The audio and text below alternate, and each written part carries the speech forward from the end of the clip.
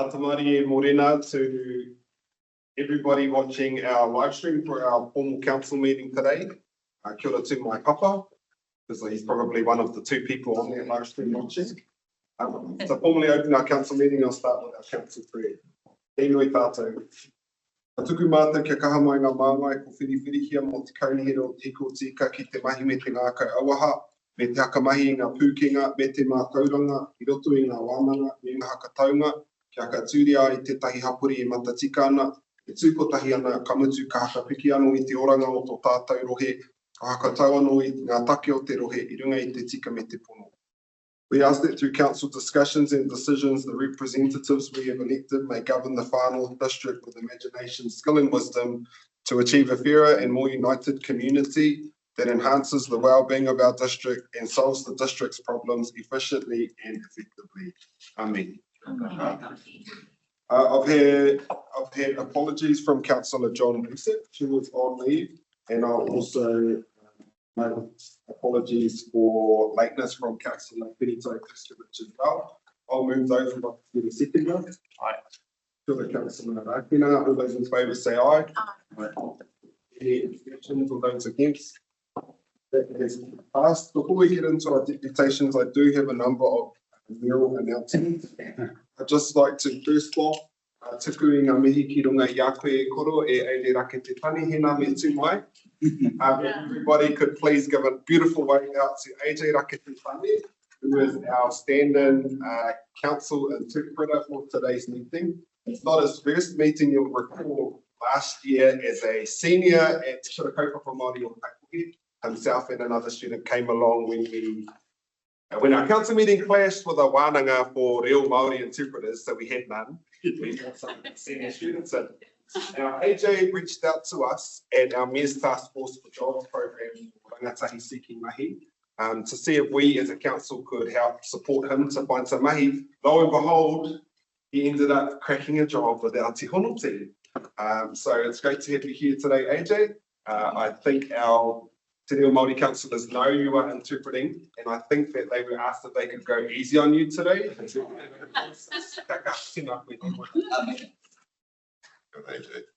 I also just want to acknowledge that while it wasn't in our council run, we were supposed to have a supplementary council item on today's agenda for a decision around the Rangitane development. I have concluded that until next week, we will have an extraordinary council meeting on that.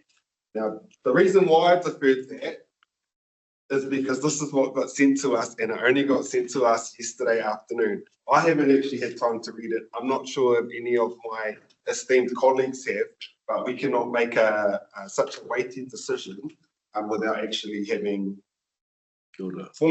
being fully informed and being able to read this. So that will be deferred, and we'll make sure that we share information around when that will be on the agenda and when we got that information. The other announcement for me today is I want to give a formal apology to the people of Kaitaia and Awanui around a significant project that's happening near our airport on Quarry Road, and it's the closure of the Quarry Road Bridge. I'm apologising to our communities because while this is a great project, we managed to get $1.3 million, I think around $1 million of it came from the Regional Infrastructure Fund.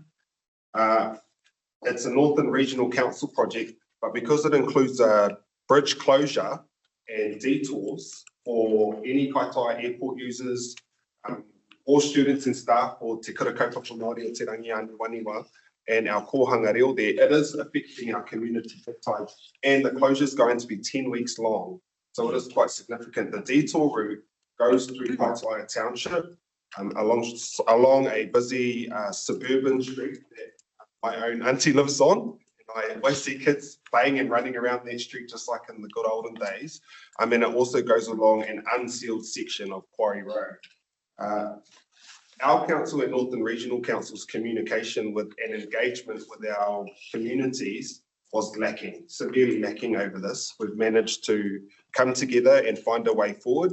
that will see that project go ahead, which is going to significantly address flooding issues in Awanui Township. But I just wanted to offer that apology to the community for our lack of meaningful engagement and consultation. We've taken learnings on from that and it won't happen again.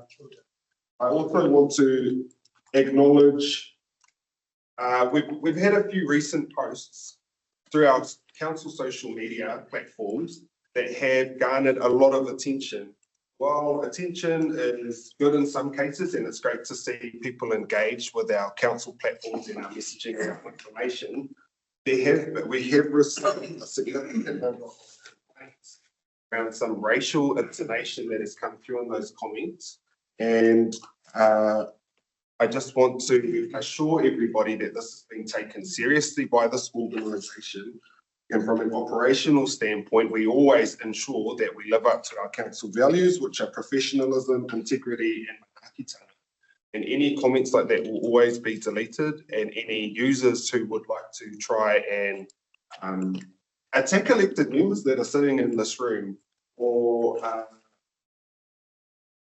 outright throw racist and derogatory comments around some of the work that this council is doing will never be upheld and will always be pulled down. So I just wanted to reiterate that. We stand by the values of our council of professionalism, integrity, and manaakitanga. And we also expect the people of the whānau to do so as well. So council staff will be preparing a release later on to reiterate our values and reiterate how people can meaningfully contribute and still challenge at the same time, but do so in a respectful way through our council social media platforms. Final number of announcements. We have 200-year commemorations of Te Ika Ranganui this Saturday, the 15th of March in Kaiwaka. This is being hosted by Ngāti Whātua in recognition of the battle that took place near there between Ngāti and Whātua. So it's a significant event that many Far Northerners will likely be attending. So please be safe when travelling on the roads. We also have next weekend the festival for Te Āhuareka o Ngāti Hine at Otiria Marae, which is another great one. And you start, when I used to be at Kura, I'd always start my notices with ka timata ki te nawe, me oti ki te rawe. You start with a bit of a moan or a growling and then you finish with something nice. So something nice this month is acknowledging Councillor Penetawi Kleskovich's birthday, which was last week. And also we have Councillor Tamati Rakina with a birthday coming up in the coming week. So Hari Hurito ki a kaurua. I'm still glad to say, even though despite appearances, with the weight of this job, I do look older than my two older cousin uncles. But so tēnā koutou. With that, we'll jump into our deputations. Our first deputation is from Te Runanga o Ngāti Rihia, and we have Pati Rameka here, Joe Sybil and Rio Greenie speaking to item 6.2, Te Pātukuria. No mai haere mai, it's great to have you back in our chambers, and I'm happy to pass your whakapena activities. Tēnā tālika, o whai, Kelly, tēnā kōrua. Ngā poare o te kanuhira, tēnei ata, tēnā koutou, tēnā koutou katoa. Ko Whati Rameka tuku ingoa. Hara mai te au, te tai mai te ropu o te Pātukuria, ngā hapu hapu o te tēnei kaupapa. So, I have 3 main points, really. I'll try and keep this short and sharp. The first one is just in support of our spatial planning proposal that council have for the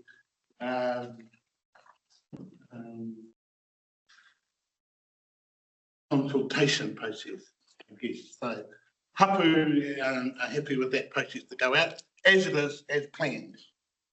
There's nothing in there that at the moment tells us not to. We've had considerable amount of time and korero around it So we're happy for that process to go through, so we're going to support that to happen. And we'd like council to also endorse that.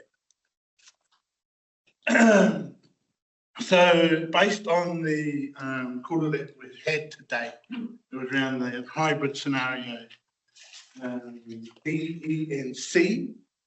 Now, I have recently had scenario F also come back to me. But I think that with the proposed public engagement process, that's the correct kind of forum for that to deal with any additional specific changes to the draft plan that need to be considered by the technical people. So the some of you may recall, and certainly may have already received information around that. I think I've had some additional information. I'm not going to go into great detail on it today, but I felt after hearing the, I guess the corridor from the Paiwaiora, which is very fresh, and the greenfield option, particularly around housing, that it should go into that pool for consideration. But it can fit within the current proposed public consultation process, as opposed to having its own separate consideration. I think the some real, I guess, some key points that what I took away from that is the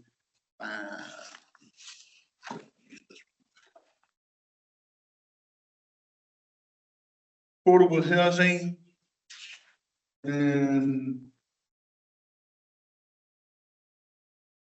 creation of jobs estimated to be approximately 1,500 FTEs, and the improvement to infrastructure, which is, if you remember the last month, we had quite a bit of discussion around the costing of that. So this is proposed, and there's some funding options available. And also, I guess from the Hapu's perspective, we were quite concerned in the beginning around the flooding zone. The proposal had mitigated some of that, and I think Dennis is here. Morning, Dennis. For consideration. So all I'm saying here is we support the proposed consultation process to continue, and any of this other information can go into that process. I understand there's also already been some technical reviews on some of that. Right. That was the main part. My final kind of corridor is a little bit to the side in relation to an email that went out this week related to Tako roads. And I know it's not part of the Smithwick plan, but I guess it's the chair for the Tako Trust, representing most of that area, Otaha Road, Te Rā Road, and Tako Bay Road. The roads in their current state are at their worst that we've ever seen in the last 40 to 50 years. So we're just, I'm just putting that pool there for you can have some kind of advice or support, or both, around how we're going to deal with this. There are local community working groups trying to figure out some options on what we can do locally, but the roads are terrible at the moment in Tako.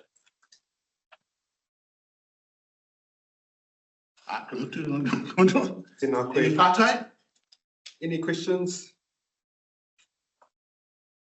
Joe talking as well? Is that the end of submission? Was there more to come? It's in. Just one question, and it's probably more for staff than you, is who are involved? With the feedback I've had from some of our community groups, is they haven't been involved. I know. So they're going to receive this when it's released for consultation. Yeah. And they feel they're a bit behind business groups and so on, business associations. And then in relation to the road, we're aware of the problem there. There's a big chunk that needs a complete rebuild. Yeah. And this time of year, it's, if you grade it, you know, doing it ends up just anyway. It's just marvellous, really. We're aware of it. It's in the priority plan. Just not sure when. I'll let you know. Yeah, it'd be good just to be able to communicate something back to that community. Yeah. It is growing quickly. There's a substantial amount of housing going out with the Papakainga on the Tākau block. So that's all in the next 12 months. It's going to really grow. And I think the other thing is all our coastal roads out the coastal beaches, they get hammered this time of year. We've got a lot of visitors that don't actually understand how to drive on anyway. I'm a bit surprised about the consultation part. This is our second kind of public consultation. In November, I think we did the pop-ups around the community. Yeah, no, specific groups, the likes of out here, so you wouldn't get here. So.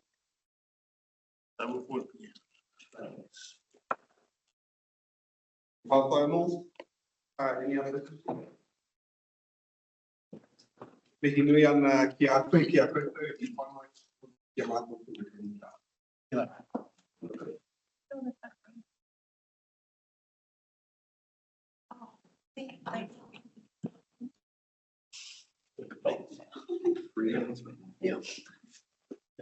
I'm for Ria. Careers people, put a whenua marae, hapu, nā te nera nā te kuro e taniwha, and a few other hapus in there, nā te rangi, te whiu, and nā te mau. They're not here today. Fortunately, we got a meeting at Waitangi with MPI around the fishing and the review of the RMA. I'm here today supporting whanau here, regards to special payment. It's good to see you in your reality picture instead of virtual. And this half of you at the workshop, which was a good workshop, helped understand the process and statistics and all the other technical stuff that you fellows get bogged down with. I know you fellows got a lot of paperwork to go through. I was fortunate yesterday to see a business open in Kirikiri, a new business, one of many that have come home from overseas. They've created their own new business, which is good. So my last 3 years working with this project, I noticed 15 people that I know that moved home, especially to Kirikiri for the sake of community, interaction and the cultural diversity. All of them are Māoris, a lot of them are expats, and they've come home to do business internationally, living in our own communities, which is good. The main thing our hapu were concerned about that we supported was around the Taiao, the rivers, the Moana and Stanley. So we're working on that. Had a meeting with Doc yesterday around the islands, around revegetation, but there's a lot of historical issues we've got to deal with. So there's a company from Auckland that has moved back, lived in Kirikiri, and they want to help. So we're going to work on that tomorrow. Just do that around the islands. There's some of our historical stuff. Thanks to the team, the council who followed us in regards to working at night, which I like my sleep. Nothing out all the stuff, not to explain to you, but to our hapu and our whānau members. That's why we have hapu huis. We are updating and educate them on what is the spatial plan, what is the impact, what is the value, benefits, whether it's housing. I've got a lot of old people living there, but I know there's a lot of families that are growing. I support families that are growing and work ethics. So my role is the hapu within Taiamai, chairman of the Waitangi Catchment, chairman of the environmental Mapaki to Waitangi, and forest, created 30-something jobs. trying to bring people home to develop our area and to grow from where the economy is growing. So that's why we support this process. Hope you consider it. Do not neglect it. Just get along and grow our community.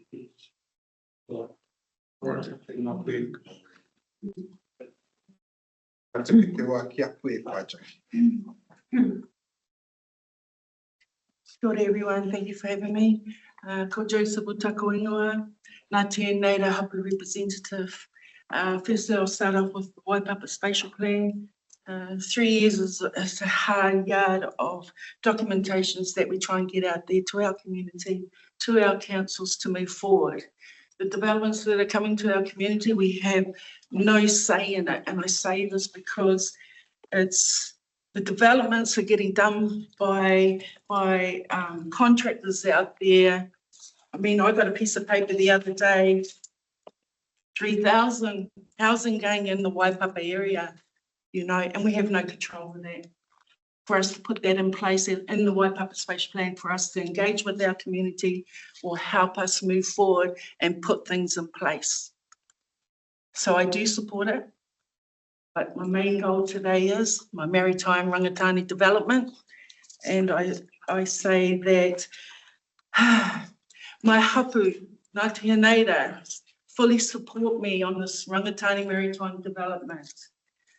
Our chair of our Parawhenua Marae has supported us. And not only that, the most crucial part of this development has been a 6-year battling that we've been trying to push forward.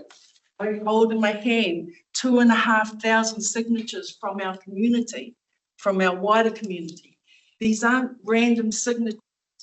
These are signatures that are being signed by the ones that use our jetty and come to our jetty, and the many generations I've lived out there for over 30 years. It's really crucial.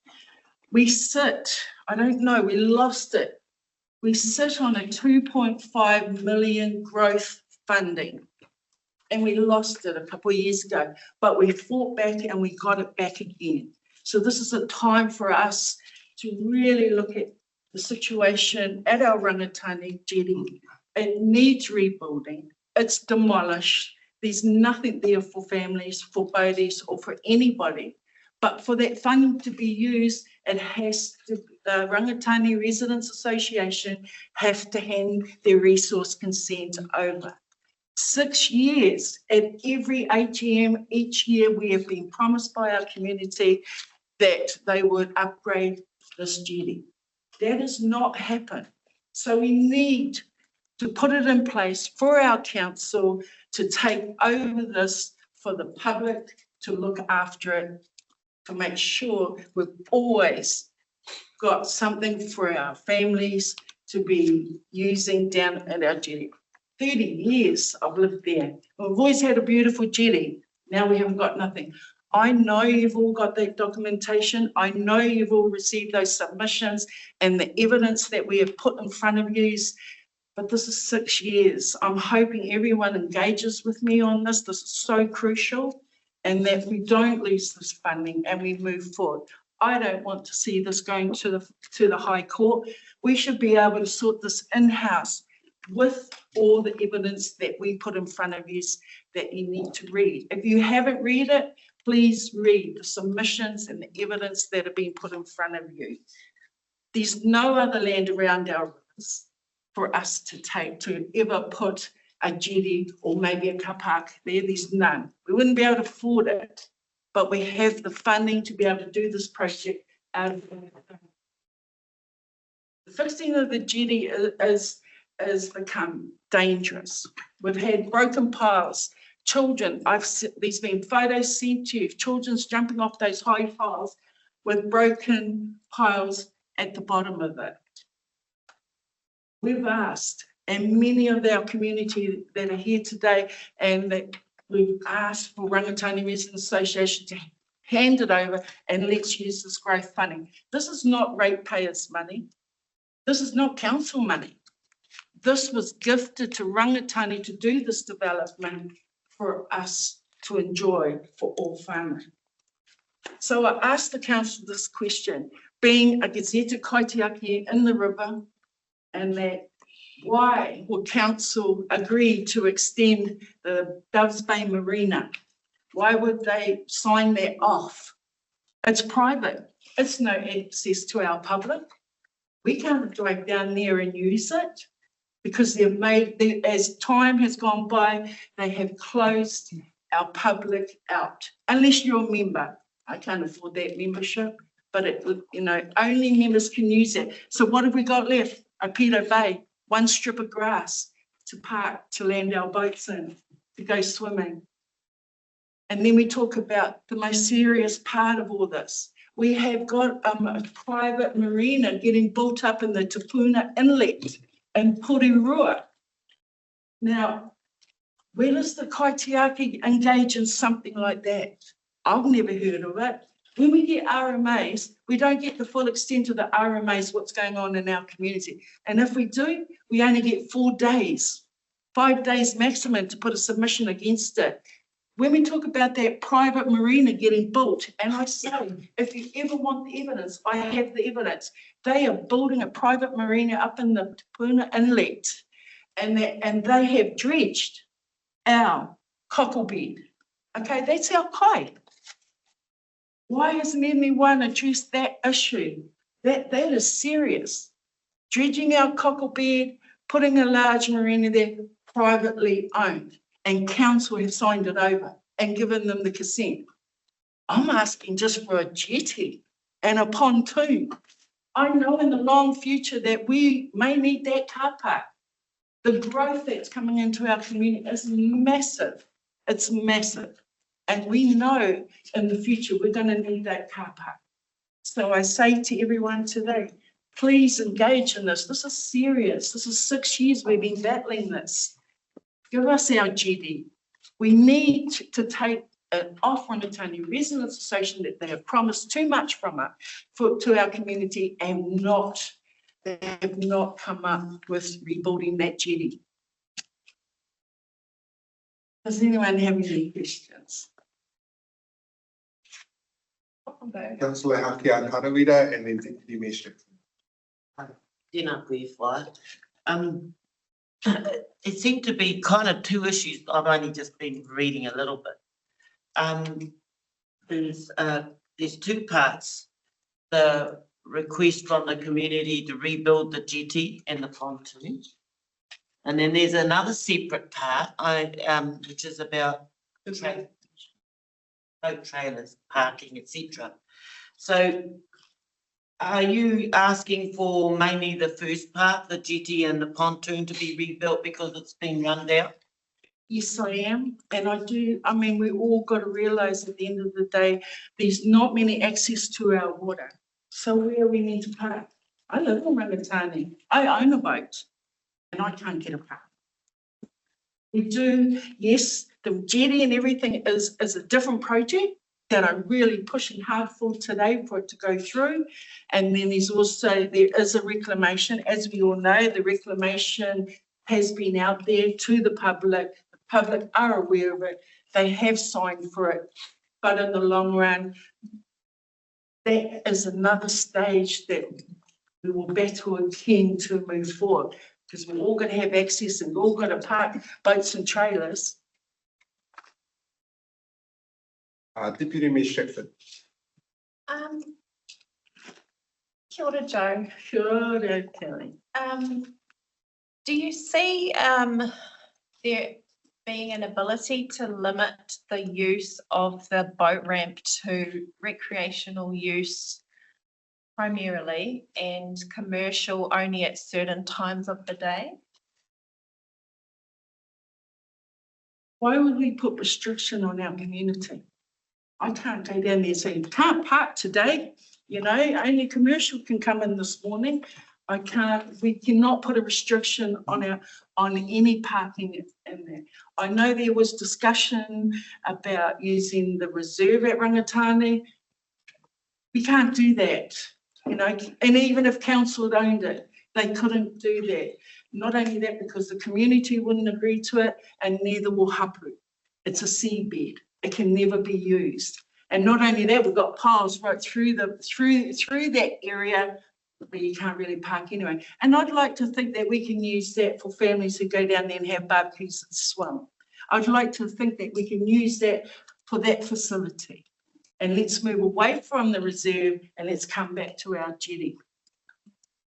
I don't know if anyone's been down to Rangatani at our jetty. We don't have parking, you know, and we've got growth funding. I sit at this table, I've heard about us engaging with our community. We've done that. Many of us here have done that. Just like our Waipapa spatial plan, we've all engaged, you know, everyone's engaged, and all we're trying to do is benefit to have access to our kaimawana, access to safety for our boats coming in, and for our children who sit on the pontoon. My son's 27. He used to sit on that pontoon and fish, and he still lives at home. So, you know, and he's sad to see it go. He's sad to see it demolished.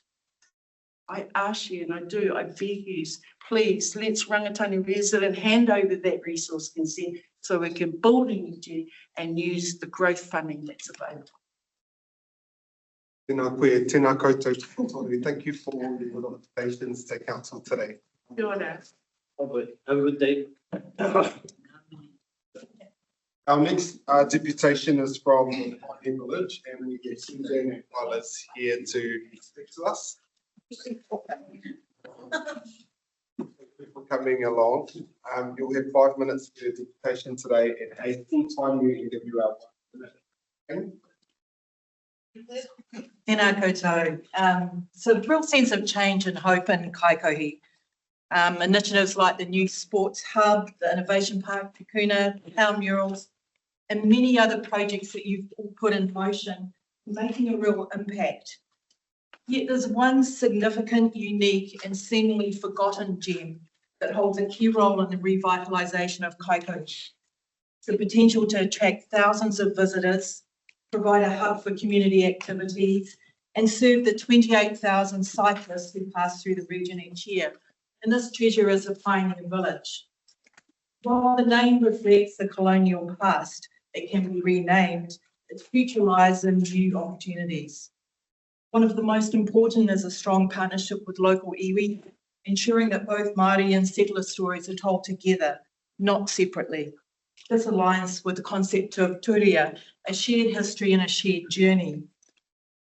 You, as a group, are holding both our history and our future in your hands. So where is the village at now? The current Bare Bones team has worked tirelessly to maintain the 11 significant historic buildings. Despite this being 16 volunteers passed away in the last 2 years, this has left an enormous strain on the remaining team. And while thankful for the small council stipend, it's been incredibly challenging to keep things running. The team has put together a new working group to really make a difference. It includes the team, the volunteers, the cycle trail team, entrepreneurs like myself, professionals, skilled tradespeople, historians, and dedicated community members, all committed to creating a self-sustaining community space that brings people together. We've explored lots of strategies to reignite the village and build on its past successful events, developing new ones that embrace our dual heritage. Please see the handout that we've got that covers a lot of those ideas and thinking. The vision is for a thriving, self-sustaining pioneer village. The key opportunities fall into 4 categories: education, cultural experience for visitors and an educational resource for all schools across the region. Community events and spaces, a hub for seasonal celebrations, concerts, markets and workshops. Tourism and economic growth, positioned as a cycle trail hub offering tourism training and visitor services. Commercial utilisation, developing a sustainable economic model to generate jobs, retail opportunities and stable operating hours. The initial opportunities we're looking at is collaborating with QRC and the Left Bank to provide training in tourism and hospitality. Cycle trail hub, making it a must-visit stop cultural and seasonal events, hosting events such as Matariki, Halloween, concerts, farmers markets, craft markets, the taonga and historic machinery displays. These initiatives will ensure a pathway to sustainable income and provide sustainable employment while keeping the village open 7 days a week without financial strain. So what's needed to bring this vision to life? A full-time manager to oversee daily operations, put the strategic plan in place and create partnerships. A curator to manage collections, develop exhibits and ensure cultural and historical integrity. A study commissioned by Far North Holdings has already identified the critical importance of funding for these two roles to a value of 150K. These positions will unlock the potential of the pioneer village and enable the proposed economic and community activities. You've had that study for some years now. So why this matters for Kaikohe? Alongside the many transformational projects that you've already got in motion, the Pioneer Village could become a vibrant, engaging destination, a place where visitors and locals alike can stop and connect. The consequences of inaction? Well, without funding, the council has to take this on. We'll have to return the donated taonga, which will be an expensive and many years long project. The historic buildings cannot simply be demolished because of their national significance. And so instead of an asset, the village would become a costly burden for the council. So we need your backing to take action. We're asking the council to increase the funding to support these two key roles, help with the enhancement of the roadside entrance, encourage business and community partnerships, support volunteers. It's a great opportunity to transform Kaikohe into a landmark cultural and tourist destination with proper funding, ngā hapu collaboration and strategic development. We can preserve our past and shape an exciting, engaging future for our rohi. Any halfway? Councillor Foy. Kia ora. Yeah, exciting kaupapa. Thank you for the handouts. Lots of really key opportunities that you've described. In terms of where the Pioneer House site is at the moment, in Kaitaia, what we did is we collaborated all of the different activities into one space so that we could have the cash flows, etc., to service, you know, the people that you've described. Is there those collaboration opportunities with other sites that you know, so we can look at the way that those roles can be integrated into other activities that we do as well? Yeah, for sure. Yeah, I'm quite new to the team, so the main thinkers are all here, and so there's quite a group of people looking at all of these things. So I'm the spokesperson, and these guys are the knowledgeable ones. And I guess the next question is, would we be open to having those discussions about other key sites? We've got the Napa Innovation Park that you'll be well aware of, Suzanne. I'm part of, yeah. Yeah, and we've got our key site on the main street there, and lots of opportunities to collaborate to look at how those sites as well could be opportunities for Pioneer House. For the town, wouldn't it? And the wider districts that those collections and things. How many buildings is the Pioneer Village? It has 26 buildings in total. 11 are of significant historical value, and in the handouts we've identified some of those. Hi.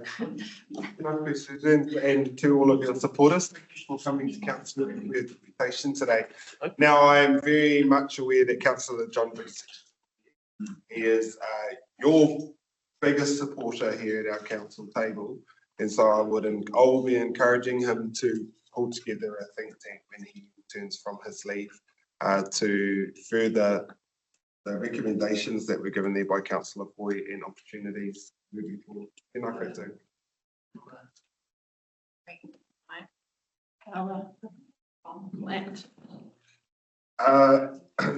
Do we have Dave Davies?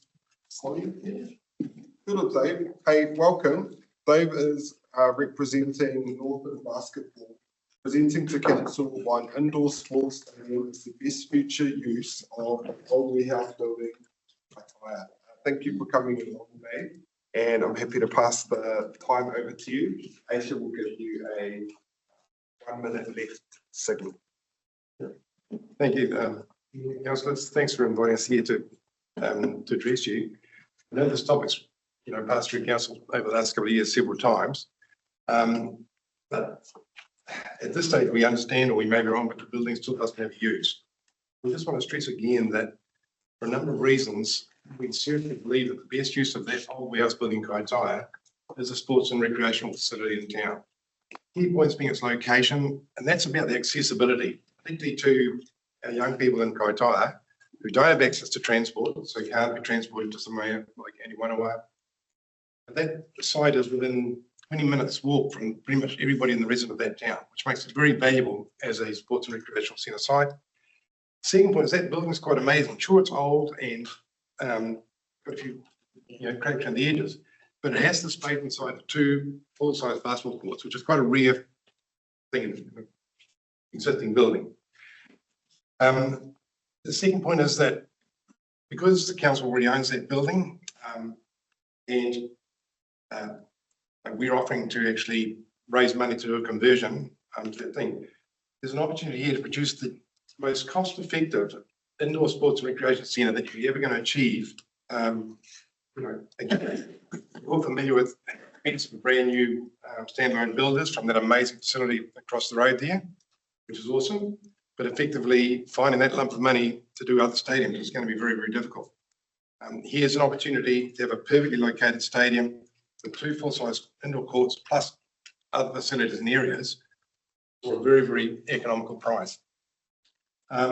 We were involved in the previous iterations to try and do this project, which fell short, and we've learned a lot of things from that.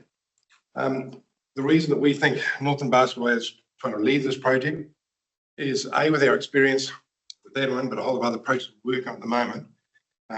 We've done a whole lot of work on stadiums, funding them, building them, and we have existing relationships with all the key funders through Northern Basketball's operations, and that's kind of a key one to going forward. That's probably one of the places that the previous thing unravelled was the funding team went down some paths, went the right paths to go down.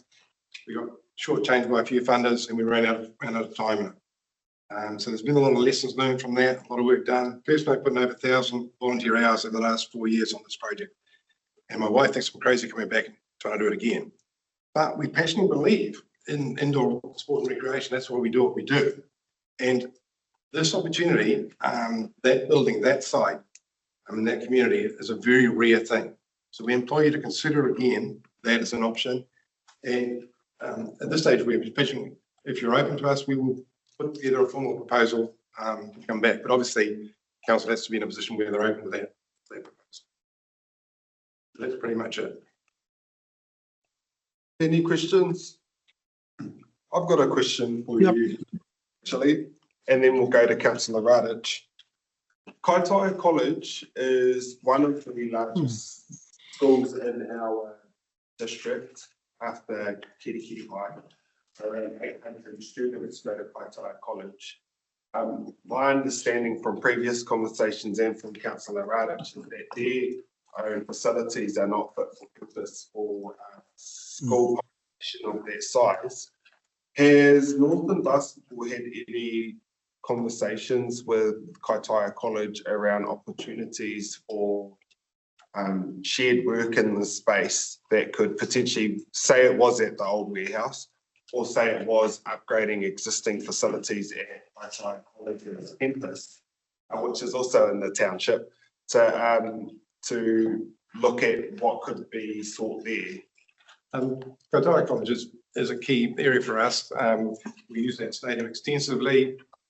Some of the Kaitaia basketball people work there and do an amazing job there. The facility is old, but still really functional and used extensively. I know they would like to expand, and get more space here as well.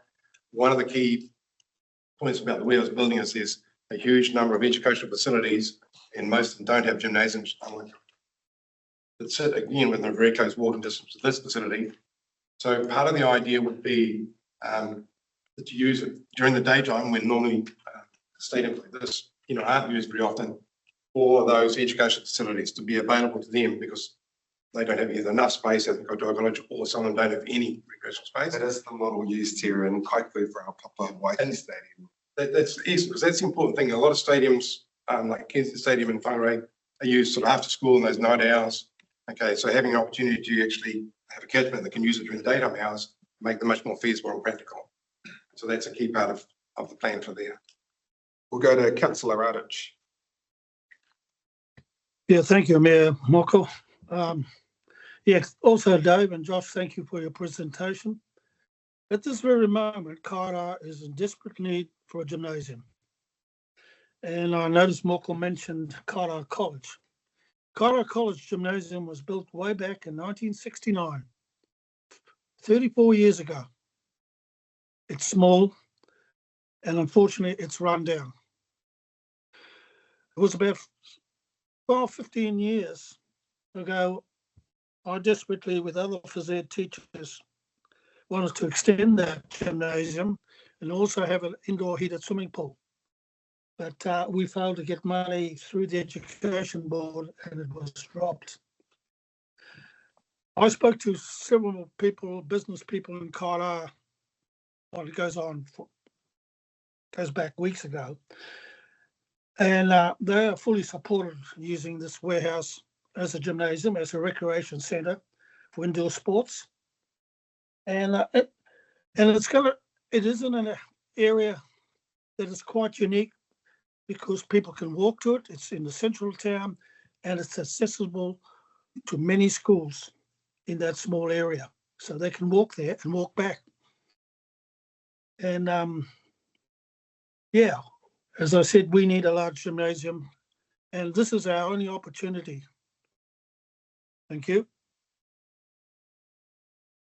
And I think that rising inflection at the end made it a question, and I agree with that question. Thank you, Councillor. Councillor Boyce.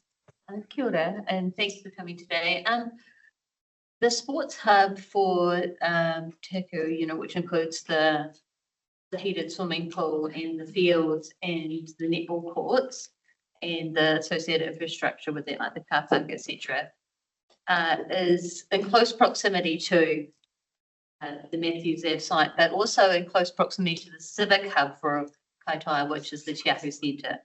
There's a key site in the middle of those two that could have significant opportunities for Kaitaia and for sports in general for the next generation of Kaitaia. If we can have that relationship, would Northern Basketball be open to having that conversation with the sports hub and with our community board about those opportunities with Northern Basketball and that key site? Which key site are you referring to?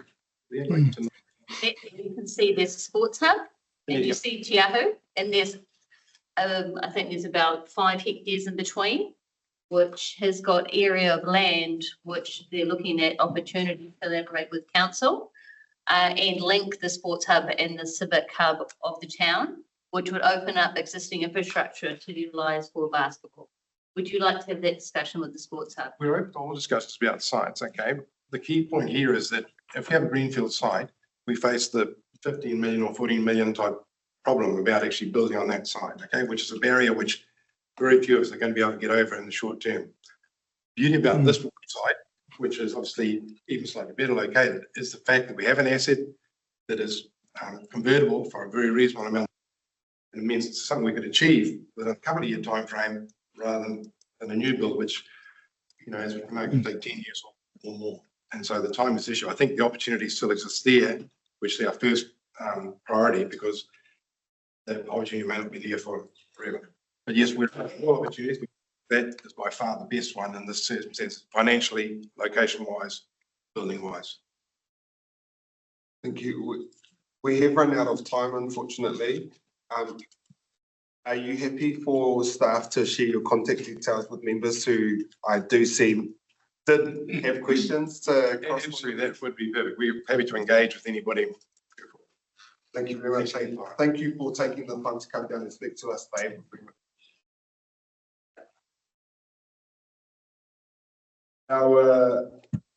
Should have held this so we up in Kaitaia. all these Titans coming down to talk to us. Okay, thank you. Next up, we have Michael Brown, who will be speaking to us about establishing a strategy for ensuring kaitai delivers maximum benefits for the people of Te Tika in particular, but Te Tai Tokerau and all of Aotearoa in general. Michael, it's great to have you in council chambers. Thank you to you and your supporters for making the way down to speak to us today. Tēnā koe pāpai te kite I a koe. I'm happy to pass the time over to you. You're welcome to come up to our stand. Just let me say a kind of here on behalf of acknowledgement of Peter Kitchen, who was our leader, and also the 5 men who lost their lives sinking next Thursday. Will be 3 years since that. Tēnā koe. Kia ora tātou, kia ora rā koutou. E te tumu whakarai, ka hore whakaitia nei te karakia. Ko tuku i nei koe te hui hoino haka hui mai. Ka rātou ko ngaro i te tirohanga kanohi kia noho ia. A koko ngā arahingia. Te huarahi pono, te huarahi kei mo ia tātou. Nā karakia mota. Anō rai, hoa te tōtoro tūnu atu ki tu aroaro. I tuku i nā kura te tono ki runga maunga tanu. Kia haere mai koe ke arahinga mātou ki runga i mahi kei mo ia mātou. Maunga ngā kau o rātou e whakarongo mai na e arahi. Ki roto i te tika i te pono i te nui o ngā mahi ko mahia. Kei hia te huarahi māma. A rātou i mahi wēnei mahi te autuku o rātou oranga. E noho mai nei tō aroaro i noetana. Kia tuku na mai o rātou whakaro kia maringi ki roto wēnei kōrero. Ki wēnei ino i a tātou i tēnei wa. I ngō te nui te mana o tō i ngō ihoa. Au mi he huie. Tāhi ke. I te mea kei reira tonu ano. A tēnei wāhi whakapānui noio. A ngā kōrero mo te wakarererangi kei ia mai. Engari hui mātou. Ki roto wahi para i te pōra. E pāna ki ngā kai o te takutai moana. Anei rā te pāu. I'd just like to bring as an extra to our council hui. Mike will go further to do with the airport. However, we do have a large dilemma in Ngahipara right now doing with the plundering of our takutai moana and the taking of large stocks of pāua. The hatu o muri whenua met in Ngahipara last night. We had a good outcome. It's not going to happen overnight. However, it's not going to be easy. No later. The work we have in front of Ngahipara is not just one, not just two. We've actually got quite a few things going on. So, ko te mea whakarongo tirohia ngā pukemata, just keep an eye out to the resources that are available to you and where we are going with our kaupapa for our foreshore and seabed to do and managing of our power. Nō reira, tēnā koutou e te tupu whakarai. Kia ora. Kia ora.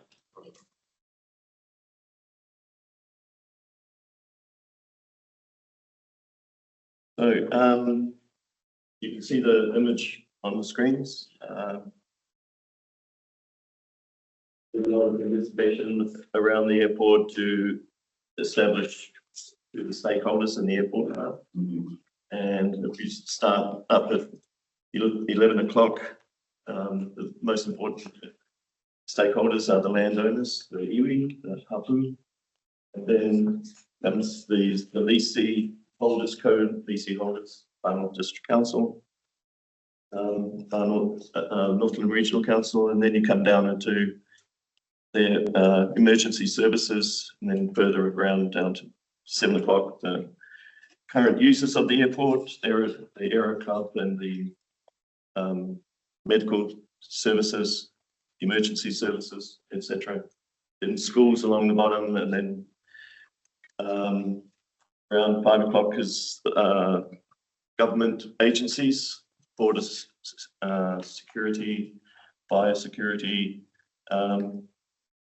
the Five Eyes existence there is in relation to the potential that we see for the airport, the potential that the American forces saw for the airport and the strategic location that it has for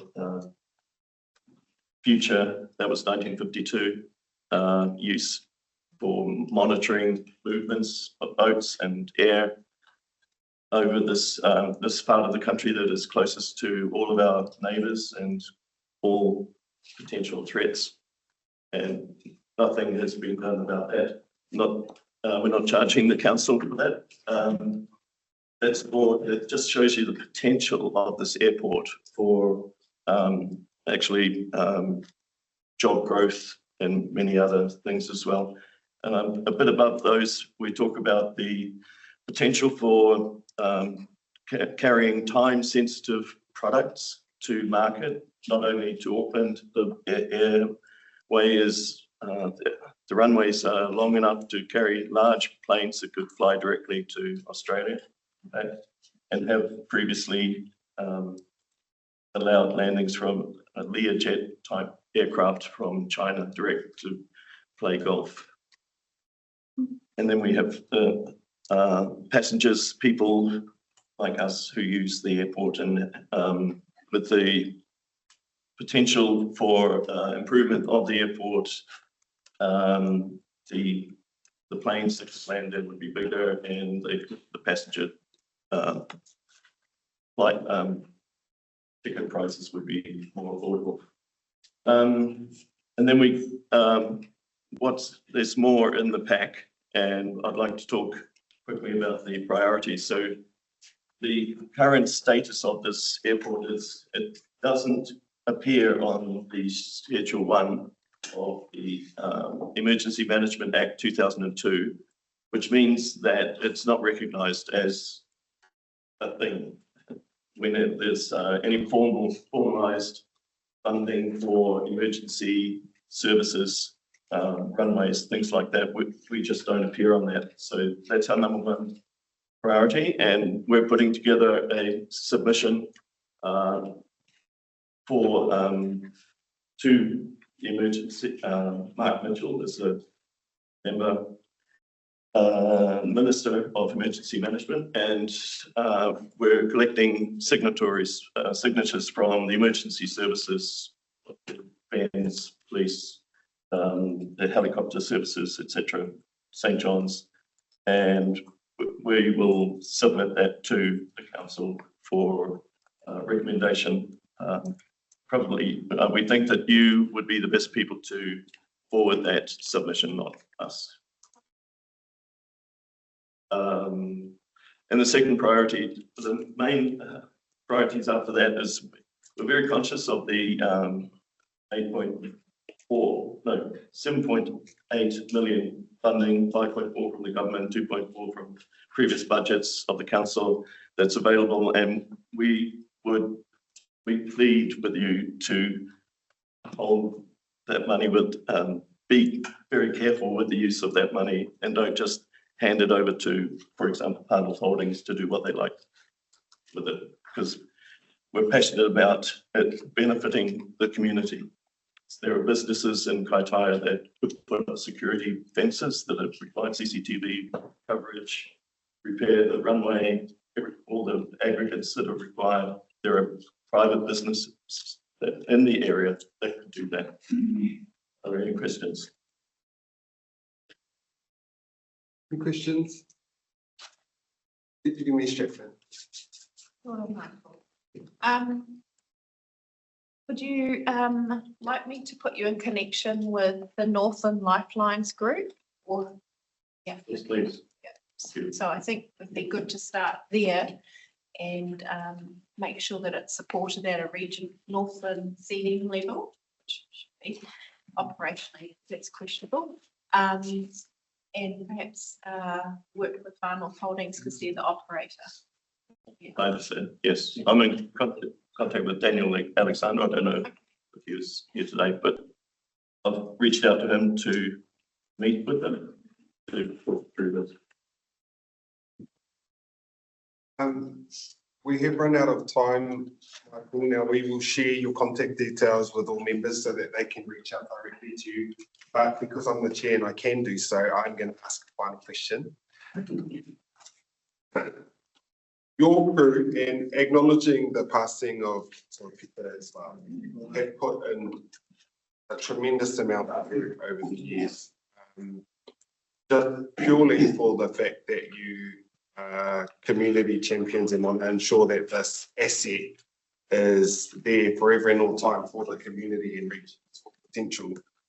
At our next month's council meeting, we will be having a paper to establish Teku Airport Working Group that will be pretty much looking at all the work you've done and keeping and having a slight lens on it, along with my takoto, our Ngāti Kahuhapu, final holdings, those passionate within these chambers around there.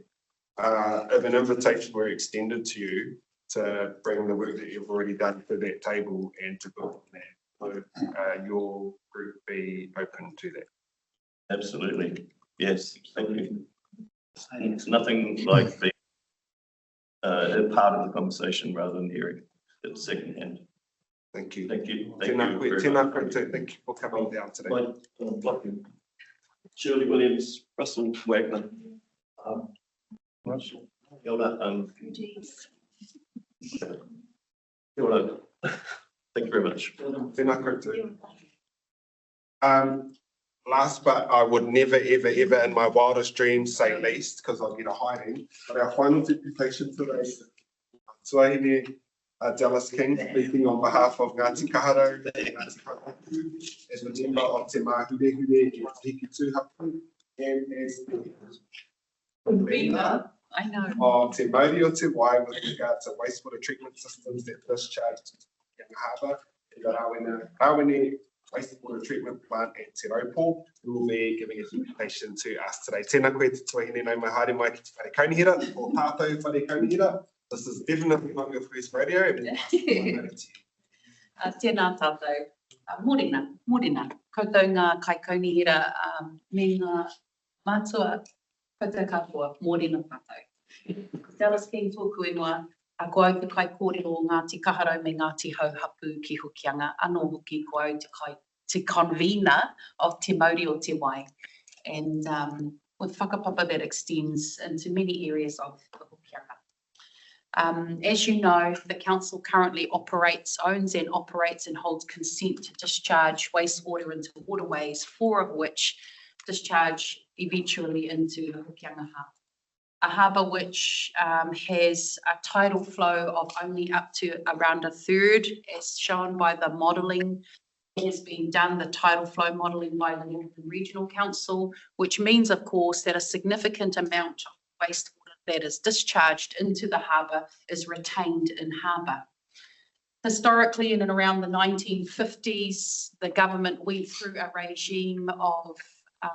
massive regime of land reclamation or land creation.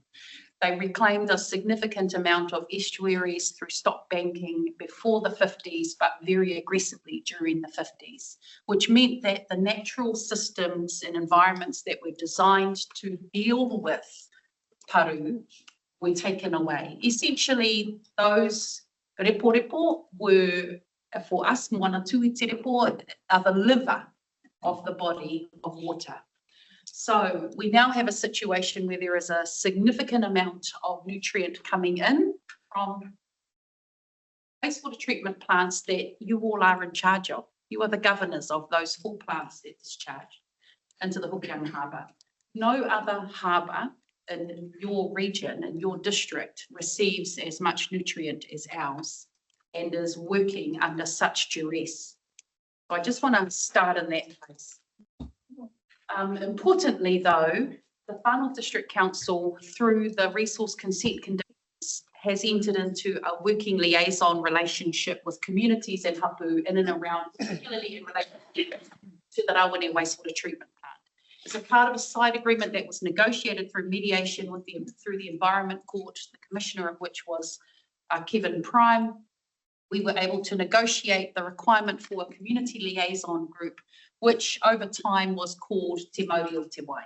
Te Mauri o Te Wai is made up of hapu representatives, community representatives, community experts, and we meet at least every 2 months, according to those conditions, with council staff and experts that support us to have aspirations for the future. That's a long time going now. Fast forward to now, where are we? The council and community and hapu worked together to submit a federal funding application, which was successful. And so here I am today to give you a little update and to also talk to you about the steps that we need some support from you all in order to move forward past this federal funded project towards what's going to happen from this council in relation to the fact that the existing resource consent expires in 2 years' time. So where are we? I think it's really important to give you a little bit of insight to say we're not just sort of like an ad hoc group of hippies that hang out, you know, every now and again, every 2 months. Actually, this working group is made up of community experts. All of us on that group have got qualifications and expertise in that specific area. We are also representatives of our community and the council staff and experts that are contracted on. We meet every fortnight, 1 fortnight online, 1 fortnight in person at the marae, and we work hard. There is no sort of lulling going on. And because of that, the kuia feel aroha for us in that as well, which we're really proud. We always have a great kai, and literally they feel sorry for us because we're in there cracking the whip at each other, holding each other accountable, because above all, we believe in doing what's best for our environment, but also efficient for our people. We don't believe in inefficiencies in Hokianga. We're not wasteful people. So I just want to say at the beginning to acknowledge the significant improvement in relationship and trust that has begun to now blossom in our communities. There was a time where we would be having principled discussions and principled arguments, and now we are having very practical ones, and man, it is great. It is great. We're very blunt, we're very upfront, we just get on with the business. We don't have time for all of the stuff that used to come before that, and it is efficient. We are efficient. This is a project, I have to say, that was priced by Becca at the time, less than 6 years ago, at $22.3 million, plus or minus 50%, the Council Commission report. This project, the electrocoagulation part of it at least, will be delivered for less than $1.3 million. So I just want to make that key point. When you as elected representatives are considering projects and taking into great counsel, the other kind of counsel, the opinions of experts, you have to understand how entrenched they are in and around industry precedent about which options they will and will not consider, and which options they price out of the scope through risk-averse behaviours in an industry. That's a really, really important thing. If they're not familiar with it, they will be forced to price it out because they don't have expertise in it. And this is a really good example. This is not new technology in the world. It's new technology here in Aotearoa. It has been around for more than 100 years as a industrial wastewater treatment technology around the world. Mississippi, we won't go through the whole salaga or else we'll run out of time, and I've got lots to get through. Okay, so the point is though, please utilize this as an encouraging factor for you to be open to ideas from communities that are passionate about their communities, so that we're doing the legwork for free. Nobody's paying us, because why? Because we fish, we swim, and we derive our identity from these places. That's really important. I just also want to highlight to you that on the 1st of March, we had an open day, which was about people see in Rawane, in Hokianga, we notice every little thing. You got a new number plate, we notice. So imagine what happens when a 40-foot shipping container, big and blue, and a 20-foot shipping container turns up on Te Raupo. Everyone, what's that thing? Who's doing that? What's that? Are they doing something? What's going on? So we realised quickly, despite the fact that we have lots of open hui, that we should have an open day so people can come down and basically have an ihu. It was also an opportunity for us to show the step change that has taken place from the point of conception of these ideas, where we did optioneering at Public Hui, to look, now it's here, it's arrived. And I think that was a really gratifying day for our community, and also for council elected representatives and staff that were there on site, to say, actually, we did take on board the community's initiatives and ideas. We did then work in partnership to access some central government funding, and here we are today looking forward to the commissioning of this new technology. And what it looked like was members of the community, some of whom are going to be neighbours of this lovely machine, like how loud is it? You know, does it shake? These are all the questions, like, is it going to be keeping me up at night? So, you know, they got to hear, this is how loud it is. It's actually not very loud at all. It's, you know, not as, you can still hear the bar over it. Just for point of reference. I could hear the bar still rolling while that machine was on. So that shows how quiet it is. From Ngāwini, I know people don't believe me, but I live in Omanai, I can hear the bar the whole time. We know when it's rough, we know when it's quiet. Because we're people of the kurutai in Ngāti Kahara. So we rongo.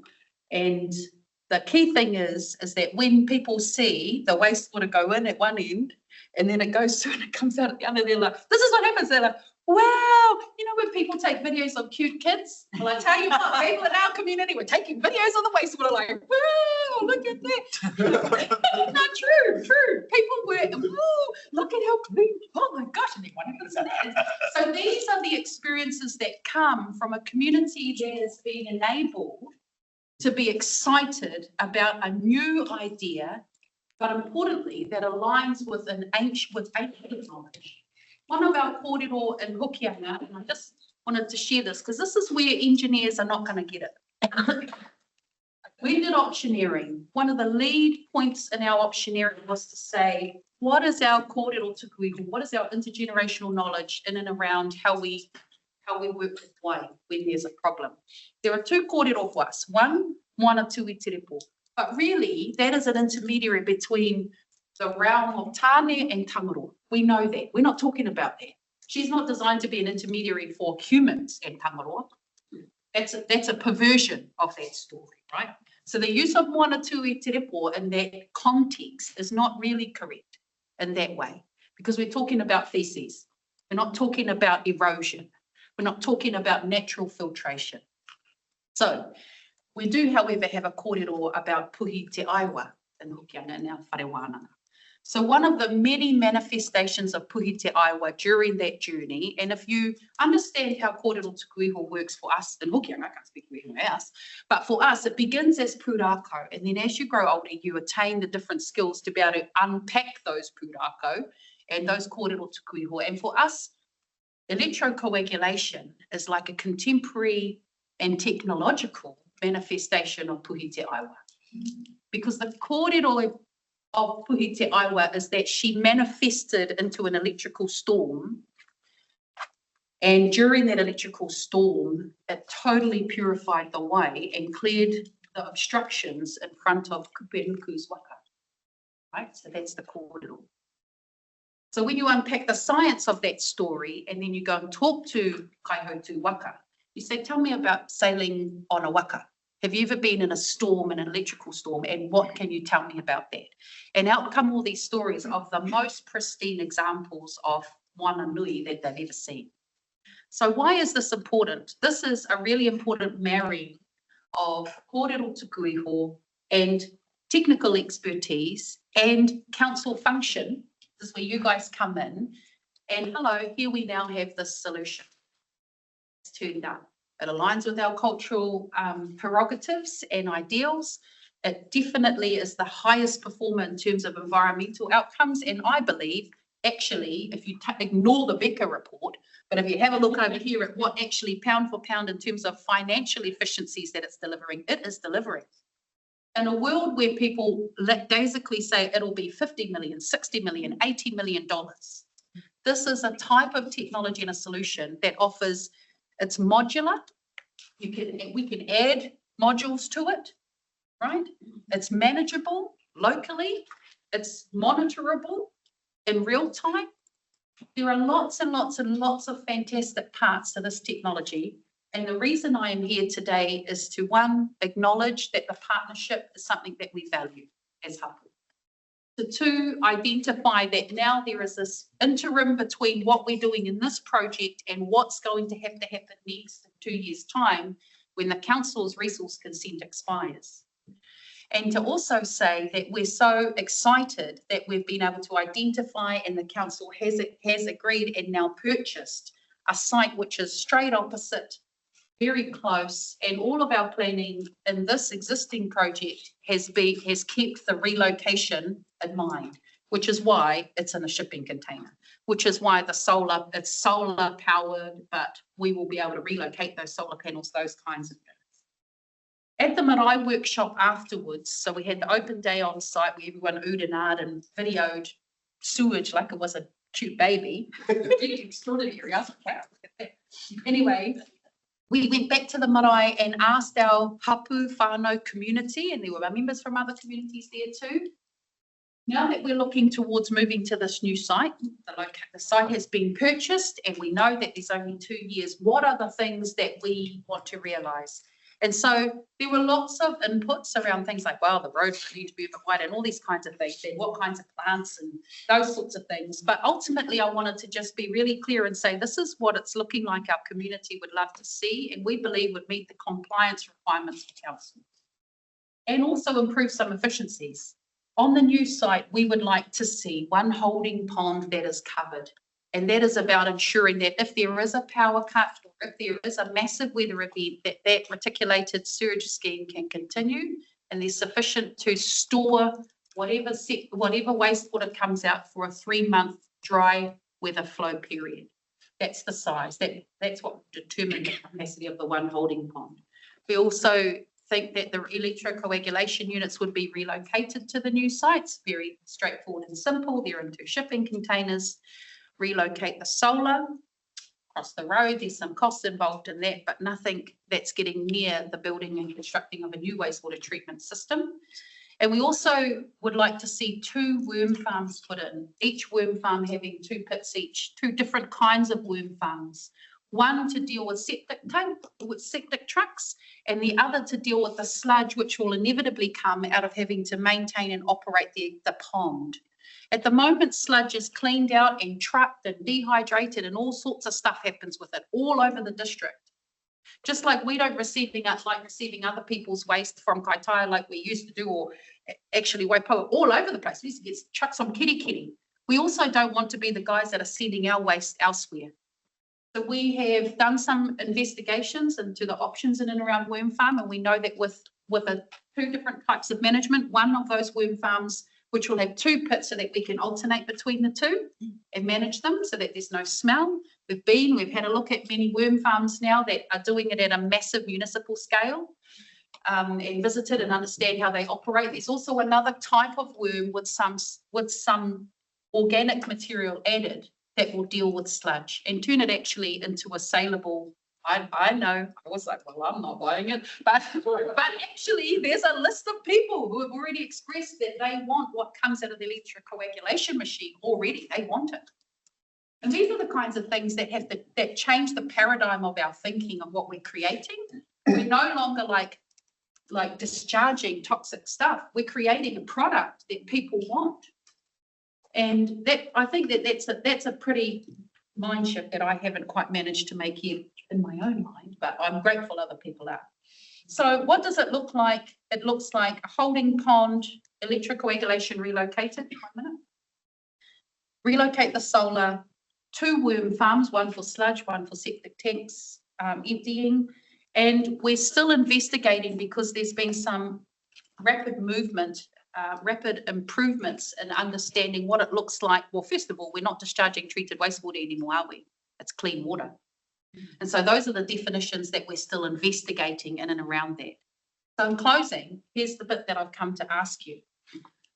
I am requesting that the council can identify and confirm all available budgets associated with the Rawene wastewater treatment plant. I'm not asking for new money. I'm asking the council to identify and confirm all available budgets. We also request that all renewal funds in the future years be brought forward in the annual plan process, which would make the budgets available to us on the 1st, or to you on the 1st of July to support our hapu aspirations.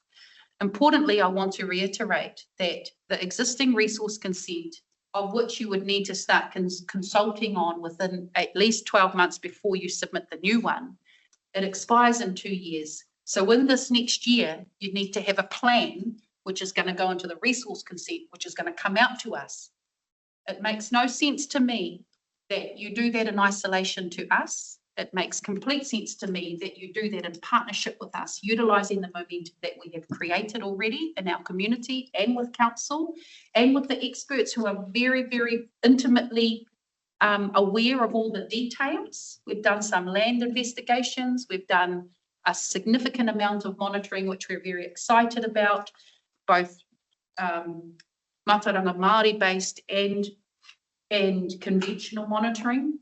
And I just want to say that that's the main question. And the second question is that I just want to float is to say, actually, it's not that's a request, the first one. The second request is that at the point in which the Rawane wastewater treatment plant is relocated to its new site across the road, Ngāti Kaharo would like that whenua returned to them. That's what we would like.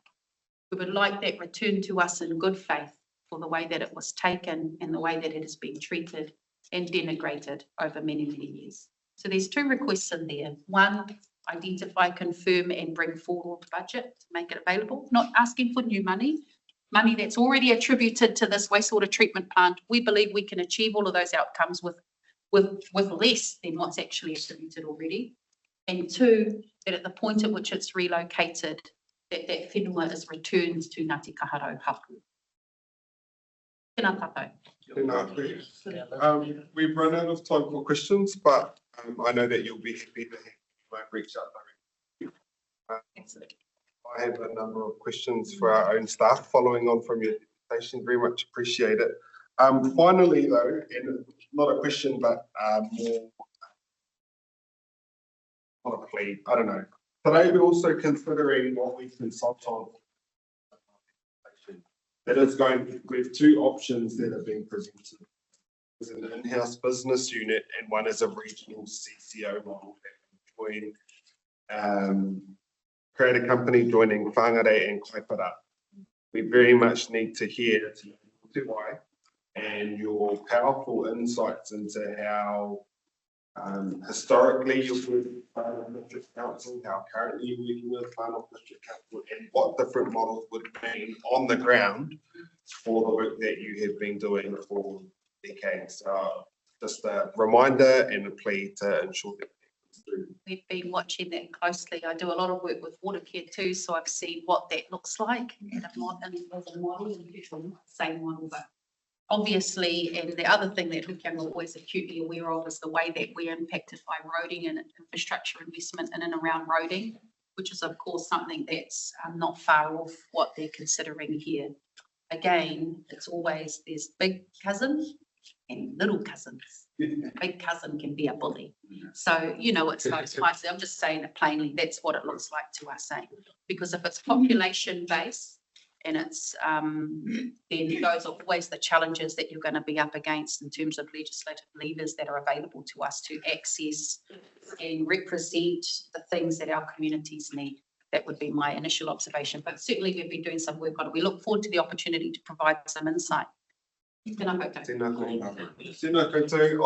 We are going to break for 15 minutes now until 20 to 12. And during that time, I'll invite our SLT members to come and join us. Good, welcome back to our council meeting. We are going to go into our agenda proper now. And we are starting on item 5.1 on page 6, the confirmation of previous minutes from our 13th of February meeting, which I will move in a seconder. Councillor Boyd. The only thing I picked up from these is item 7.4 from the previous minutes. There was a note there. That note was that Councillor Ann Court requested for a media post explaining to the public why it was not graded during this. Can it be done? I'm just checking if that was done. If not, why? If so, how did it go?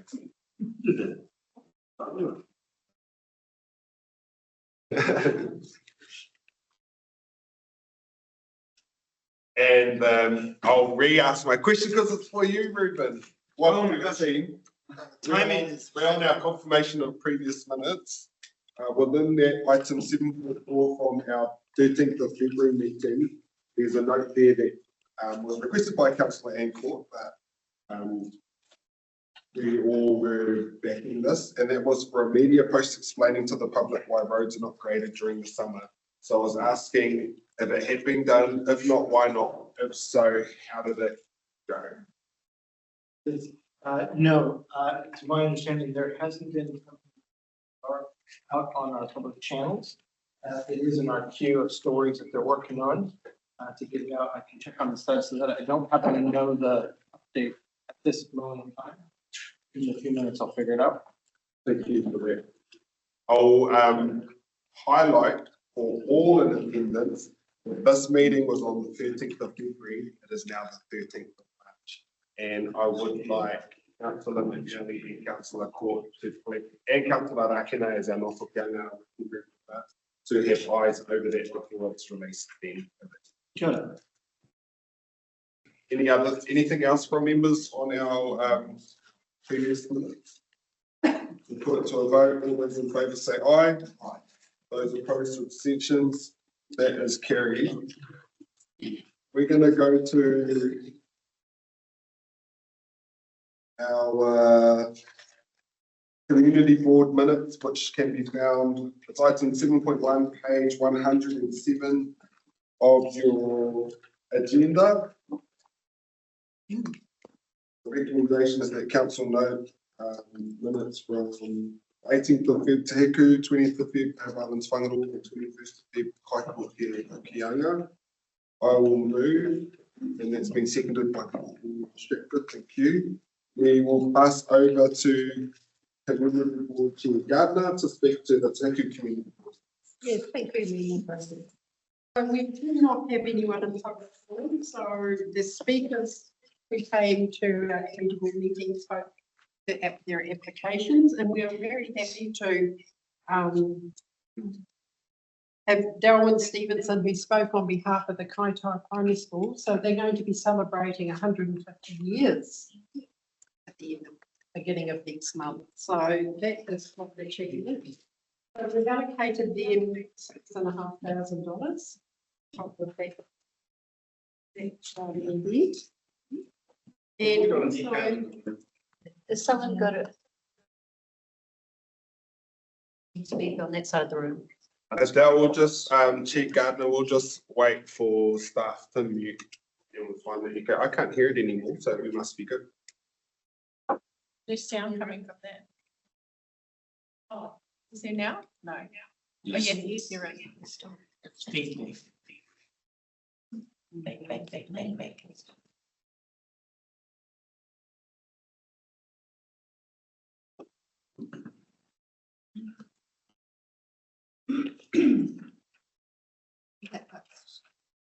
Is that echo affecting sound quality for those online or for the live stream? We're hearing loud and clear, Moko, no echo. Thank you. We'll pass back to Chair Gardner. oh, thank you. Also Sharon Norman, who spoke on behalf of the Te Hapua Sports Recreational Club, requested 17,250, which we're very, very happy because she gave an excellent speech requesting this money to help the community up in that area. So that was fantastic. And also the other one to note is the Opanoni area school, who held the Haka Festival, and we allocated 7,300, which was awesome. There's nothing else really to note further in this particular meeting. We have our next meeting next Tuesday. Thank you. Thank you very much, Chair Gardner. Are there any questions on the Te Heku Community Board minutes? Just for staff, I note from our Te Heku Community Board had put up a number of recommendations to council previously, and I note that there are recommendations within these minutes that staff are going to provide separate reports to seek decisions in future of council for, and on the bottom of page 107, there are 5 bullet points there. I'd add to that a number of the ones that came through our previous jobs. But there's no time associated with when we can expect these. And I'm always aware of how our cycles flow, and then you're like, we're gonna blink, and then is it just gonna get passed on to the next council? There's some decision making that's required here. So can I just get commentary from staff around when we can expect these reports, and in future that a timeline be given for when we can expect reports to come to us? Otherwise, in all honesty, because we've already seen this happen, people forget, and then I do a haka, and then it will be coming to us. But I always forget, so how do we capture it in this? So the Democracy Services team have confirmed with the reports that they will come to your April meeting, and we're following up with them to make sure those are forthcoming as soon as possible.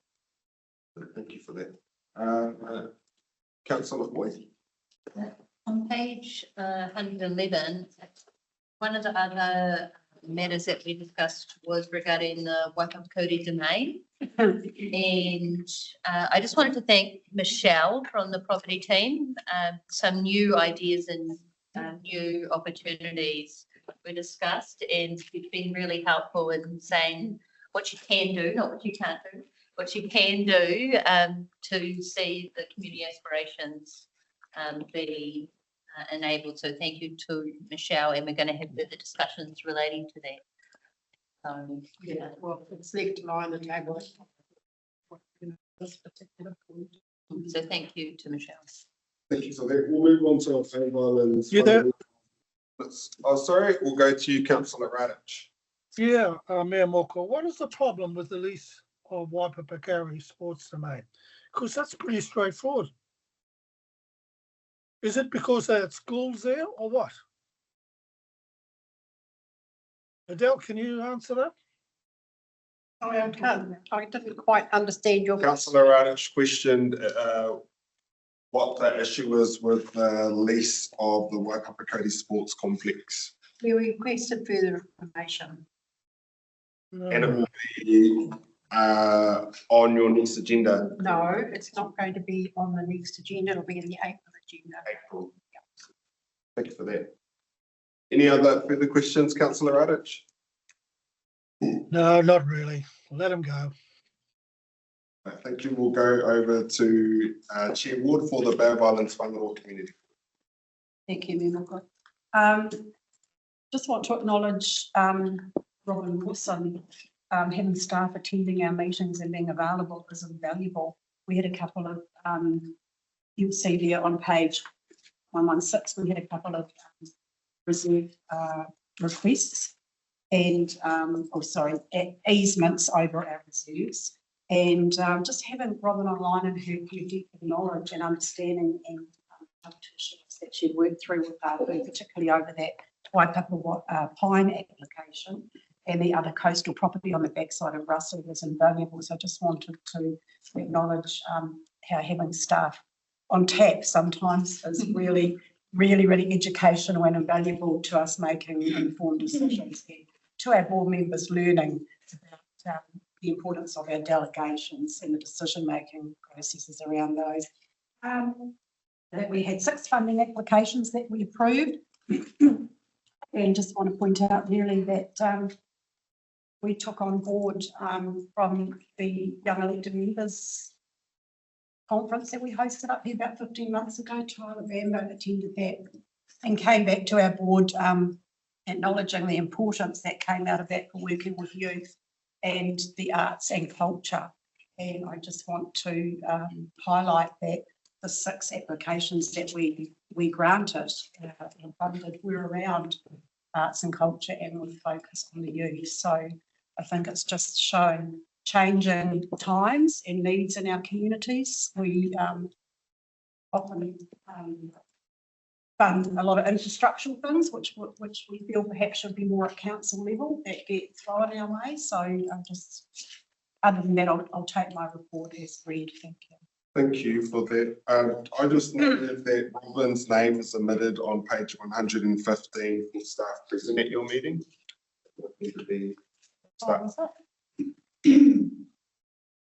We'll move over to our Kaiapui Community Board minute, and I'll pass over to you, Chair Atkins. Just firstly, I was not at this meeting. I was in Waikato at the time, eating kina as big as basketballs. My apologies, but thanks to Deputy Chair Tanya Felia, she chaired the meeting. So I'll go through a few points that I've highlighted. The first being that Linda Bracken attended the meeting and talked about the amenity lighting, and then at that meeting, in fact, the installation of the amenity lights, particularly in the Marino Court, were approved. So looking forward to those lights being installed as soon as possible.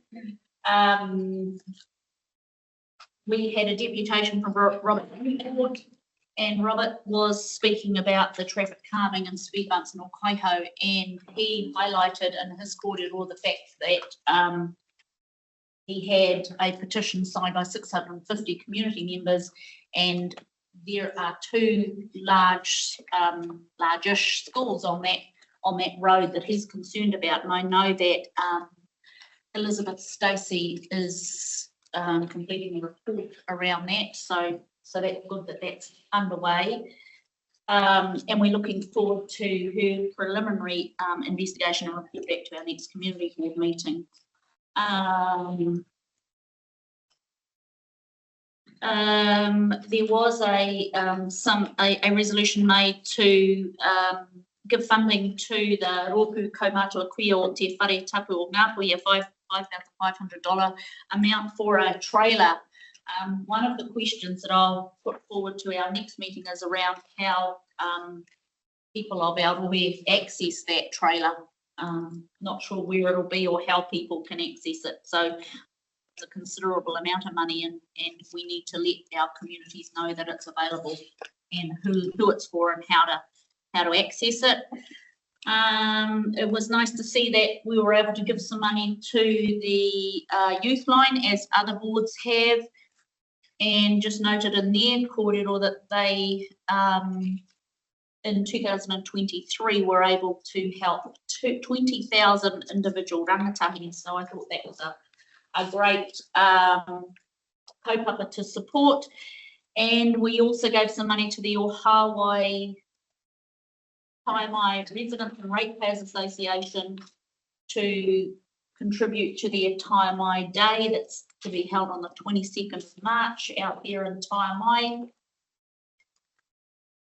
Another couple of things that I've read just in Councillor Rakina's report that I'd just like to talk on. The first is around the Kaikoui Refuse transfer station. Thank you, Councillor Rakina, for following up on that. It's been a contentious issue in our community, with lots of community members making contact and sharing their thoughts on social media about the design and the harness of the new transfer station. Of course, there were very clear reasons around why that transfer station had changed.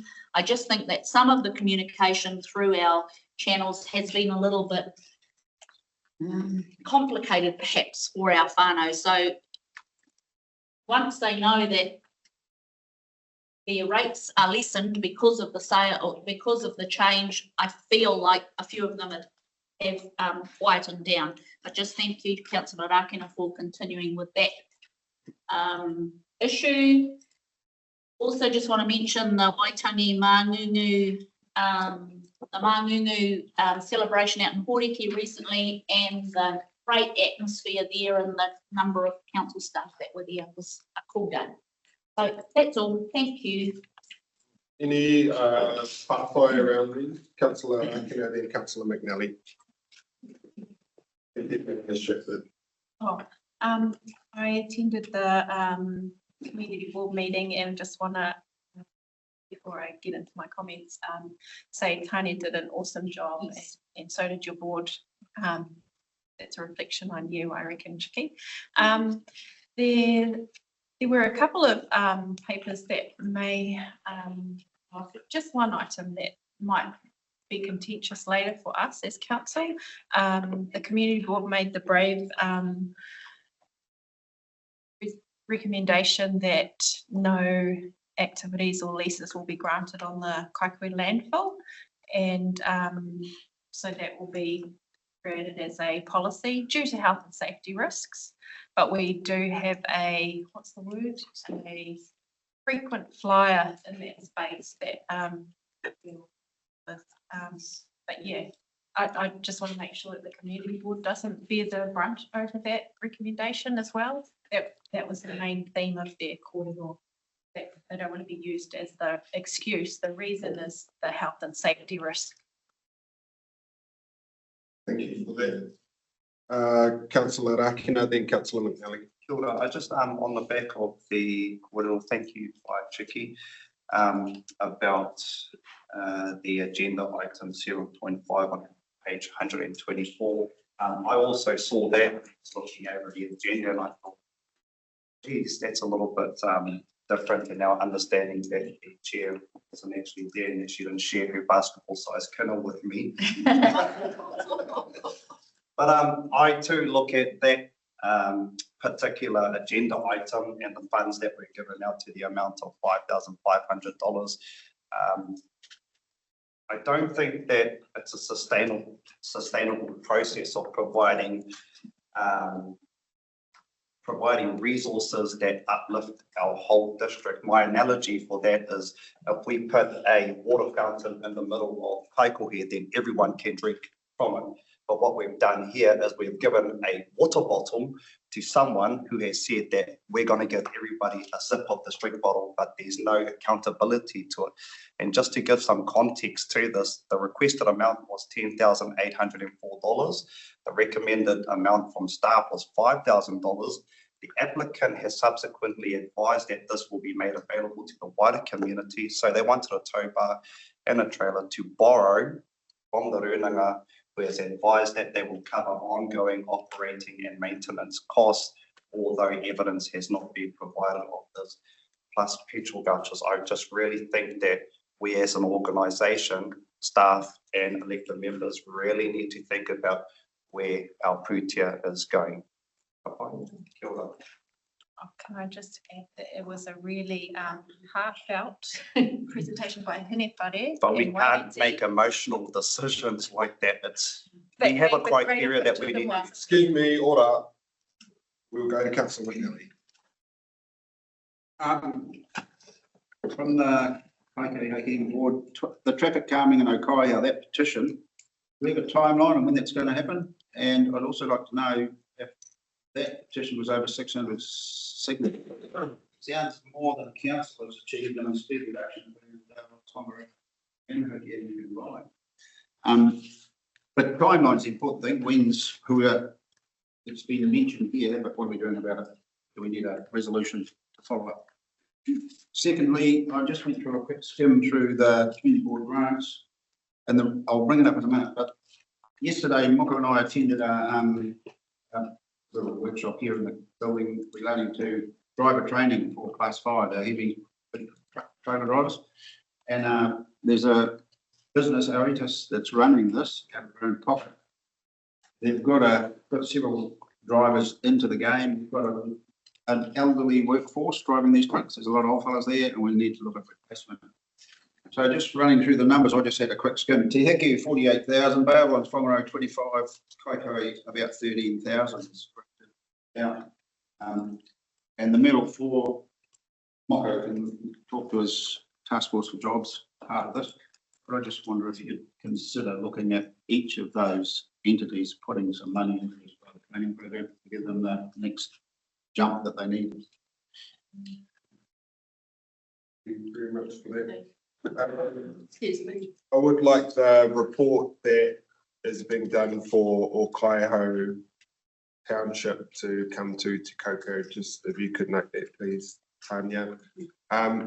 They did receive 600 signatures, Councillor McNally, because it was in where you pay in order your food at Kiwi Kai. I think my sister and mum's signatures were on there too. Like, yeah, it was really that place is very popular. So. It was also driven by the first responders. It was a pretty horrific accident scene, apparently. Yeah. All right, it's been moved. Deputy Mayor Shepherd, would you like a right of reply? Thank Can you. Thank you, Gabe. Oh, thanks. Legally. That won't get us left. What I encountered at the community board meeting was around the funding application process. It's quite different to when I was on the board.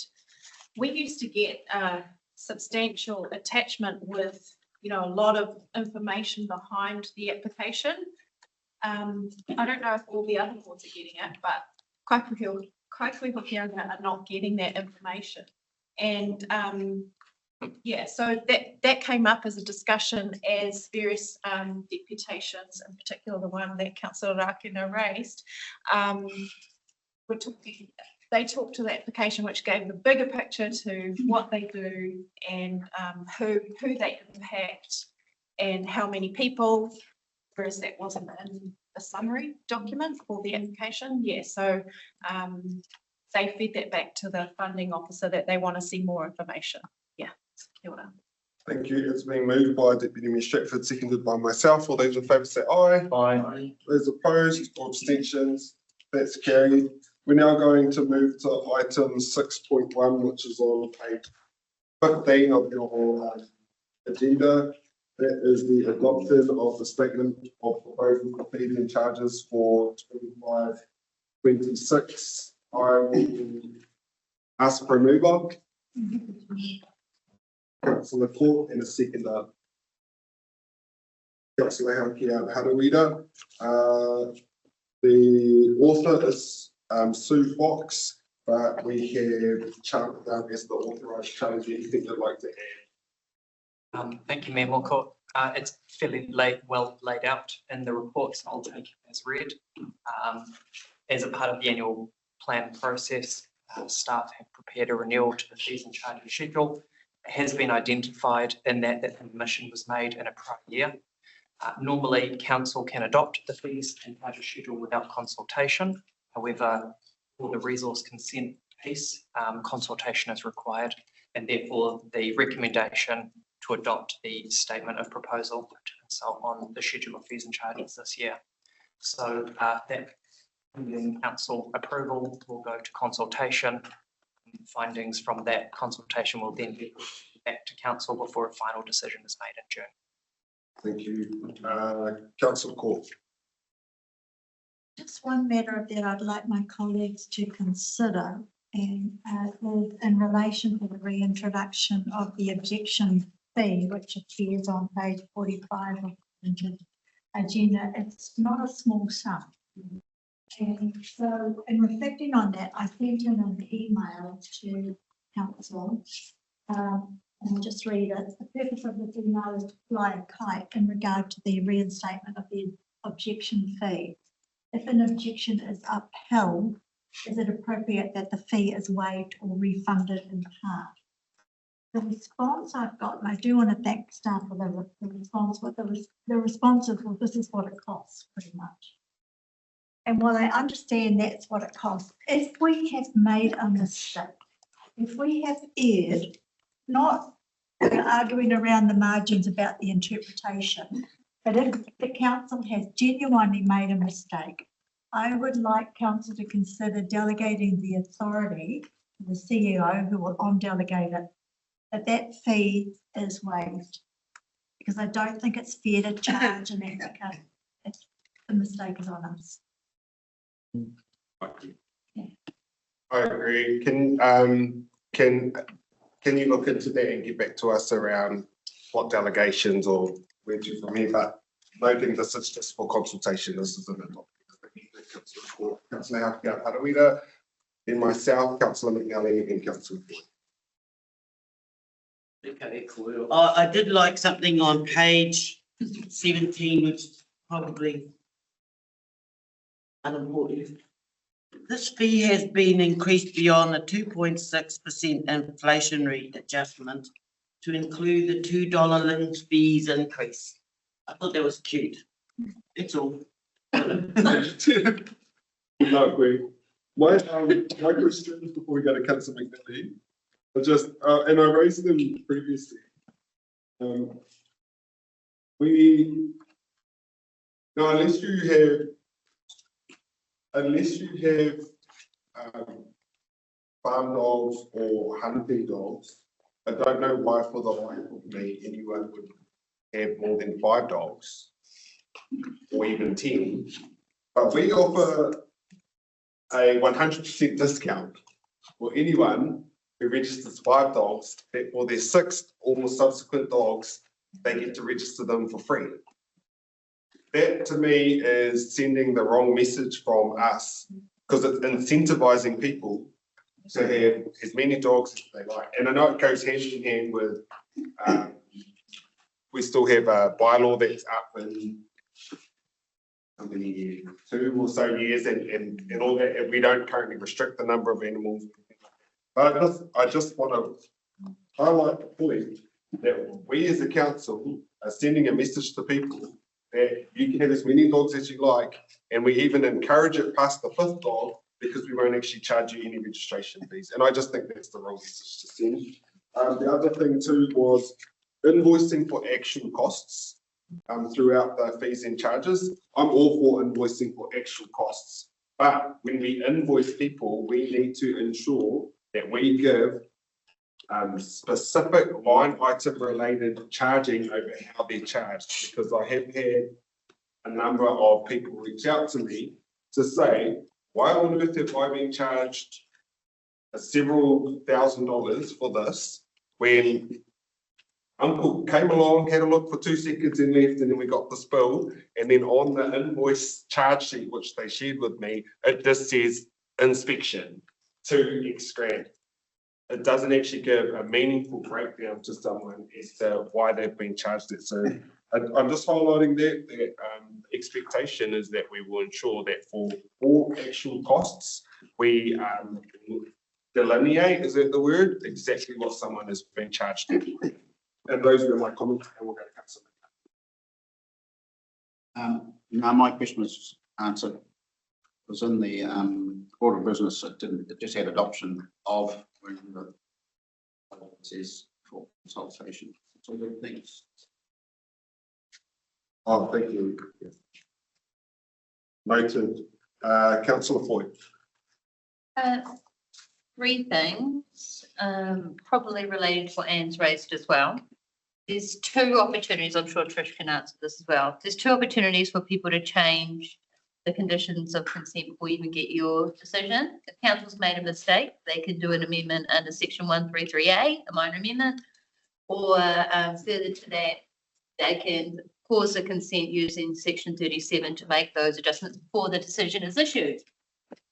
What this is about is when council don't agree on the conditions and they issue it anyway, and there's already those other opportunities before that time. So I'm not sure if Trish would give that same answer, but I saw that she was online. So if she wanted to respond as well. So I do support that there is a fee in there, because people do take up time and they've already had those other opportunities before that to have those discussions. And as we know in council, not all people agree with everything that we do, but we do need to give those opportunities for people to have a voice and to use those opportunities to challenge any considerations. I also liked it how there's charges now for pre-application meetings. And I think that was a really useful charge as well that was added to recover time, because people can save a lot of time and frustration by having those meetings with staff. And so it's really good to formalise that.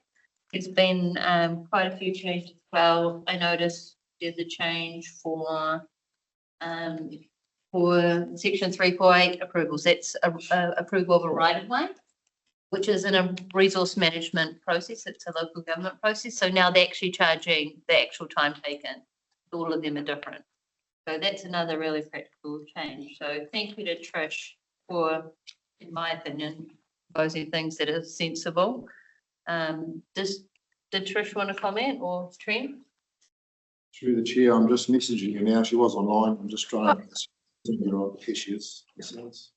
Good afternoon, Mayor, elected members, community board members. Through the chair, Yes, excuse me, Felicity is exactly right. That's exactly how it goes. Any mistakes would be addressed via section 133A, and we do them frequently.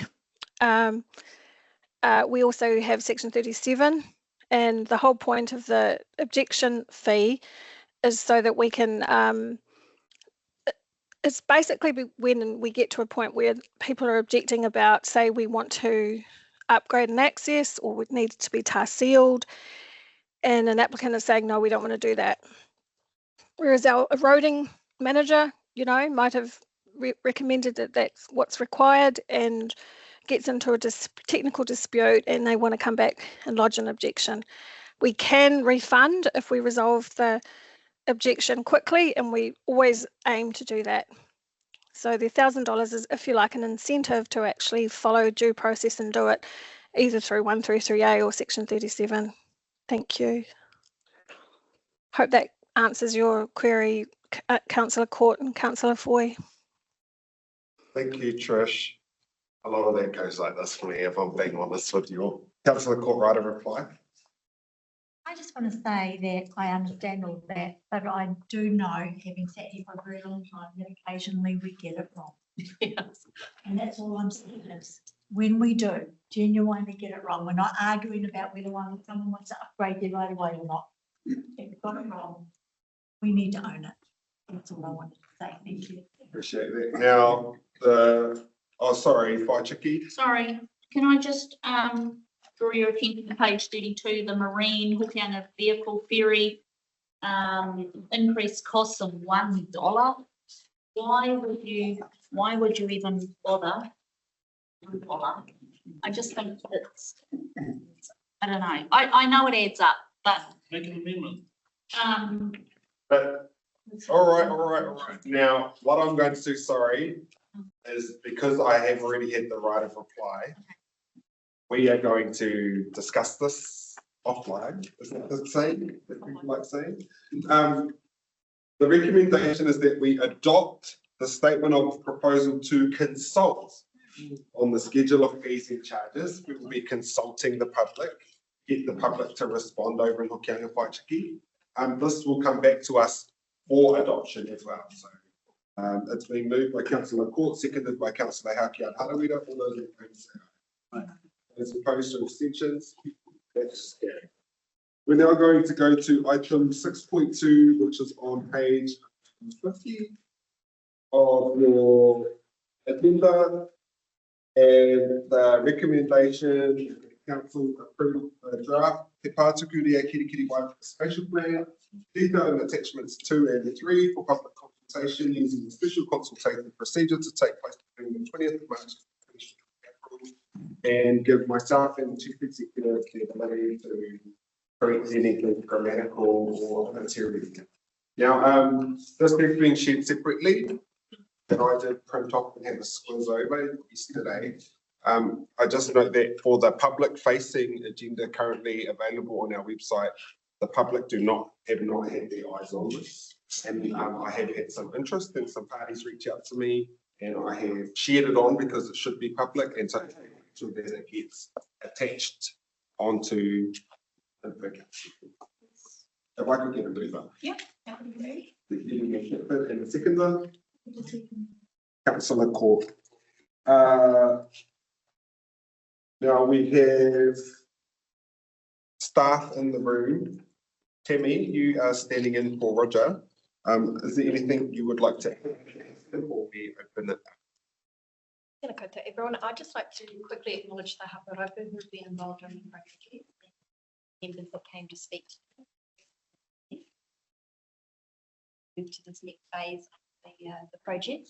I'd also like to acknowledge our community groups and other stakeholders who've been involved in development as well. We've got a representative today in the room, Vision Kirikiri, so I'd just like to say thank you to everyone who's been actively involved in this project over the last. Thank you, Deputy Mayor Stratford. I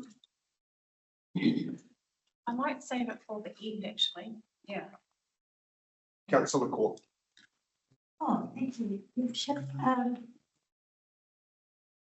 Well, this has been a long time in the coming. And I think the biggest crime of the century would be to get to this point and not take it to the next phase, which is the full public consultation phase. I want to acknowledge the Hapu but I also want to acknowledge the stakeholders, and they're just referred to as stakeholders in here. We've had our Kiri Vision, Kiri District Business Association. There's been a number of stakeholders, and I've been to a number of those meetings.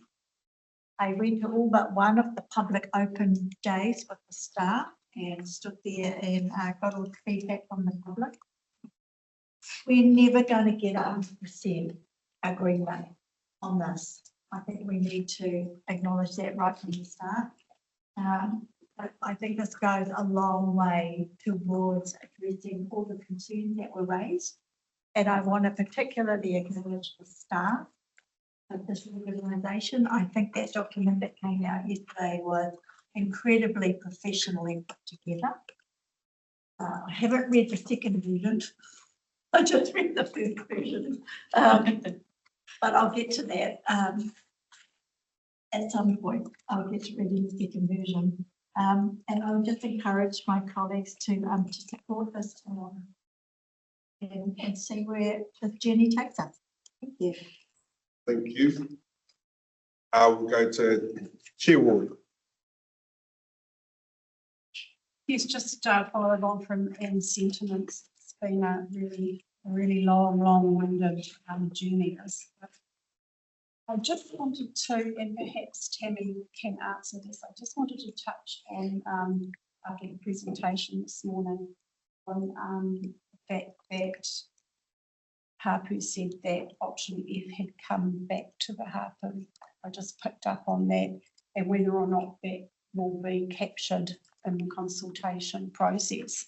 My first question. The second one is, could the community board please have a paper copy of that so that we can have it for our appropriate subdivision members and board members to be able to look through to perhaps, you know, guide members of the public wanting to be involved. Councillor Floyd. The proposal here is to go up for consultation regarding the spatial plan.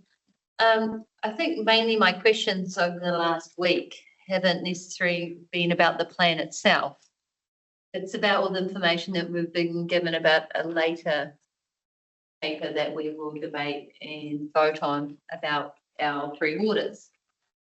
Because anyone that knows that how you plan urban growth is all related to three waters first, first dependent on that.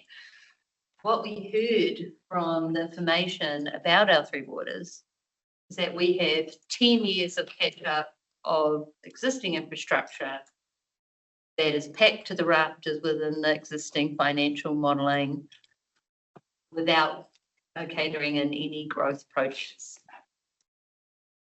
Given that, this project is for a 30-year timeframe, and we haven't been given the asset management and projections of other projects outside of that 10-year window.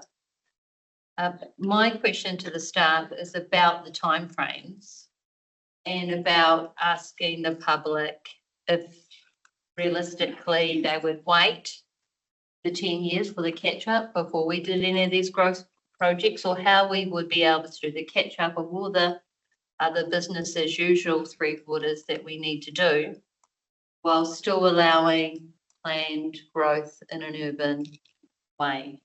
Or is the approach that, given the asset management information for three waters, that we actually have a focus on rural or satellite town development and within that 10 years to allow a realistic investment in growth planning for three waters from the 10-year to the 30-year window? Thank you. Question, I'll start off with Sorry. Emily, can I ask that you Speak just up. raise your voice? Sorry, just standing and projecting more.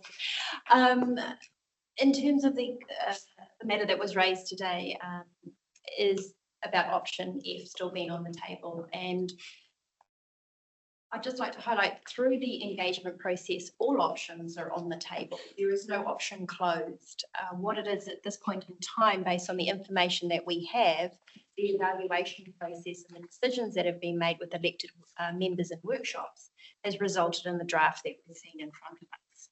So the next formal stage of engagement should be where we get that clear messaging of whether we've got it right or what needs to change. And that could be based on new information that comes to light. You know, about sometimes with option F, people say, well, it will be a more cost-effective option because the developer will be investing in infrastructure. So those types of certainties may fall out in the next stage of the process, for example. In terms of sharing the document, as highlighted in the email that went out, we've had some issues with the graphics being completed. I've been advised by staff that that's going to be all sorted tomorrow. So what I'd like to do, if that was agreeable, is that we circulate it out again tomorrow, and then the final version is shared if you're going to send it, as you say, up to your other members, if that's agreeable. In terms of Councillor Foy's question, we've got an implementation plan that fits in the back of the spatial plan that shows steps and timelines. We also want to come and start working with elected members on a district-wide spatial strategy, which will be looking at the district as a whole and our urban and rural framework and our settlements. So there's two ways we can tackle it. You could approach it that your implementation plan reflects these things that we've just highlighted as we find out more about the local waters done well and how it's going to work. And secondly, we have an opportunity through the district-wide spatial strategy to re-inform the Kirikiri-wide spatial plan and make any alterations as well. And I had a second supplementary question to that. These questions have all come from the last week when we had the workshops for Three Waters. The second question is about Whangarei being a tier 2. So in terms of the National Policy Statement for Urban Development, how would that have implications or not for us in terms of the spatial plan and our district planning? If we were to go with them for Three Waters and that was therefore opened up to us also to be a tier 2 part of the country or under that national policy statement direction. So at this point in time, the Kirikiri-wide spatial plan is taking a position, if it is adopted, that we become a tier 3 council. In terms of the other question, I may not be the best person answer that. From what I heard at the workshop, development contributions, there seemed to be no answer for that at this stage as to whether if you joined up with tier 1 and 2 council, if you would benefit from that framework or if you would be treated separately when it came to legislation. Great point. Through you, Moko, if I could add to that auditor as well. In a joint CCO, multi-council CCO situation, the details will arrive through the negotiation of how that is to be established. There's obviously a significant journey that would need to be undertaken and staff would need to research and understand the implications of tier 2 council on a harmonised or a regional pricing framework and advantages that might be able to offer to the other districts on a solely ring-fenced pricing arrangement that might not be available to users of water services in the far north. We would need to understand the implications and provide that information to elected members to make an informed decision as a part of the negotiation process. Councillor Hauke, how do we do? Ai kia ora tātou. Ka mihi atu mō ngā mahi kua mahi I rungi tēnei rautaki o Waipapa Kirikiri. Ka mihi hoki ki ngā hapu maha I roto I tēnei kaupapa. Engari taku tino pātai, he aha ngā hua mō ngā hapu. He aha ngā hua mō ngā hapu. I ki te hau te nuingo etahi o ngā whenua hangohe e te, as surplus lands. I roto I tēnei hoki I pānui au, ko tēnei te whakaro o ngā hapu e tahi wā kia whakatau te katoa. Engari, ko nei ngā mea, I rongo I tēnei ata, kua kore taki ngā rori o tākau, e hi ana rātou, he whare, he mahi, and me pehea te chāki ngā whenua Waipuke. So yeah, I just really appreciate everything that's been done. But I look at budgets that come through this council that pay for extravagant consultations that deliver nothing. What we have been able to do with our hapu here is that they have, I've read some of their kōrero that they had a fixed position, but after listening to everybody, they changed their position. And last year when the delegation came, I said, what do you get out of it for your marae? And they all said nothing. They all said nothing. And I remember Waitai Tua, who was Laura Ramaka's brother, saying that. So ko tāku kia tātou I te kaunihera. I rongo e rā kōrero. So we had Fati this morning talking about, and I'll put this back to you, Steve. How do we put the Tāko Road inside our 57 marae that still need to be tar sealed or fixed up? And there were, when we went to the opening of the buildings in Ngāti Rē here, and there had been all this objection about social housing, which is really about, don't want too many Maoris around there. But when we went to the opening of the building, they were lovely. They were lovely and they're beautiful. So I think taku pātai, and I don't need you to answer it today, but he hanga hua, he hanga mea hei tautoko ngā mahi o ēnei hapu.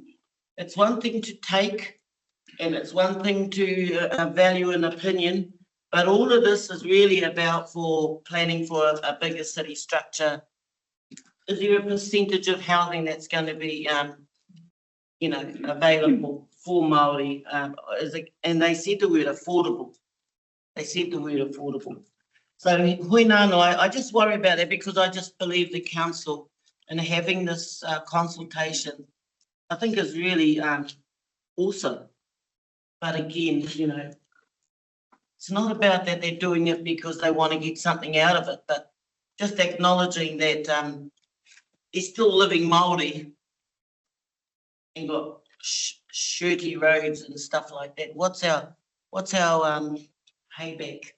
That it's not all going to be urban benefit, etc. So hoi nāno aku, and just for us to think about that with, doesn't matter what hapu we work with, they forgo fees that you would pay to another company. They forgo that because they see the value of discussions as partnerships. So yeah, that's all, and I hope the Tāko Road gets fixed. The young Carl Greening there talking about, they're trying to have a view across everything to make sure that Māori values are incorporated. But actually, in our heart of hearts, council's just worried about getting what needs to be done. So just want to see that there's that acknowledgement. We know, tēnā tātou. Tēnā, Councillor McNally. Just in response to the Taka Bay, I know that Tanya, Rob, Kevin and the roading team have been looking at the NZTA funding. There's seal extension and traction seal.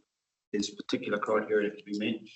Also know that Ventia understand the problem with Tākau Bay and it needs to be rebuilt in a couple of sections. There's just insufficient.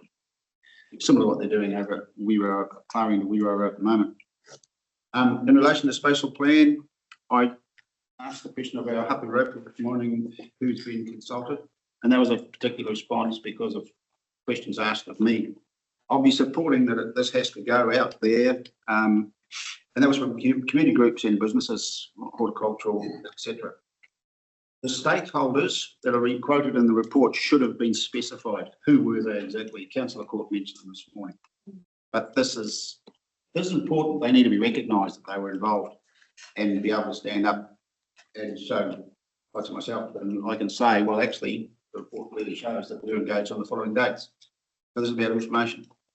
From my point of view, I'm all about the costs in relation to Councillor Foy's comment around water, roading, etc. So we need the community to critically review this spatial plan. They need to have a really close look at this. We have many experts in our community. An example was Dallas' presentation this morning relating to the Rawene sewage system. These people are there. We have to listen. So out there in the community, speak up. Kia ora, Steve. Deputy Mayor Shepard, right of reply. Really? Okay, that was easy. Don't have to spiel, but I just wanted to see if it's possible in the document that's going out, there's a line in I think about the third or fourth page that says, and it's important to note that the projects and initiatives identified in this plan are unfunded at this stage and will be implemented subject to council review and approval of funding. As we all know, this spatial plan is providing a dream. A developer could come along and go, right, that's where they're saying housing is going, that's where they're saying a wastewater, or infrastructure should go. Actually, I'm going to do this myself.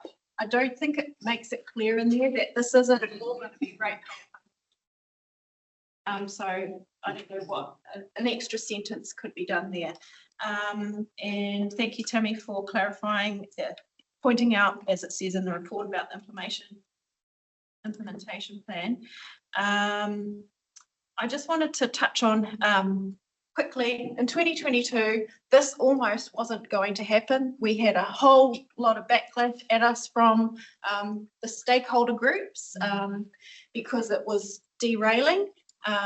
So I know we're at let's put this out to consultation, but I also want to acknowledge that there's a chance of it's yet derailing further down the track, and we need to make sure that we get all that consultation feedback in so that there's a strong, we receive the strong message that you need this plan. Why it's going to be beneficial for you. I just want to acknowledge the work that was done by the council sitting prior to get the Hapu Rōpū group established, and perhaps there's a staff member in the room today, I don't know if there is, that could speak to the importance of that relationship and the fact that Hapu are not stakeholders. Hapu are our partners, and that's why they're in that Rōpū working with sharing their technical skills with our technical experts, and the mana of that Hapu Rōpū group, it really hurts my heart when it keeps getting undermined by trying to include them as stakeholders. They're not. They're with us at the table. I don't know if any staff members can tidy that up for me. A little bit passionate and got involved. Through the right of reply. And also, I like the QR codes because I'm digital friendly, but are people going to be able to request hard copies at our service centres of that extra information? And are they, please don't say they're going to be charged for it. Yeah, Chair. I'll just start off with this couple of questions first, if that's all right. In terms, Actually, this isn't Deputy Mayor Shackford's right of reply. This is her first time speaking, so if her other questions can be asked, answered. Yes, thanks, Anne. So Tammy, you can answer it. Yeah. Thank you for that. And then Roger's going to answer that other one. Yes, I think I'll leave it to Roger. He was involved with the project from day one. In terms of, certainly we will make hard copies available at our front counter. In terms of, I agree with you about I'm not a person that uses the QR codes myself. So we will endeavour where we're required to enable people to effectively participate in the process. We don't want to penalise someone who computed, for example, or a smartphone. In terms of the wording, the intent was, as you've highlighted, Kawhai, is that funding can be through different mechanisms. It's just highlighting that council, as through a resource consent or a plan change, would be, facilitating and improving that process. So we'll certainly go away and try to make that a more clearer statement. A question around this big banger. Wanted to print that at home, it's going to cost some money. If you are digitally literate and like my nene and papa, they love to have something tangible they can hold. Do you have an answer around that? We would facilitate as appropriate. So if someone, if they didn't have a computer and they asked for a hard copy, then I would be looking to print that.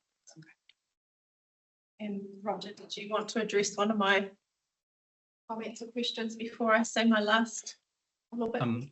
Yeah, kia ora, apologies, I can't be there today. I'm just a little bit unwell.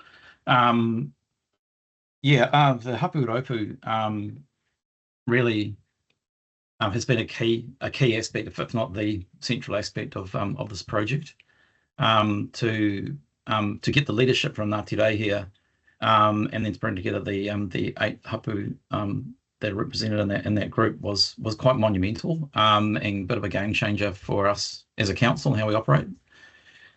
So it has been a long journey, and you would have heard this morning from Joe, mentioning that time frame, and Rio and Whati as well. So we've formed a really good relationship with the hapu raupu group, and without it, I don't think we would have ever got to this place. Cool. Okay, thank you, Roger. Just to finish, Kirikiri Waipapa is our fastest growing part of the district. We're already seeing the impacts of development going unchecked, and this spatial plan is going to benefit the whole district because we all have to interact with Waipapa Kirikiri, and I'm looking forward to the district-wide spatial plan kicking off, which will benefit the rest of our district. Good. Thank you, Deputy Mayor Shepherd. Thank you, Roger, and make sure that HR doesn't take this as a sick leave day for you, because you just jumped on it. But please do feel free to hop off if you need to take a sick leave day, because it's freebie tax. Thank you, appreciate it. Moved by Deputy Mayor Shepherd, seconded by Councillor Ford. All those in favour say aye. Those opposed, abstentions. That is carried. And we are going to go to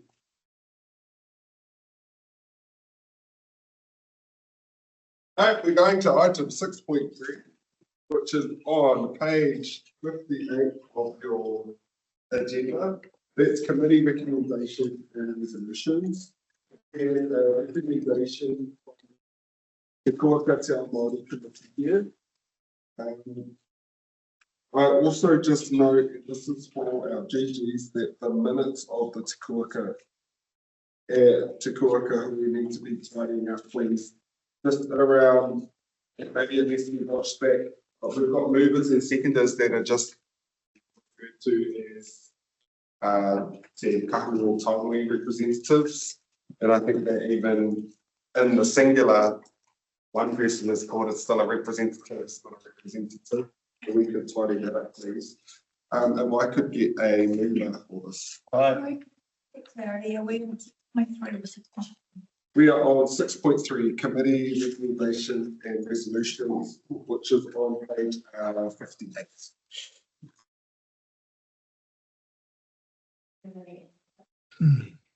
Yes. We are moving. The recommendation is that council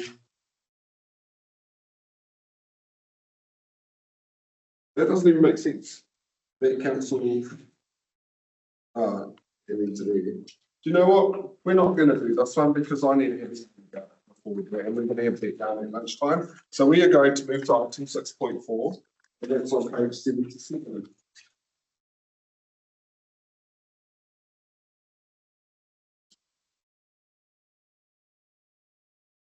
And that is I will be moving that council adopt the following changes to the terms of reference to our Te Kuaka committee, and that is that A, that the committee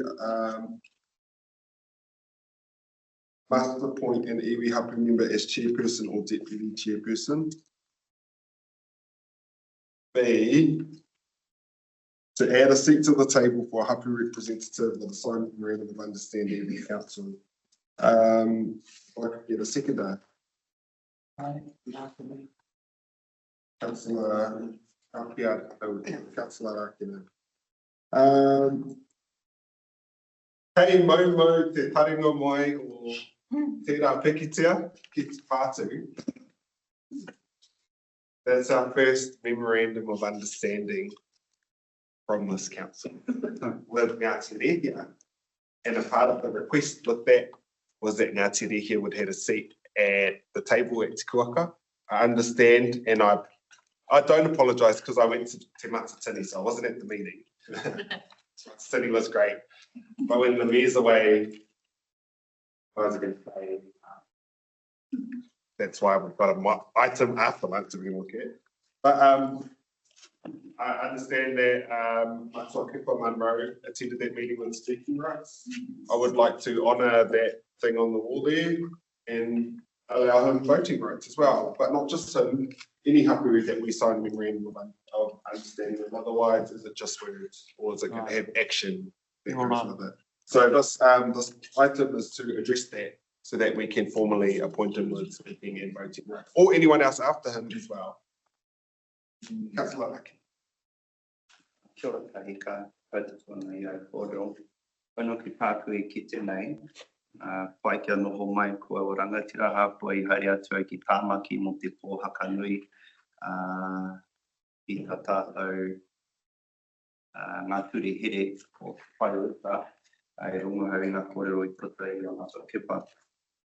Tuatahi tuarua, I te tau 2023 he pitema I hakai tātou kia whakapūmautia ko te ngāture here e ki ana ko te action policy o kia tātou ko kairihia I nera. E rangi ka ta whānui hau I ngā mōtoro. Ana he ki haka taputoranga o te reo Māori, e mahu e nau e tahi and consistency of te reo roko I tēnei tohinga. Ia pui, ki te hau I te he o te reo ki roto I nei pānuitanga, ka hoha no re ahia te wātika kia taia te tātou ki te whaiuta e tika e te tātou reo ki roto I tēnei whai. Koe nani. Kia ora, me te tautoko, Deputy Mayor Stratford. Kia ora. One of our Te Kahua Tāngui representatives pointed out the attendance of elected members at Te Kuaka, and I know we struggle to get a quorum. I think is it 6 or 7? So I wondered if now is the time for members that don't, find that they can't make these often regularly, that they come off. So that may enable us to reduce the quorum as well, or not? I haven't had anyone come to me to make that kind of arrangement, and I would expect to have a conversation with them first. As I shared at the start when this was created, my full intent was that this would be a committee of the whole because of its importance. So I appreciate that this could be an opportunity to see that. I haven't had anyone come to me to speak, so I would not be supportive of that. It's just a real pressure on those of us that do attend. Like you struggle to even get to the wharepaku. Yeah, because there's no extra people around the table. Yeah. And it's been two hui in a row. I had a CDM hui the month before, and I had to get on, during it. So if everyone could just attend, that'd be awesome. Thank you. Our last one was a struggle, and I suggested that we actually cancel it, but it stayed on because I'm not the chair. But we'll pack the work for the next ones. It's been moved and seconded. All those in favour say aye. Those opposed, abstentions. That's carried. We're going to work down to item 6.5, which is on page 84. That is the 2025 triennial elections order of candidates named on voting form. It's been moved by Councillor Foy, Second. seconded by Deputy Mayor Stratford. So that we do it by alphabetical order. I'm going to go over to Jason to see if there's any commentary to add. Actually, Casey's here today, if anyone has any further questions. Otherwise, the report seems pretty straightforward. It's a decision based on how you want the election papers out with listing names of candidates. Otherwise, anything else, Casey's here to answer your questions. Jordan. Thank you. Councillor Boyd. No question, very straightforward. Alphabetical makes sense. Deputy Mayor Stratford. I know we've, at the last, sorry, I'm standing because my back's sore. At the last, prior to the previous election, we had been lobbied to change it to a pseudo random. But yeah, I'm not in either boat and report it, but yeah, hear from others if you want it changed. Could always change your name to Aaron. Yeah, I was thinking about changing my name. All right. No one has Surname. put their hand up. So Surname, Aaron? Surname, not Aaron. We're going to put it to the vote. All in favour, say aye. Aye. Aye. Opposed or abstentions? That's carried. The pass is like next one pass through. Item 6.6, which is on page 100. And that has been moved by Deputy Mayor Stratford. The recommendation, Councillor Boyd. I'll second then. Seconded by Deputy Mayor Stratford. The recommendation is that council approves the letter from, I'm going to reread this. Approve the letter from the mayor and reform portfolio holders. I did not write this letter. I'm very supportive of this letter, but I don't want the recommendation to look like I've done all this work myself. Councillor Boy has done all this work herself, and we are supportive of, well, we'll see if we're supportive of it, but I'm supportive of it. I just want it to be reflected in the recommendation, please. Next up, the Honourable Minister Chris Peake for Building and Construction. We'll pass over to Councillor. First of all, thank you for the acknowledgement that, about my mahi for this. Anyone that knows me knows that I don't give up. And this is a reflection of that, a characteristic of mine. I was actually told that MB wouldn't listen to the submission. I was told that we shouldn't spend time on doing this because this is a submission to MB and that would be a big change that they would have to make, so we shouldn't do the submission. My response to that is that I see my role, my job is to represent the community, and although things might be harder or take a bit longer, I'm willing to put in that work to ensure that we have those good outcomes. In terms of my ideas that I've put into the submission, first and foremost, you'll see that there's some coloured pictures in the submission. What I did is I researched the NEWA reports comparing the different areas, and on the left there, you'll see for the far north that we are bright red, particularly Te Aupōuri. You know, we can see Pinatoi, his iwi there would really benefit from this, because us asking for a different zone actually would reflect in a reduction in the costs of building, which has gone up significantly. I think that having healthy homes is really sensible, but spending money on things that we don't need, such as low-E glass or thermally broken glass and huge amounts of insulation, is not sensible use of anyone building a whare in our district. Things have gone up exponentially in cost, the cost now to build a house is nearing $5,000 per square metre. And anything that we can do to make that better for our ratepayers and our district, we should. So this submission reflects that and us asking for a different zone for H1 for the far north to be different to Auckland. So, in terms of the separate climate zone as well, what we've actually found out from doing this research is that H1 is not about insulation. H1 of the building code is actually about energy efficiency. We have a smart man down the end of the line here. His name's Trent Blakeman. And not only is he the manager, the general manager is our team member, he actually was a builder. So he knows in practice what it actually means to build homes for people in our community and to put legislation into practice that is practical and makes sense. So he was part of this with his team, Oliver, who's a quantity surveyor, as well as his background to make sure it's sensible.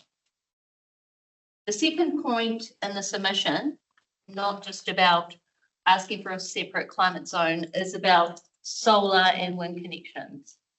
So the way that H1 is at the moment is you don't actually have to comply with any insulation or glazing requirements if you are connected to solar power. What we've also proposed is that people that are connected to solar power into the grid should have that exemption as well. Not only for having the opportunity to have non-compliance with an excessive regulatory framework, but also because we have the highest power costs in the country. We are one of the poorest areas with the highest power cost. And I can tell you now, every single person that I've asked, would you rather spend money on solar panels or triple glazing? The answer is always the solar panels, because that's going to be the power for that whare for the whole life of that building. It makes total sense. And it also allows that power to be put back into the grid to sell to other people. There's new technologies now. You can actually get that away to a school or another entity for free if you're willing to do so as well. So in closing, I'd like your support on this, and I'd like our media team to advocate for this for our district and actually to lobby our minister to have sensible regulations to reduce the costs of building in our district and also to enable energy efficiencies using solar panels for the benefit of our district. So, ngā mihi nui.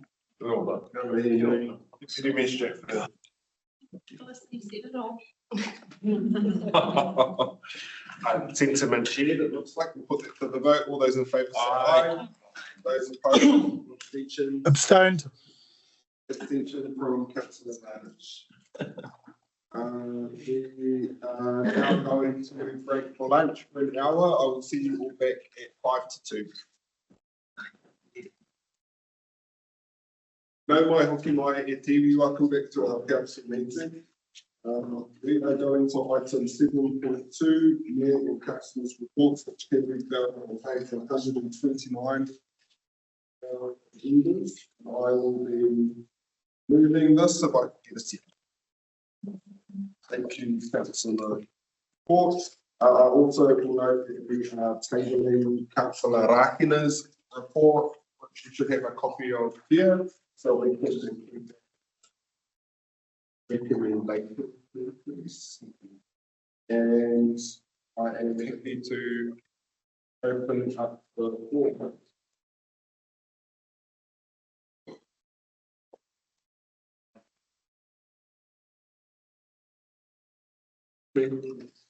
Kaumihira Rakina. Ai roto I taku ripota, haino kia mōhio mai koutou. I find it a little bit better personally to write out my report and deliver it at the last minute because there's so many kaupapa and like right up until council meeting. And if I prepare it 2 weeks out, as according to our Friday notices for when our EM reports are due, there's so many things that I miss out when it finally comes time to bring it to council. So that's what I've been doing. So to our elected members and to the public, my apologies, but I just personally that fits better with me. There's been some really cool kaupapa since our last I want to acknowledge Emma and staff from Te Hono and staff from HR as well for supporting myself and Councillor Healthcare Harawira. And we down to Tāmaki to HRNZ Awards for our Te Paiota framework, which has been recognised nationwide and probably globally soon, wouldn't be too long. We don't come away with the win, but I think to be recognised as a finalist in those awards is such a huge achievement in itself. After only just after a year of being implemented in September 2023, so the recognition of that holds huge weight in the mahi that we're doing within our organisation, and to provide a better understanding of cohesiveness between our organisation and the district that we serve. I also attended it was cool to see Tuahine Dallas in here to give a little bit of a kōrero. I attended that kaupapa on the Saturday, and I actually showed Councillor Court the video that I have on my phone. I never ever thought that I'd be so inspired and in awe of people turning into clear water, and I've watched that quite a few times in amazement of how the electrocoagulation system works. But during that visit and the unprepared kōrero that I gave on behalf of Mayor Moko and our organisation was to reflect on those from Te Mauri o Te Wai and those who supported the kaupapa for better wastewater treatment plants in Hokianga and to stop the tiko flow into Hokianga. And in that kōrero, I acknowledge our papa Cyril Chapman, who sadly passed away late last year, around the same time, actually a day later after the passing of my grandmother, which was in September last year. So acknowledging all the people who have been a part of that kaupapa, and recognising that we've done some really, really great things around the purchasing of their property, the electrocoagulation system, the solar power system that will go up. So acknowledging them, and also recognising that we've still got some big mahi to do to stop tiko going into what is essentially the food basket of Hokianga. Another part of that, managed to get down to I might as well just attend all of our awards on behalf of council. We sponsored the Best New Emerging Business at the Te Herenga Māori Business Awards at Mackay Stadium in Kensington Whangarei on Taua Tawhiti. That was a great night as well, acknowledging and really looking at how effective the Māori economy is within Aotearoa. I think it was something like $70 billion from the perspective of BDO, and it's forecast to go beyond 110 billion within the next 4 to 5 years. I've actually seen some other numbers that say that differ from that actually projected a bit higher, but that was also a good kaupapa. I did have some feedback, and I've already passed it on to our staff and the mayor around the preparation of a briefing for these public kaupapa. I didn't know that I had to do a speech as a sponsor, and I don't think that I did a very good job, and I'll admit that firsthand. But moving forward, I'll make sure that I'm more prepared. The last kaupapa that we had just the other day, which was on Tuesday, was the 180-year commemoration of the Battle of Kororareka. So that was started on the night's evening on the 10th of March, and the raid was taking place on the 11th, the morning of the 11th of March by Honiheke in Kawiti. And that was a beautiful morning in recognition, and just to really tell the stories and how rich we are with when it comes to history within our district. Mayor Moko always talks about the arrival of Kupe and Hokianga, Te Rerema Wairua, the signing of Te Tiriti o Waitangi in 1840, and also the Declaration of Independence in 1835. And here was the 180 years since that pakanga in Kororareka. And we actually have some real gems out in Kororareka. We had previous past Prime Minister, Dame Jenny Shipley, attend that kaupapa. We had Jane Hindle, our community board member, whose manaakitanga was just out of this world. I think she was just so blown away that 1, 2, 3 councillors, Māori councillors had attended that kaupapa, and she wanted to show us all the beautiful things in the world. We didn't quite have enough time, and so what I took from that is that hopefully there's a time left within this triennium to get out there and for Jane to actually show us around that side. And I think our CEO actually lives out there as well. But my kōrero, when I had the chance to speak, was me titiro hakamuri kia ngā hakamua. We need to look to our past to inform our future, and that's essentially what our smaller communities like Pororareka, like Rāwhiti, like Hokianga, and like Ngāti, that's what they hold for us. So really just acknowledging and recognising that, and hopefully I'll be around for the 190th commemoration kaupapa for that myself and Auntie Hilda and Babe Kapai. That's all from me. Whira mai tātou. Some really cool kaupapa going on. Kia tēnā koe whetai kaikauni rā rakina. You just sparked my memory. So in my report, I'm reporting at the beginning on Waitangi Week. And can I just have a note put in just to remind myself? But I would actually, I know this year was the first year we were like formally working with Waitangi National Trust and the Waitangi Commemorations Committee as the final district council at an operational level to work together for the hosting of the biggest event that this district sees for our entire nation year in, year out. But can you just put a note in there that I would actually like to see a formalised memorandum of understanding with the Waitangi National Trust around some of those, and then getting it written in around Waitangi, around opportunities, around what we both bring to the table. But I thought that would be. I met with the chair of the Waitangi Special Trust yesterday, and we put a bit tripartite agreement between Waitangi Limited, Waitangi National Trust and Council. Perfect. So that it must have been your idea, and I just remembered it. No. I'll carry on. I also just wanted to, on the last page of my report, on page 132, just acknowledge you all and thank you for allowing me to be out of district for a week. The first 2 days of that week were down in Wellington for our New Zealand National Council. And the first day was a strategy day, looking at our local government sector's strategy for the year ahead and years to come. And there's a lot of work going on in this space. We have our Zone 1 meeting next week that we are hosting here in the final. I just want to acknowledge and apologise that I think it clashes with our Te Haku Community Board meeting. But what we'll make sure we do is get the agenda out to you, and if there's anything specific or feedback you and Te Haku members would like to share a DAO, then we'll make sure that we get that from you.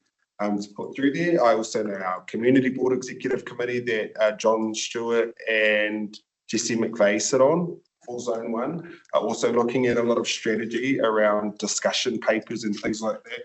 One of the big ones that came across our table was the Honourable Dr. Nick Smith from Nelson's Electoral Reform Working Group around what we can do to have better engagement with and from and to the public around local government for election cycles, for civics education.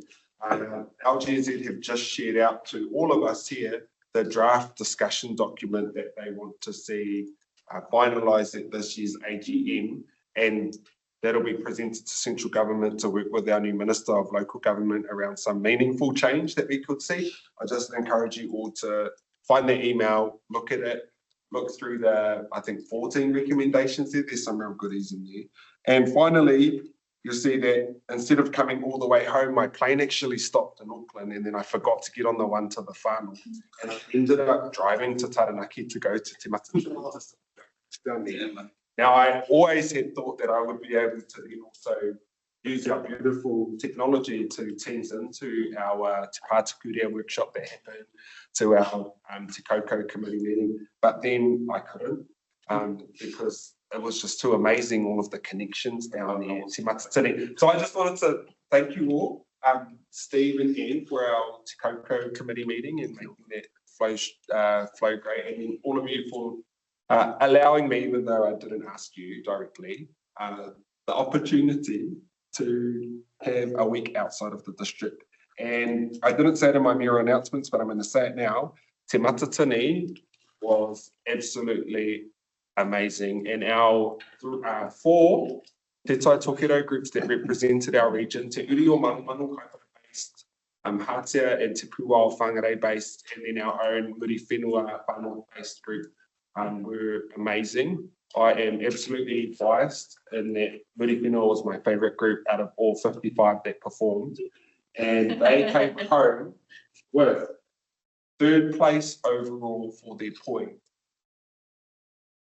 They came home with 3rd place overall for their exit. Oh, their poi, by the way, was all about how the North may not be the best at doing the haka for the Māori, for Te Reo Māori or for Waiata, but we are the best cooks. And so talk about their haka waiata was about Te Tiriti o Waitangi that came through, and their haka, which was called the Naughty North, was all about our northern uncles in Parliament and how they're naughty boys on the Naughty North. And we apologise for some of their antics, but they're a part of us regardless. And that came first for new haka composition, which I thought was absolutely fantastic. And I've been passed to know that Te Matatini is going to be, actually, yes it is going to be hosted in Waitangi in either 2029 or 2031. So very exciting stuff. Kia ora. Oh, sorry, and one more, because I just remembered too, because you opened your Wahavi Wahira. Something in yours made me crack up. I think it was where you said that I've been fraternising. I fraternised a lot down in Te Matatini. I actually got to speak to a few ministers, which was good too, because Ben Neil Holt hosted me down there, gave me one of his important people passes. And so I got to sneak in and talk to lots of important people, including ministers. So fraternising went very well. All right, we'll put this to the vote. All those in favour say aye. Aye. Those opposed or abstentions, that's carried. We'll now go to item 7.3, which is on page 162. And that is that the council received the report draft community adaptation program plan. It's been moved by Deputy Stratford. Get a second one. Thank you, Councillor Haukia Pavamira. Deputy Stratford. We've been waiting to do this work since 2022. Whilst there's no events happening at the moment, we need our staff to continue the kōrero with our community members in adapting. They are actually funded, I think it's this tranche of work. This work is funded by NRC, and we're best placed to do it because our staff are closer to these communities. NRC's been doing a great job working with our staff on the infrastructure side of things, flood mitigation and stuff, flood banks, stop banks, but kōrero around what marae or communities need to do to future proof or relocate is being driven with Te Hono staff and our climate staff.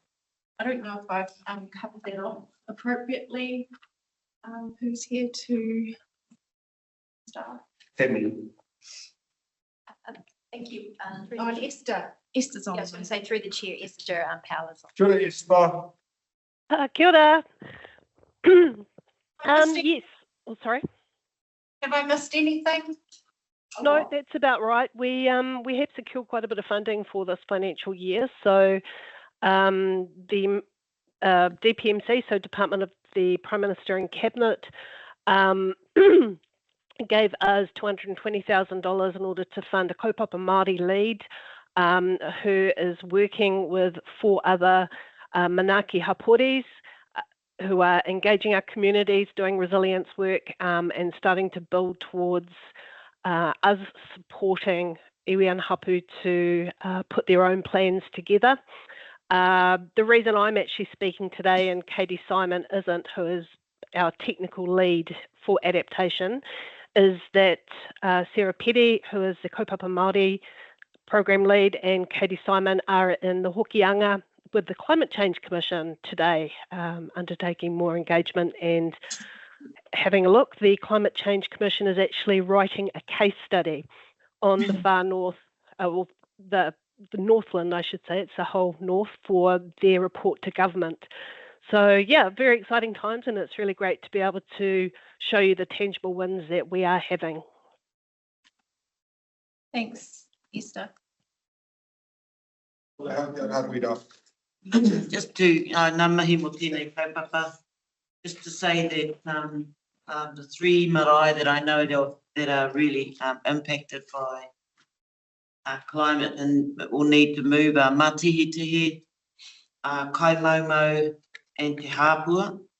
But just welcome this work being done in Whanapia Pawaringa as well, because many of the roads are, you know, big tides and floods submerged.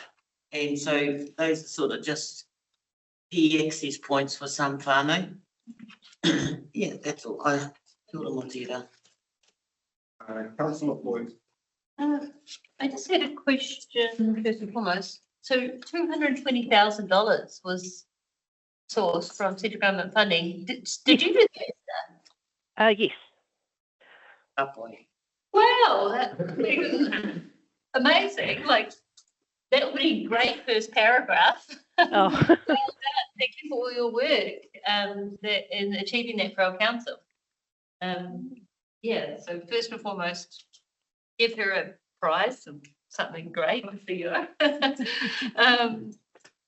In terms of the project itself, I noticed that there's the Te Tai Tukaro climate adaptation strategy, which my understanding is a collaboration between all the councils and including regional council.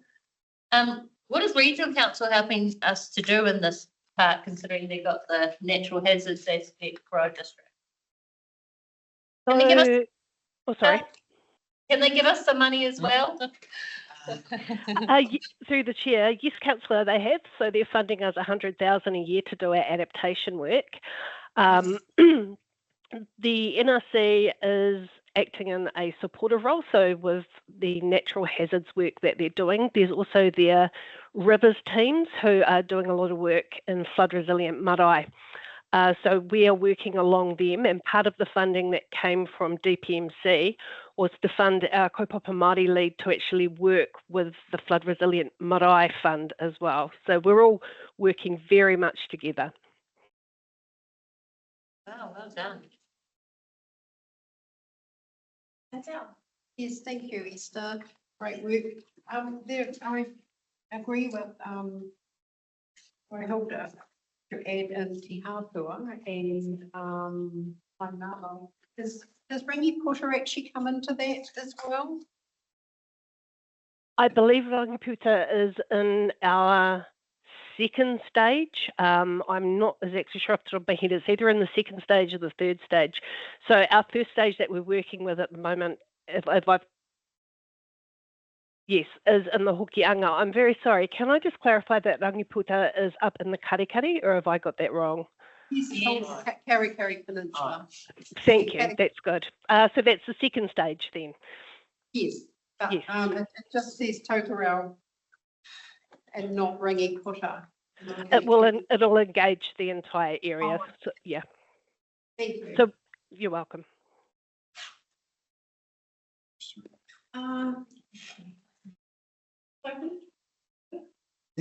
Oh no, after councillor McNally. Yes, so I can see in your background why community adaptation planning, and we talk about community adaptation planning feeds into and supports other council responsibilities, including infrastructure strategy and asset management planning. So have you got all the list of all our assets, so you can tell me about them? No, but I would hope that the asset management people have that list for us. Say that again, sorry? I would hope that infrastructure has that list for us. We are working with the infrastructure planners at the moment to look at that as we move forward. The internal assets are being looked at in a different work stream. So we're actually doing like an internal mitigation adaptation work stream also, which is being driven out of the climate adaptation reference group. So that's our internal stuff. In terms of external assets, so looking at our roads and things, that will be addressed through the community adaptation program. Yeah, because as you know, I've been asking a lot of questions about asset management planning, because we need to know what are they on our balance sheet, what condition of remaining life. We've got a whole lot of underground stuff, pipes, stormwater, water supply, and it affects our operational budgets quite dramatically with depreciation insurance. So when I saw that, I thought, oh, that's great. You must have the list. Just hope you're not working in silos, staff. That's my comment. Thank you. Deputy Administrator. Just touching on the areas that aren't being addressed in this first tranche. I know that there are some work streams already happening out there at various marae through Te Kahua Tānui and at hapu level. So it doesn't mean that they're not going to be addressing adaptation, because some of them already are. They're ahead of us. But also to Steve's point, in just a casual hui I was at recently out at Ponoroku, they know where the assets aren't. They don't have much of our infrastructure that we have. In the rural areas, there's, whilst there's the wastewater treatment plants and some water infrastructure, many of the communities that we're going out to are isolated and they don't actually have many council assets. So it will be easy for Esther to get that information, I'm sure. So do get culverts, bridges. We just need to replace the culvert then 600 or something. Thank you. Always looking after your aunties at Midi, bro. I always do. Yeah, John Carter's when I try something. Sorry, Councillor. All right. The right of reply has been given. We'll put that to a vote. All in favour say aye. Aye. Those opposed to abstentions. That is carried. We're now going to go to item 7.4 on page 182, which is our open resolution. And that has been moved by Councillor Court. I'll second that. Councillor Court, anything highlighted in there for you? Yeah, when I was going through this, I thought we probably need to sit down and have a session and tidy this up. A lot of these can go. And as I was reading through resolution page 185, resolution 202493.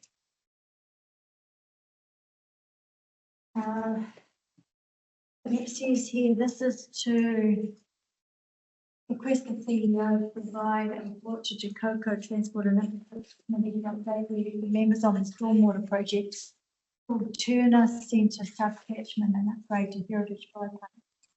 You'll notice the commentary on the right-hand side is entirely unrelated. It's all about the speed management plan for Russell and Kororaraka. And so I just wondered if we could perhaps get somebody to go through and tidy this up. There's a lot of formatting errors. With the chair, with that tomorrow morning at SLT meeting and sign some responsibilities.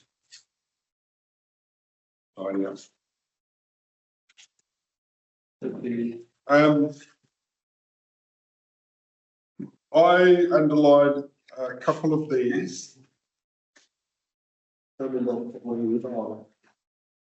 Just, I am forecasting, foreshadowing, foreboding that April's council meeting is going to be packed. We've got all of these recommendations from our community boards that we need to consider.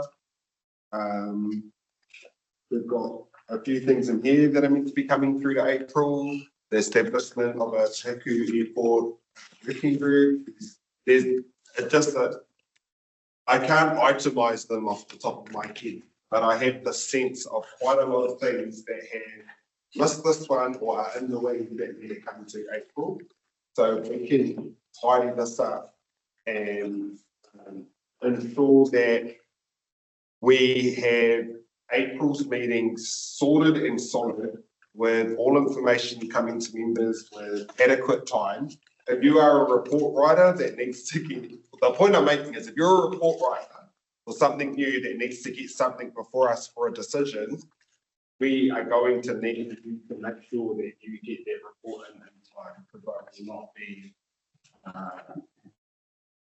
feeling so loving around having late items come before us when I have a sense that there'll be a few things on. That's what I'm trying to get. Also, just within this, and you said that you'll have a look at this in SLT, I just get, when there's absolutely nothing next to a resolution in this open resolutions report, not even to say read or anything like that. I'm like, cool, is it just going to sit there forever?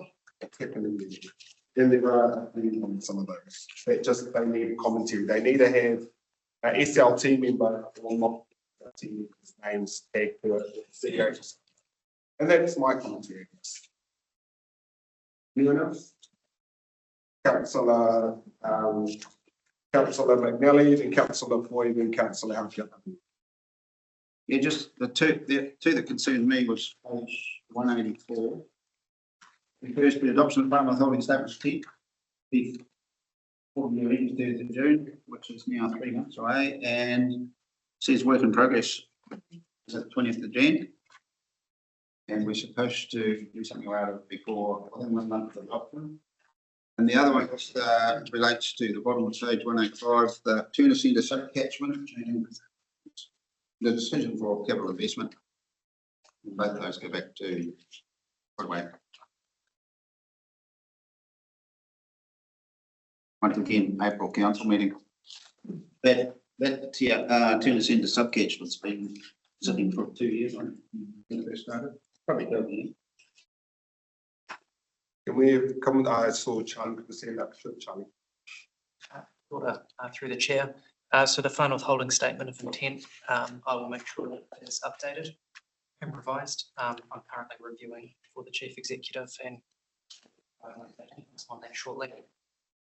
It's been received within the legislative timeframe from final withholdings, and we're I understand the process is to provide elected members with a workshop. Happy to take guidance. And Tanya, you happy to speak to? I'll get you to speak to Tuna Centre. Stormwater. Stormwater.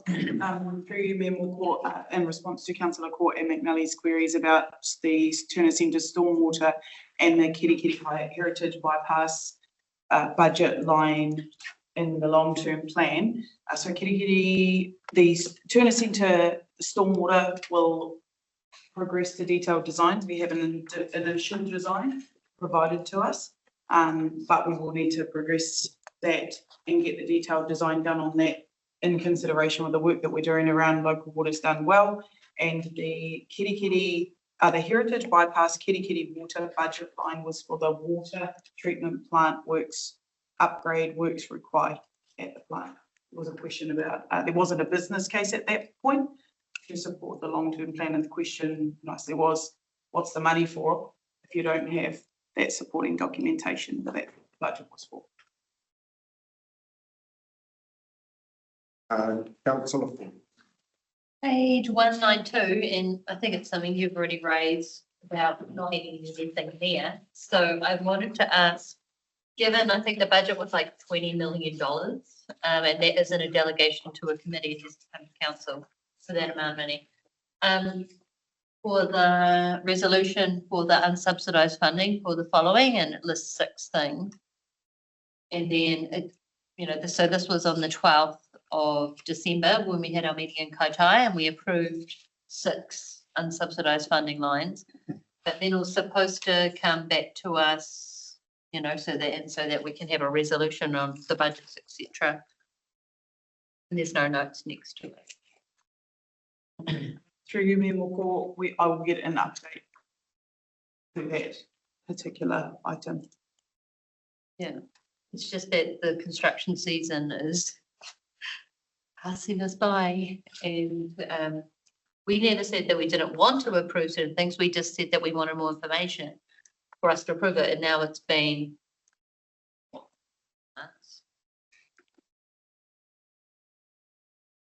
And so if we could have a time frame when we'll have a resolution for that, I think it's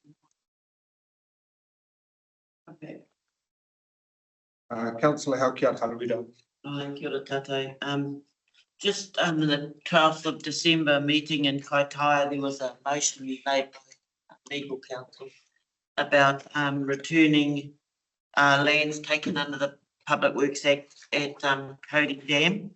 And we left it on the table because at the time, for me, it mentioned only 2 land blocks. And so I was a bit worried that we could have left some land blocks out. In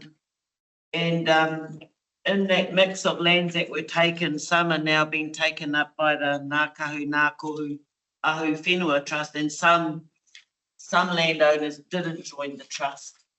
So I'm hoping that it'll come up in the next council meeting that all lands taken under the Public Works Act for the purpose of the dam gets returned to its owners, rather than being specific. You know what, I know we got to have some land blocks, but when we went over Des Mahoney's emails, he talked about there were 10 land blocks, but 5 were taken. So, you know, just needed that one to be reported back on, and hopefully we can do that blanket kind of proposal for the next council hui, because it's really important that these lands be handed back. Yeah, that's all. Councillor Court, right of reply. No right of reply. We'll put the motion. All those in favour say aye. Those opposed to extensions, that's carried. We're now going to go through item 7.5, local authority elections 2025 guidelines for members, which is on page 200. And I will move if I could get a seconder. Councillor Akina. Case. Would you like to have any commentary to go with your report?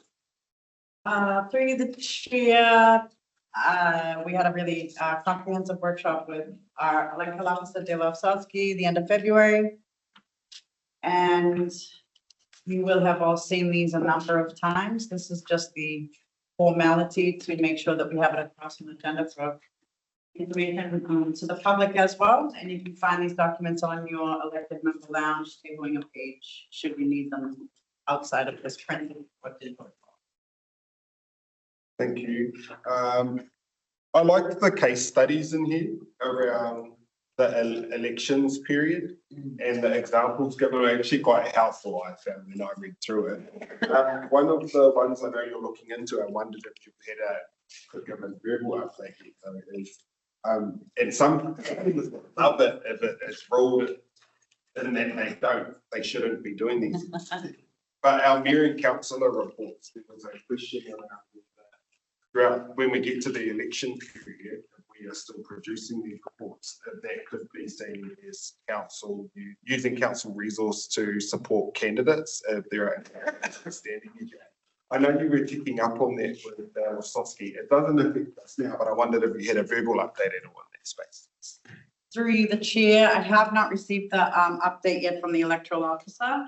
Of course, we as council officers and the, at the CE's direction, we are relying heavily on all elected members to use their best judgment during this election year throughout the legally required pre-election period. So I will await Dale's feedback on whether or not council, mayor and councillor reports or community board member reports should be put to a halt in or from July before I make a further comment, but maybe Carla has? Yes, it should be. It is. To the chair, that's a tricky one. It comes down to the substance of the reports. I think, you know, if they're BAU, that would be fine, but it'll be, we can put some guidelines in place for you, I think. Is that what you're looking for? Yeah. Yeah. Thank you, Carla. I do think guidelines would be helpful. Like I said, use of discretion is really important. I'm not quick to say don't have elected member reports because I think it's important for the public to understand that BAU is still carrying on even through a election year. So I would, in my humble opinion, say that they should carry on, but there needs to be discretion, and maybe with a set of guidelines, we could all feel confident and give you the governance comfort that can go forward, but please allow me a little bit more time to get that response from Dale. Thank you. Thank you. I'll go to Councillor Rakina and then to Chair Ward. Thank you, Case. I actually always enjoy Dale's presentations and the workshops that he has. They're always informative. He has really good information. It's clear, it's concise, and it's in plain English.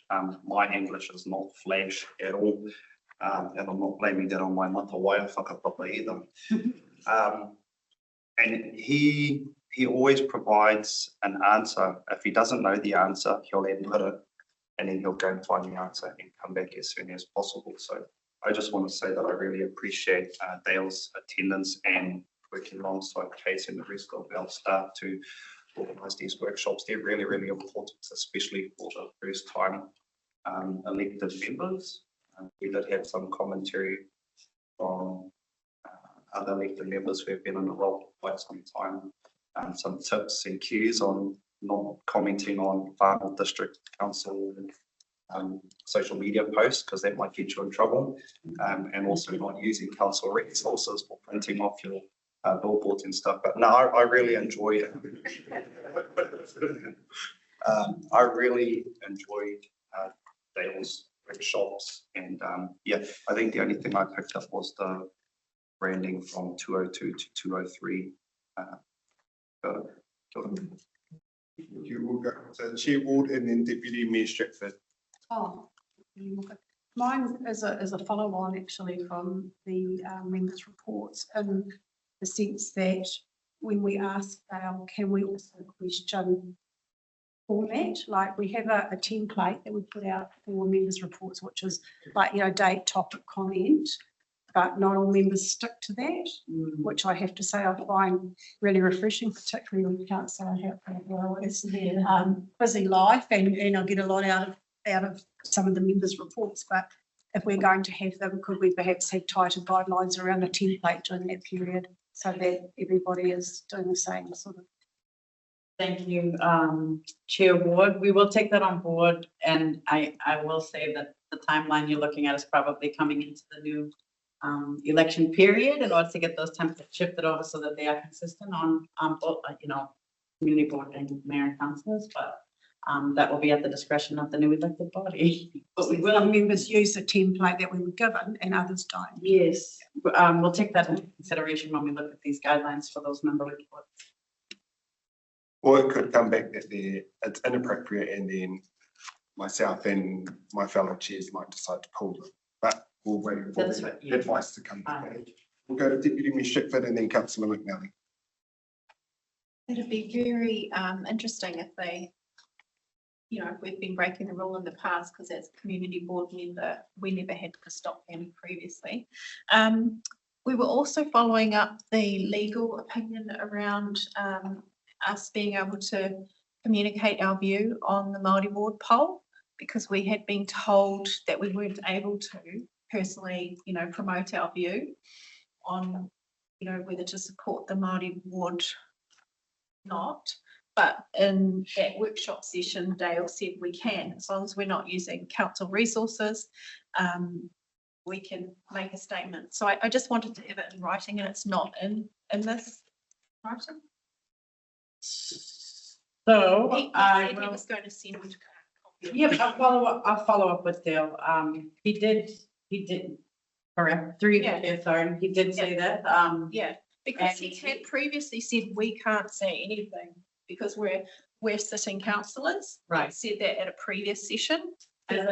sorry, so just to clarify what I understand how he's laid that out, elected members, is that as a council or a councillor, mayor, councillor, community board chair member, you cannot, affirm a position on the poll, although as an individual is how he said it when we met at the workshop, you can say that you have a position either way on a poll, but he looked at the legal advice that was provided and said, I advise that you proceed with caution. So I will ask him to put something in writing to confirm what that means in plain English. Yeah. Yeah, because the way I understand it now is as council, the body, the organisation, they can't promote it, they can't say support it. But we as councillors and the mayor can have our own view. Yeah. So we'll get something in writing to confirm for everybody. Yeah, because it's. I'm all confused now. Because I always thought it's just like when we had that poll on the end of life choices and the legalised cannabis thing. The government had like that neutral website you could go find out information, but the government wasn't telling you vote either way. And then politicians got to decide if they wanted to say, I'm supporting it this way or I'm supporting it that way. Some decided to remain neutral. So I thought that applied to us in a local government. So if you can please get whatever that looks like in writing for us there. Absolutely. Councillor, you done? Aye. Councillor McNally.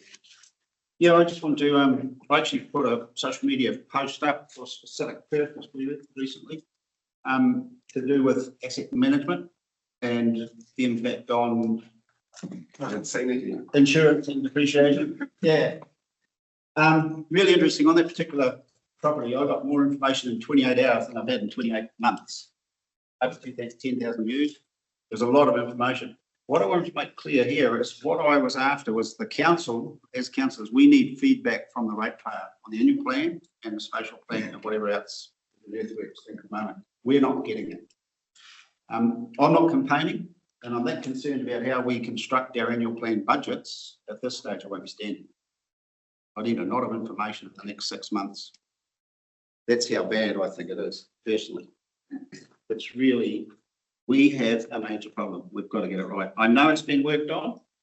I also know we wasted a whole lot of money. No one can tell me how much on the Darwin project or where that money went, who got it. I'd be chasing them to where's the results from a business perspective. So I just wanted to, social media is powerful, but it's also bloody dangerous. On that, I was asked multiple times or got phone calls or texts, are you campaigning? Are you standing for this, that, and the other? You know, it's you got to be careful. I don't think I've conflicted any other things to do with election process, but I won't be doing it through the pre-election period. I won't be here. I'll be absent. Yeah, just through you, the chair, just to confirm that these are in front of you early because the pre-election period doesn't officially begin until the 11th of July. The tricky bit about that is that nominations open on the 4th of July. But yeah, we just wanted to get this in front of you early and probably often, just to remind everybody what these guidelines and protocols. I just hope the ratepayers actually do get it, have a decent look at what we're doing, annual plan, spatial plan, and tell us. There's a lot of real clever people out there. Excellent. We'll put that to the vote. All those in favour say aye. Aye. Those opposed, abstentions. That is carried. Thank you, Case. We are going to go to we're going to go to supplementary agenda item 6.1. Local water done well. It is separate. The review resident confirms the water service for the office of the authorized internal business. B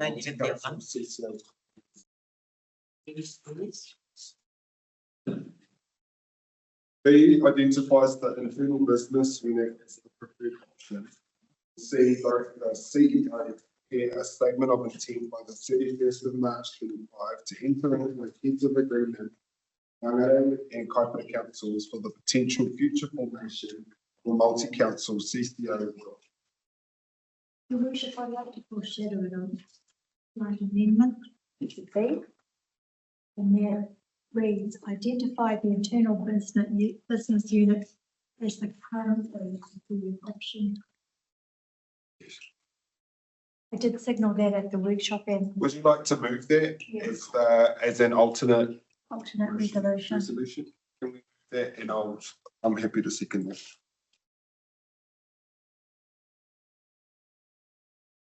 that. Charlie, would you like to? Oh wait, who's speaking to this? Charlie. So can I just clarify with standing orders? What Ian has just said is the motion, it's not an amendment. It is the motion. Okay, thank you. And seconded by myself, have moved an alternate motion, which the DG will pull up shortly. Before we pass to Councillor Court as leader, pass to Chief Executive Head of Holroyd through you. So I think that's a good amendment actually that currently identifies the internal business unit because the landscape is shifting quite fast. It seems with conversations ongoing. So we've had 2 workshops and then we had question time, questions and Q&A yesterday. It's probably worth being aware of what other councils are doing. Obviously, workshops happened yesterday for Whangarei and Kaipara. It looks as if Whangarei will not be putting up the combined CCO as their preferred option. They don't think it's tenable, which sort of takes pressure off us because we were the first out of the gate with this decision. I had a lengthy conversation with head of operations for waters at DIA yesterday, and we've actually confirmed that they will come. DIA will come up to Northern Forward together next Tuesday, so we're amending the agenda for Northern Forward together, and we'll have a slot for Nine Bridge and Vanessa Blakelock and Co-Way on this commission to come up and brief all elected members on some of their updates. I'm sure the DIA have identified concerns with the Far North District and the ability to deliver a program of improvements and to fix our infrastructure. They are telling us that we will have to essentially get over a far higher bar with a standalone business unit than we would if we indicate a joint CCO with other councils and working in a team. The problem with that is the other councils are not in a position to support a combined CCO right now, but I think everybody's in agreement that we can work towards that. So I actually think this recommendation is bang on. It gives us the ability, or for me to write a letter of intent promptly to the other councils, and then we can get started on some morals that should work. One of the issues that I think DIA are now acknowledging is that the Martin Jenkins analysis that we all saw is actually not sustainable, or it doesn't give us deliverability. They actually fit that model to be financially sustainable. They cut our AMP, they cut Kaipara's AMP down to 113 million. Kaipara started at 600. So it's it doesn't have deliverability. We can't deliver what's required from the Commerce Commission in terms of water standards with those numbers. So there's going to be a reworking of the combined model. And then I think we will all have to bring that back to councils and update the workshops and then further decisions. So it's quite complex, and this is not going to get simpler as we move along. But I think what we've got here in terms of what we will consult on is currently the preferred options internal business unit, but we're also clearly signalling that we are intending to look at or explore a combined CCO longer term. DIA are indicating that they would look on that very favourably, even if it's 5 years out, that we're intending to put that combined CCO in place. Does that help? Thank you, Councillor Court. You are the mover. I think of all, I'd like to acknowledge Guy, Charlie, and the staff. In fact, of course, is now in the room. You guys have had to try and really perform a miracle in a very short space of time, pulling a lot of information together and educating elected members. It's been difficult for me. I can't speak for my 10 other colleagues, but it's been very difficult for me to get my head around the minute implications of what this legislation might mean. I want to thank Charlie particularly and Vic for the hour and a half they gave us on the phone the other day to really talk us through individual questions. I felt that was really helpful. The Martin Jenkins report, and I'm sorry to have to say this in public, I don't think it was helpful at all. I think it raised more concerns than it had addressed, and I think it just muddied the water. My concern still remains that our entire forward capital works program seems to be based on our borrowing headroom rather than a sensible infrastructure rollout.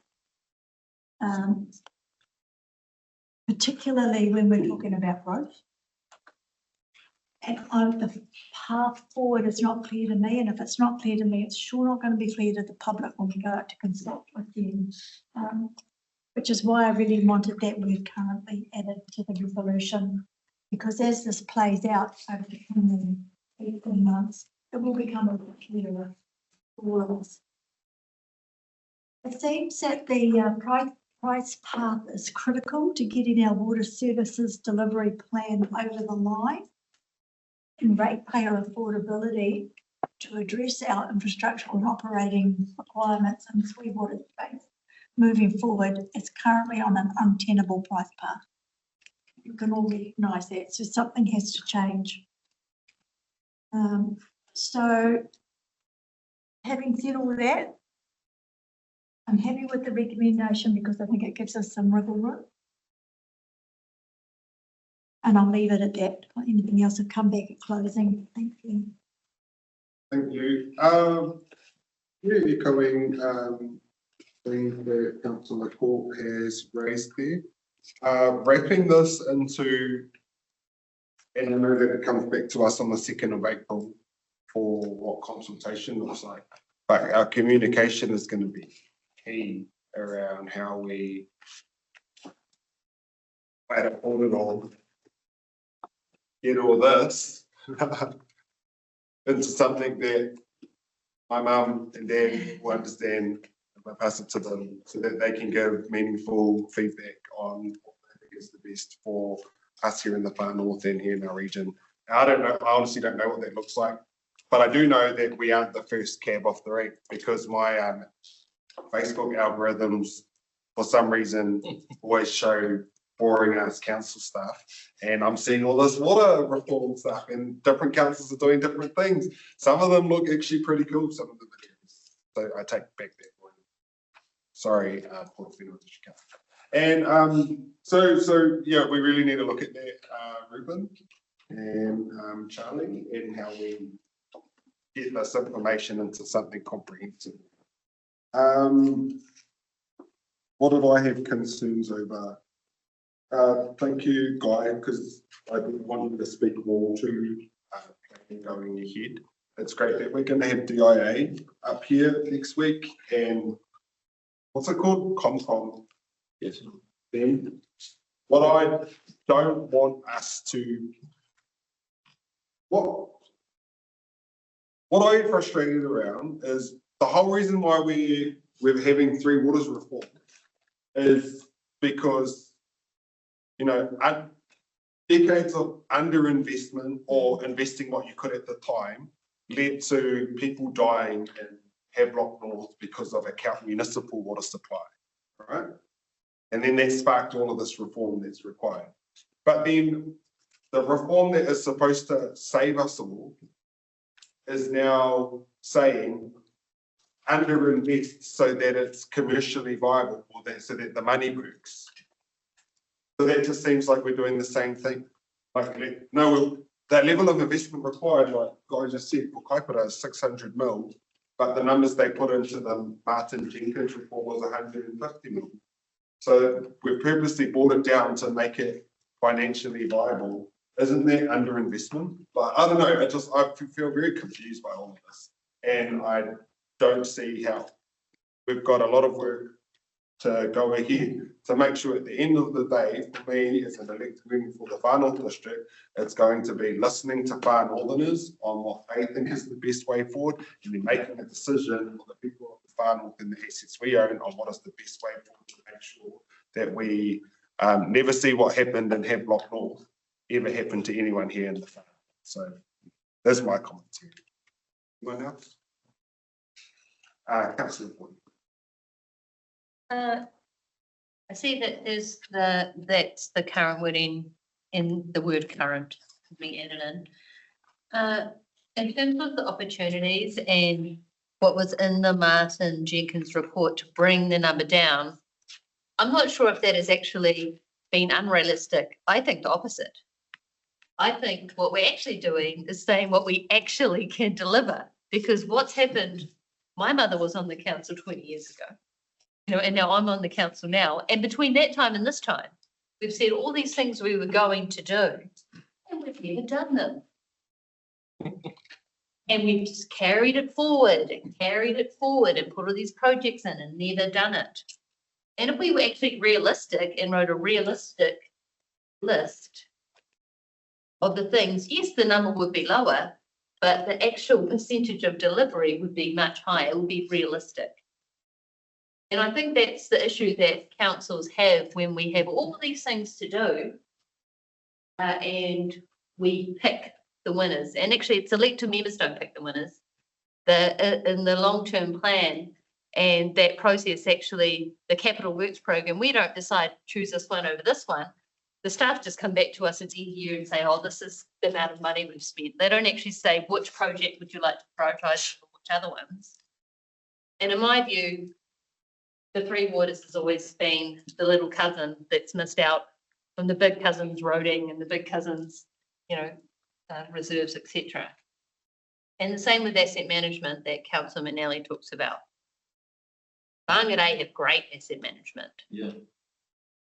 Whangarei have great planning. They're on a 3rd generation plan. And they've got money in the bank. You know, when you look at people that are doing things well, sometimes it's good to learn from those people.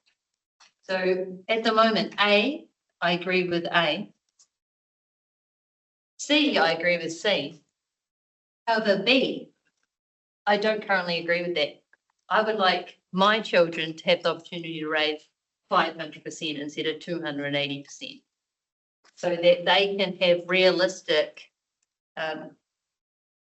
things delivered for them. Instead of saying we're going to be doing these things and we never actually do it. And I'm an elected member now in my current job. I don't want it to be up to an elected member for, you know, when my kids are adults. I want it to be from someone who specialises in that job, that only does that one job, so we know the job will get done. They don't have to pick between roading and. Therefore, in terms of the current motion, an internal business unit being listed here as the preferred option, I don't support that, and I'd like us to vote on that as a separate item, as A, B, and C separately. I think there were key opportunities to working with someone who does Three Waters so well, like Whangarei, and who actually delivers on their budgets and on their programs and has $50 million in the bank as a evidence of that. So currently, I think the way it's worded, I don't agree with it, and that I would love to see a realistic work program. And if it's a low number, so be it, but deliver on that number. Councillor Foy, Deputy Mayor Shipford. Gosh, I feel like this is deja vu. Oh, goodness. So one, I understand, just in response to something that Councillor Foy has said, many of the projects that are in our infrastructure program or LTP are items there so that we don't have an abatement notice served on us. Like we're saying to NRC for many of our wastewater treatment plants and water treatment plants, we're going to do this on this date. Sometimes those timelines get negotiated out because certain things like droughts and Cyclone Gabrielle happens. But coming back to the options, I urged staff to come to us with their preferred option, and so I respect what they've come to us today and what's in the recommendation. And I think also listening to our, Dallas Pink, talk to us about Te Mauri o Te Wai and the inspirations from their Papuan communities. The whole time she was talking, I was trying to listen to her, but I was like, how will we see this in a standalone CCO? I mean, we barely see that, through Far North Holdings. How would we see that through a multi CCO? I think maybe we'll get to a multi, but we've got quite a few steps to go through before we're there, because we need to make sure that we're taking the aspirations of our people with us. And we saw that with, what was it? Three Waters reform in the previous term. I like that we are going out for consultation on something, but what if the community come back with something that we haven't, will they have the full information? And I know we've got another audit coming on what will be consulted on, but I want to ensure that they'll have the full extent of information we have had. Like they'll need to have sessions. We've had a couple of workshops. We probably could have done with more. Will they be able to, have a forum like we did with the SNAs or historic places, online, where they can ask lots of questions and dig down into the detail to understand. We have to do something, because if we don't, the water services, the government will put in a facilitator to tell us what is the best option. And we need to make sure that that doesn't happen. So I need Guy and Charlie to ensure that we're being guided down the path that we retain autonomy, our autonomy on behalf of the communities that we represent. So we're in your hands.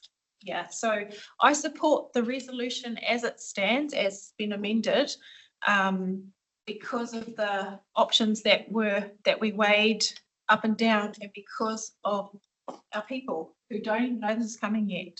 And if we went out with something that we haven't even discussed with them yet, that they'll be just violated. It'll ruin relationships, and we'll be back 10 years past. How long have I talked for? It feels like an eternity. I'm sorry. I know. But yeah, I've really. Somebody said something during a workshop. When you become more centralised, the smaller communities get lost, and that's, I think, why I am still holding on to that in-house unit. But with with a long, like, we need to work with the region eventually. Yeah, but we're still a long way from that. And I understand that that's something that we discussed in the workshop. Sorry, I couldn't make the other one. I was tending to family. And yeah, all I've got. Go to Councillor Court for right of reply. Thank you, Your Worship. My preferred option ultimately would be a regional CCO with an independent board. I believe an independent board would bring strong asset management planning, independence, financial literacy, public sector sensitivity, but with private sector planning. They would be politically savvy, but apolitical, and they would have the ability to work with all stakeholders, councillors and customers. I'm not quite as jaded as my colleague in that we've done nothing over 20 years. And I just want to point out this morning how Dallas talked about the improvements that we've seen over Nokianga. Particularly as you didn't talk about it today, but in previous terms, Dallas has talked to us at length about the water at overnight. They now have potable water. Sweet water, yes, we could have some semantics about whether that worked as smoothly as it should have, but it's now on. Kerikeri finally has a sewage treatment plant, but we could have done better. Why has it been so frustratingly slow in the past few years? Well, we contracted out the service to India and they managed it on our behalf. Then the government brought in 3 water and told us to cease and desist. So we ceased and we desisted and we lost a lot of staff. And now we have local waters done well. And we're supposed to pivot on the head of a pin and react in the government's time frame. And I think it's been unrealistic and it's put a lot of pressure on this organisation at a time when we had a lot of other things to worry about. But we are where we are. And it's going to take time for Guy and Charlie and the staff to sit down and work through with Kaipara and Whangarei what a regional entity might look like. And if Whangarei has already decided to go it alone, that hurdle just got higher. How will organisations like Te Mario Tuai be accommodated? They will be accommodated through our statement of expectations and our water services delivery plan, but it will take time. And my resolution, and I hope you support it, Councillor Foley, is to give us time to do that work and get that framework exactly right so we can arrive at a place in the future where our ratepayers are not faced with a price path that will bankrupt them. And right now, and I know that we're live streaming, right now that price path is looks like $46,000 per annum. That is not affordable. We need to move the dial, and this is the only way to do it. So I supporting the recommendation as presented, and I hope full power to your sword, Guy, as we move forward. Thank you. We will vote on A and C together. So we are voting that council confirm the water service delivery options to be consulted on an internal business unit and a multi-council CCO organisation. And C, can we switch those around and just B and C just makes the that B becomes C and C becomes B? Or is that more confusing? I was just going to take B out for now. Yeah. Close that separately. Yeah. All right. So A and make that the new B.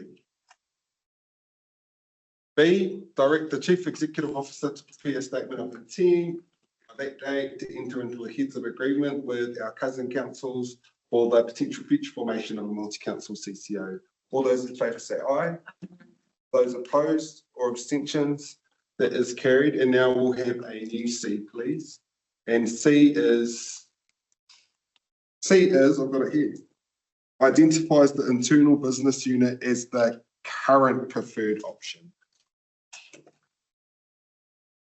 Put that one to the vote. All those in favour say aye.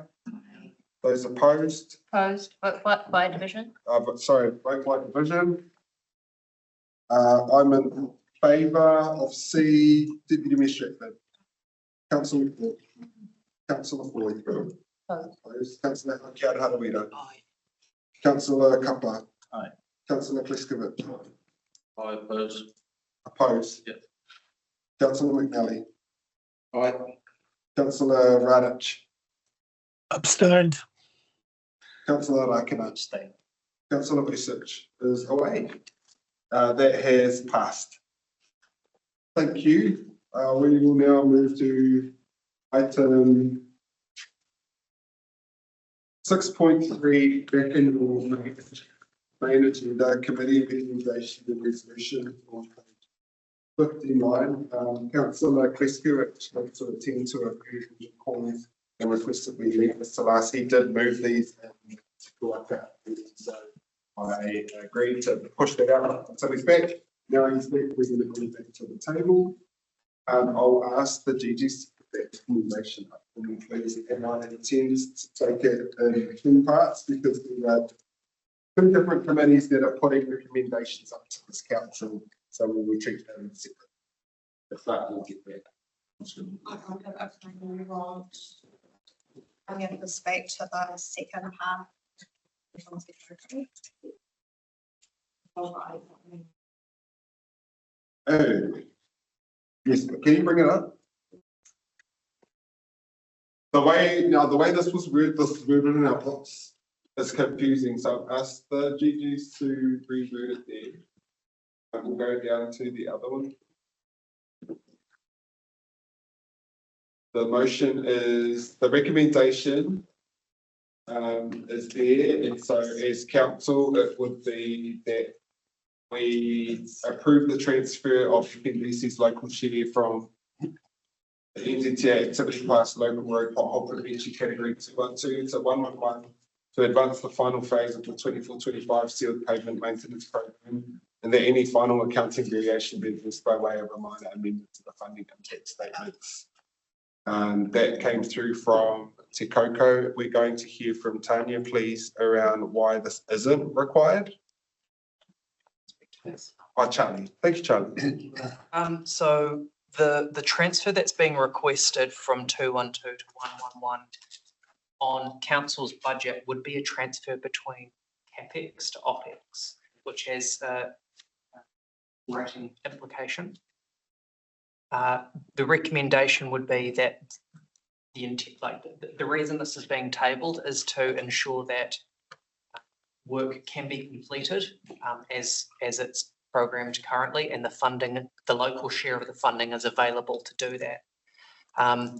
The appropriate mechanism to deliver this is for council to approve an unbudgeted expense in the category required and just simply either de-recognise or carry forward the capital amount. So the way in which this is done is appropriate from an NZTA perspective. They are comfortable from that, but from a council rating perspective, we have concerns around a transfer between the capital expense and operating expense categories. So what does that mean? Capital means you tick it up, and OpEx means that we send everyone a bill to pay for it. So what does that mean for someone? So when under CapEx, to tick it up and using this that terminology, you're effectively borrowing the money to pay for that over the period. And so you're recognising that it is to create an asset which has an enduring life, which you can then sort of recognise over, you can recognise the expense over the lifetime of that asset, as opposed to an operating expense, which is more like petrol in the tank of the car. You're going to use it in the year that you get it, and therefore it's rated for directly, as opposed to over that longer life of the asset. So if we don't do this, how are we going to pay for the work? Council will need to approve the unbudgeted expenditure, which we just need to provide a resolution to achieve. Unbudgeted operational expenditure, because it is already approved capital expenditure. We put it through RTP as CapEx. Yeah. But this is asking you to approve it as OpEx. That's right. And you said it's going to have a rating implication. What's that? So if Sorry, I missed this committee meeting, so. no problem. It would simply be unbudgeted this year. So And then you make it back, sort it out later.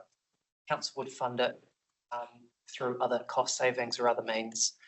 It wouldn't necessarily directly impact the ratepayer in this year because the rates have already been struck. But I would work with the department to make sure that we're identifying cost offsets where appropriate and other cost saving mechanisms to minimise that impact to council. But in the broader picture, we consider the unbudgeted expenditure in the context of all of council's revenue and expenditure, which we're required to maintain a balanced budget.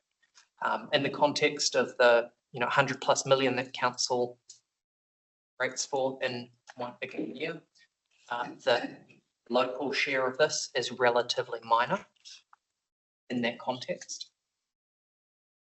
And therefore, we would be reasonably confident we could find the appropriate cost savings elsewhere to enable this work. So Charlie, just to be clear, we can absorb this within our balanced budget calculations with offsets. So we don't actually have to come back to council for a resolution for an unbudgeted expenditure. I just need to refer back to my delegated authorities just to make sure that it's applied at the appropriate level. Oh, yeah. Go to councillor Radich and then councillor Kiskovich. Charlie, what is the local, money-wise, the local share from NZTA? 71% from NZTA and 29% from local share. So in aggregate, it would support the expenditure of approximately $1 million. Right.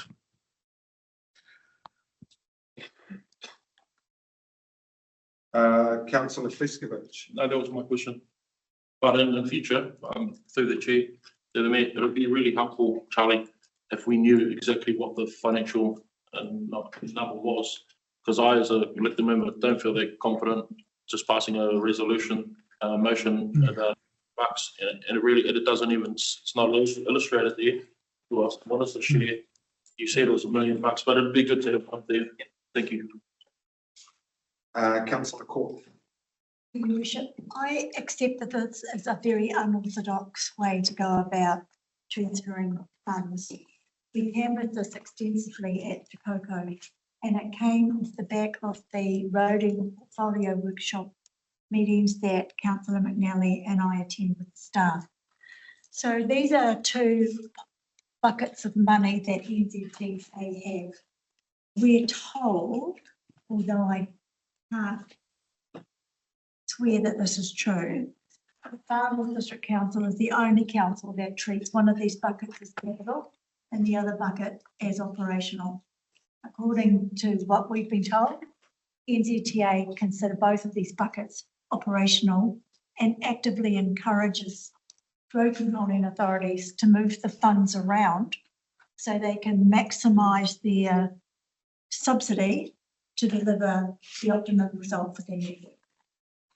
What we heard, and Steve will correct me if my memory lets me down here, is that we have 71% available from NZTA to transfer to the local pothole prevention category to advance further pavement maintenance work this year. If we can't resolve that, we lose the subsidy. So although we've got $300,000 sitting there, we need to move that so we can uplift the $700,000 from NZTA. What Charlie is saying is he can bring us another paper back, and that worries me, Charlie, and I understand that your job is to keep a balanced budget, but it's March and our construction window is closing. And we need to do everything that we possibly can do to uplift that money to improve our network. Now, the whole time that Steve and I have been advocating for this position, we've been told that there's a counter solution pending. And it sounds like you've arrived at one, but it still needs another. My preference is that we run with this. I don't think audit's going to have a cardiac arrest because we're nearly at the end of the financial year and we're talking about $300,000. It's within C's. Within our CEO's delegation. But moving forward, we need to change the way we address these two classifications in our annual plan and long-term plan, or we're going to run into this problem year on year on year. We need to be able to give our roading team flexibility to move these budgets around as they identify defects in our network to fix them. I get all that right, Steve? You know, I think the guts of his NZDA activity classes covers all that stuff. The 111s to 116 or something, 212. There's one that you can't use, which relates to bridges. And they encourage that movement between the categories. Our finance team's problem is our internal accounting processes don't allow that. But if we've got a solution that CE can deliver, then I think we need to do it. Because we made massive progress. But this isn't just 1 year, this impacts the 3-year period. Thank you. Okay, I'm going to move this. I need a seconder. Yeah, I'll second it. Because I've got to move it before. That opens up for more discussion or debate, or whether you're for or against this, if you so wish. Okay, we'll put it to the vote. All those in favour say aye. Aye. Those opposed, abstentions. That is carried. We will now go up, please, to the Te Kuaka resolution. The recommendation is that council before the 1st of April, can we change that wording and say direct the CE before the 1st of April 2025? To dedicate at least 2 new FTEs in the technical to ensure A, the development of Kino Māori and B, streamlining and expediting the consenting process and facilitation between landowners and relevant stakeholders. And C, allocate a budget of 700,000 and C, that all have their own general manager at senior leadership level, and D, that council makes submissions to central government to support the removal of regulatory barriers to the cost of consenting and development of whenua Māori. Now we are going to pass to Guy first and then to Aisha to provide technical advice before we consider this. Thank you, Guy. Through you, Kahika. So I have, well, I'm not saying this one on multiple issues actually, but Aisha, do you have anything? The reminder I was going to provide is applicable for this item and the last item that you've just resolved. It was just a reminder under the Local Government Act, there are factors that you have to consider under the decision-making requirements. So it's important for elected members to feel that they have sufficient information, like the questions that you just asked around the financial implications for the last item. You need to ensure that you're across all possible or reasonably practicable options, the financial implications, whether or not it's going to have impacts with relationships. So there's a number of things that we just need to remember to be mindful of when making decisions where you don't have a report.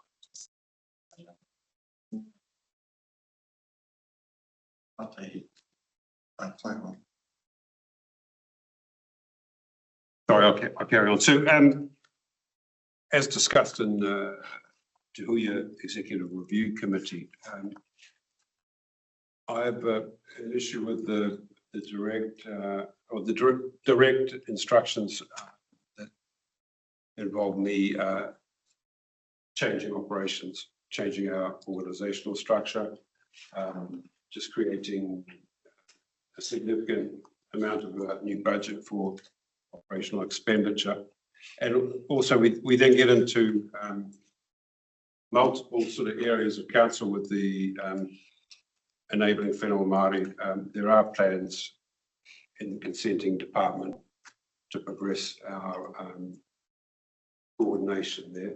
I actually made that clear to Hono over a year ago that I wanted to see coordination with these business units within council. I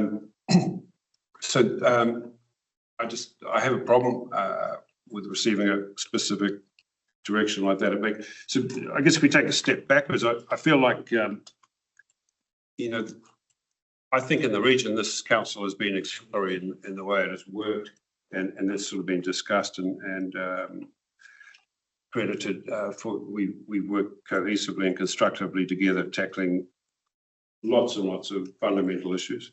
A good example is we delivered the lowest rate rise in the country, where the council acted with restraint and conservatism in terms of budgets. We have worked well together. Obviously, I was appointed as a new CE by this council. We've worked very well together in the Executive Review Committee through a process of setting KPIs for me, and then I'm obviously required to reflect those or to take operational decisions that deliver those KPIs. So what I'm saying is I feel like we're now kind of driving off the road into the ditch because we're letting that process break down. And I don't see if it becomes a habit of instruct the CEO which staff he's going to employ and what the org structure is going to look like, then it makes it very hard for me to do my job and to have the discretion of the CEO.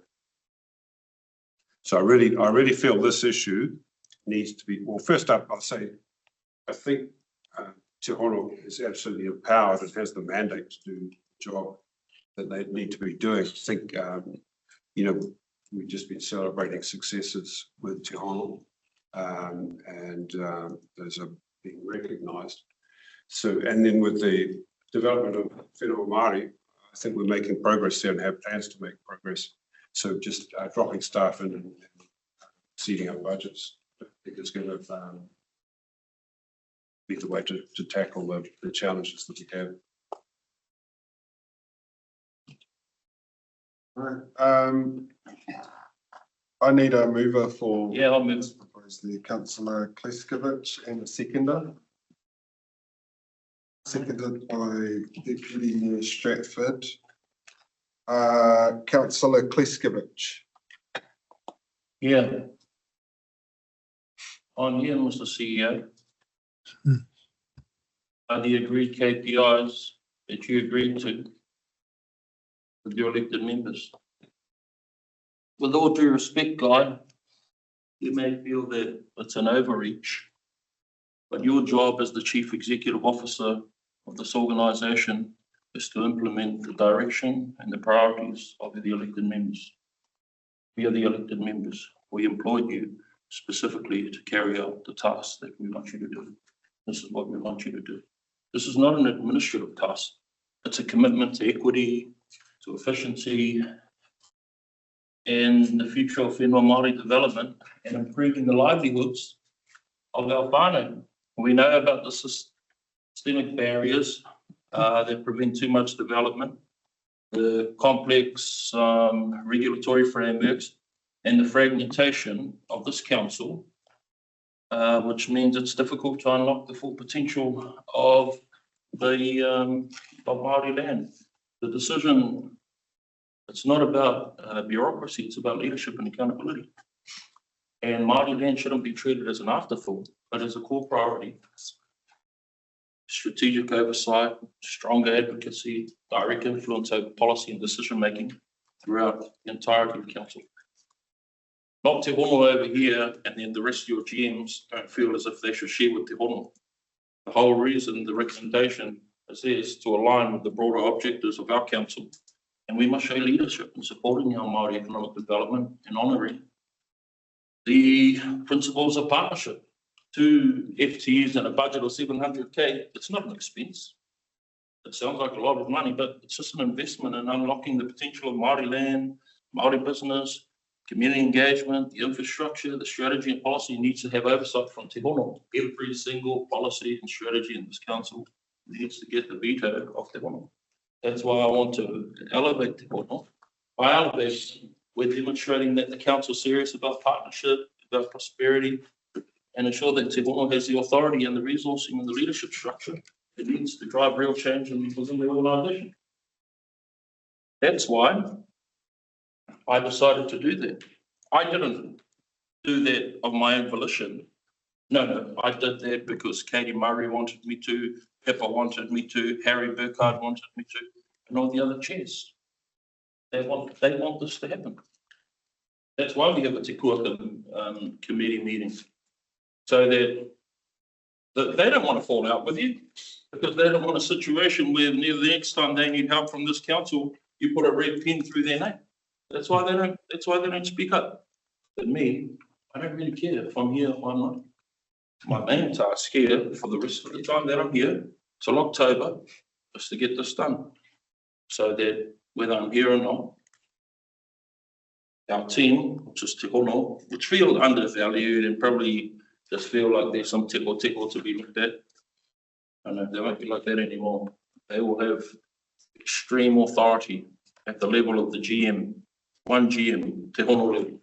All the other GMs, anytime they want to engage with Hapa, anytime they want to engage with iwi, anytime they talk about anything that happens in this rohe, they'll have to talk to Te Hono. Why? It's 52% of people in the north here. They're our people. They're Māori. So anything that happens in the north, when I read in these things here that it says, oh, there are no implications there.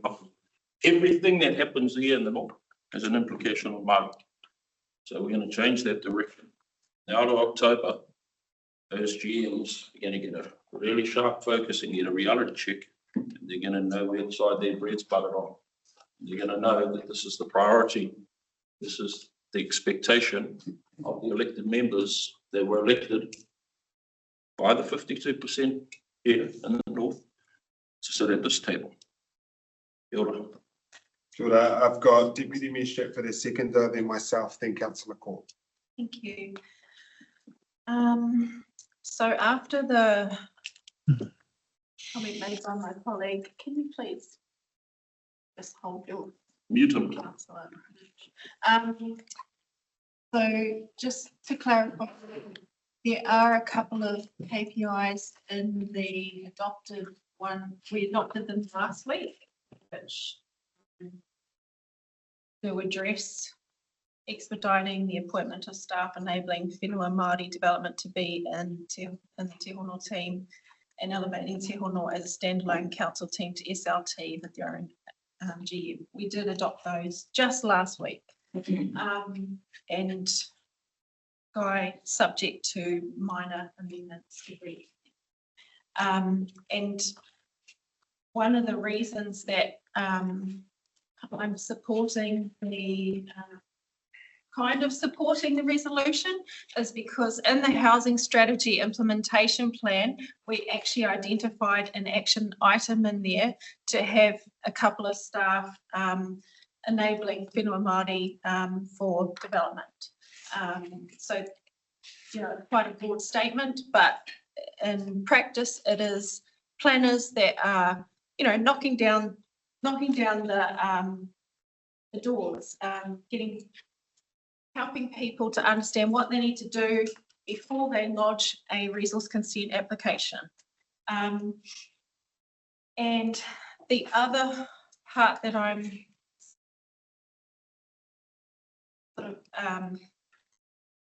am supporting in a way is Te Hono elevated to SLT, because just in the last month we've had Quarry Road. Last week. Yeah. We've had Quarry Road, and I believe if, you know, that item had been discussed at SLT with somebody from Te Hono in the room, the alarm bells would have been sung, you know, before it became a big massive take that we had to spend, you know, evening time attending hui and Firehilder and, you know, the community getting all upset. Yeah, and that's only one example.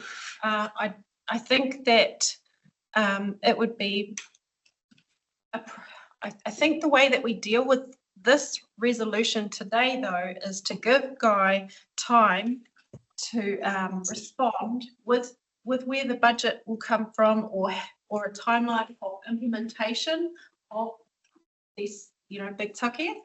I don't think the wording as it stands is, what's the word? We can change it to unbudgeted if you like. We just had a issue about with discussion about unbudgeted. Sorry. Order, you'll have a right of Yeah, I don't think it's good decision making, given, we've got a projected 11.3 rates rise and we hear around the table every council meeting, it's not about money. Ultimately, I'm sorry, but it is. Everything that we do unbudgeted adds up, and it compounds over time, all the unbudgeted things that we do. And I believe that there is budget for these items, but we need to give our CE time to show us how he's going to accommodate our aspirations. Thank you. Kia ora. Whanaunga mā, kaha taku tautoko i a koutou, me te mōtini I tautokona I toko ake ai ki tēnei kaunihera no roto mai I te kuaka. Engari, ahau I tēnei rānei, e kore ahau e tautoko I tēnei mōtini kei te tepu. I am conflicted over this one because I want every single one of those things that are up there on that screen to happen. But I cannot make a decision sitting at this table to put that across without a proper decision-making report for me with budgetary implications on what that actually means, percentage-wise and how it can. I acknowledge that we have these in our current CEO's KPIs that we've just, but it comes down to time. Time is of the essence, and that's what I'm feeling from my whanaunga around this table. I am foreshadowing a replacement motion should this one be lost, that the chief executive report to the April council meeting outlining how the outcomes in this recommendation will be achieved, including budgetary provisions. Because I still want it to be considered. I'm going to keep chasing. I think this is a wake-up call to not just you guys, but to our organisation, that we've got dissatisfaction in the elected membership coming from the community. This isn't just because Councillor Gliskovich, Councillor Rakina, Councillor Hakian, Councillor Papa think that this is a good idea, or our iwi members around the table. It's because this is a solution that they have come up with, which has come through as a recommendation from our committee to issues they're seeing and how we as an organisation can move to rectify those. But we only employ the chief executive. How the chief executive pivots our organisation to achieve the outcomes and the solutions is up to you.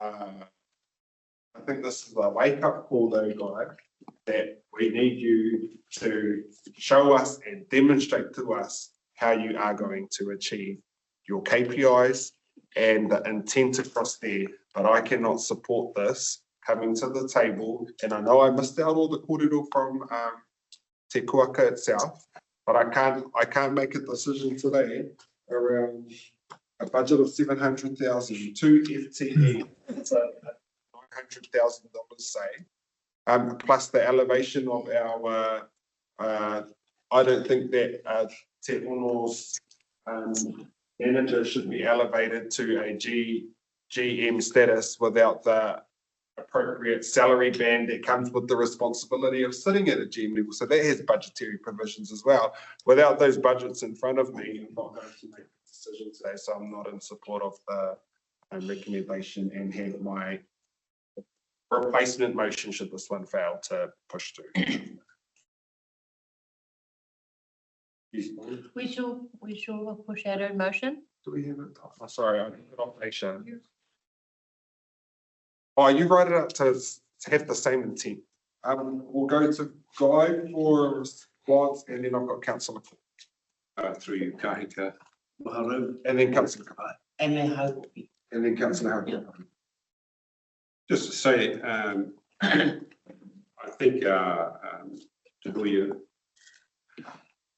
Review Committee supersedes these specifics, frankly. We've set the KPIs. I didn't see the final print, but I understand the KPIs. I have heard the message, let's be clear about that. And Councillor Klesevich, we're not falling out over anything. It's just, I actually, I've got the message. I think I've already got a solution for you. It doesn't involve $700,000 of budget. There's no need to set a budget specifically in a resolution. Currently, we're under budget on our staff costs for the year. And then we can come up with a proposal. So I'm not saying I'm not going to address these issues. I'm just saying I think this resolution is not the right way to do it.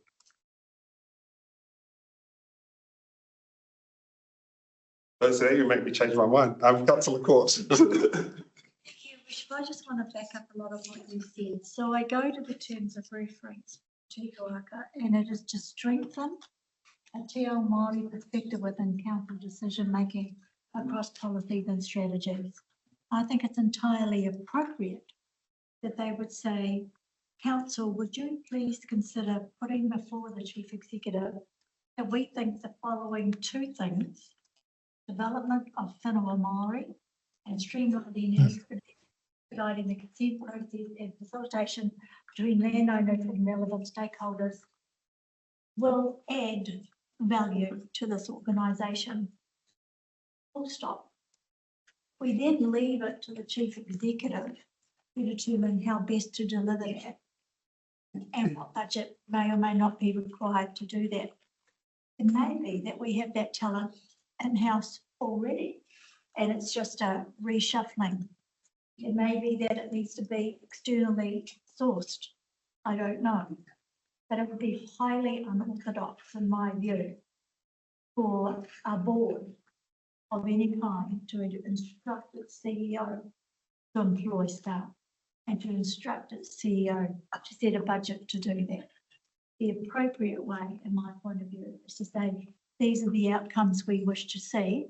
Report back to us on how you can make that. I'll leave it at that. Councillor Kapa. Tēnā koe Kahika. Ka tāpāku, arohana hau I te kore ki te kanuhi o te tangata nei, te general manager o te horo kore kaui kone. Tika ana, me noho tērā tangata I roto tēne huihui, kia tino rongo, e hanga kōrero e pāna ki tōnake rōpu. Tōtahi, tuarua, ko ronga ui ngā kōrero a Guy, me te tono a te hui o te kahi, o te kuaka. Tautoko ana hau I te tono a te kuaka, I te mea roa nei tātou, e he ana kia hāpai o tātou whānau I waho, ki ngā ture o tēnei kaurihera, me pēhea rātou, e haka tū o rātou kāinga, I raro I ngā resource consent, ore kau rātou tino mōhia. Tūrua, ki kāna te kōrero kōwhai, I roto tā mātou rōpu o te hanga kāinga, hanga whare, o mātou hehia, kia tū etahi tangata pēnei ngā hunga e kōrero nei tātou, kia tino maramai ngā kōrero, o ngā hunga e heahiana ki te tū whare. O reira, enei kōrero e noho sora rangirua no. A ka hoki mai au ki te kōrero a Guy. O te pono e tikana te whanau pinto. Nā te huira I inoi ki te kaurihera, kia whatuhia e tahi kaimahi. Kutu I kona. Māu e kai, e rapu, ko wainga hunga ke roto I kone, I toki toro, e tai ai te whakatika a mahi I ngā mahi e hihana te kuaka. Kia ora ai, kia māma haere ngā nohonga, ngā whakahairetanga o tēnei ropu o tā rātou hihia. Ngā utu kei kona, pēnā he nohi raki tāne, kia neina, Parkau e tikana kia kitea e hati utu. Engari, e tono a tinana o tēnei tono tautoko mai. Tēnā koe e kanihira kapa. I was taking a breath from what I was saying last time, because I have something else to add to what you've said. And that is, I absolutely appreciate that our Te Kahuo Taonui chairs have put this request in for the outcome. But I am not disappointed, that's probably too strong, but there's probably a word between neutral and disappointed that I'm looking for that I don't know what it is. That every single one of those organisations have an opportunity to have one of those on our wall. That memorandum of understanding with Ngāti Rehia, and the clock is ticking. The clock is ticking and they're feeling the pressure and we're trying to see things happen. But the ball is in all of those organisations' courts, all of our runanga to progress. And now we've had runanga elections. So we've got whole new runanga. So there was a bit of an opportunity lost there that we're still seeing progress. But I mean, all I'm saying is who like us to see outcomes, but then it's not their fault. It's not their fault. Well, you're in the driver's seat, Moko, you're gonna make it happen. Ambivalent. Well, that's a word I might take down. Underwhelmed is the word you're looking for. Kia ora tātou, hei tautoko ngā kōrero ko puta mai te hui o te kuaka. Tautoko au ngā kōrero a pene tau I tātou katoa.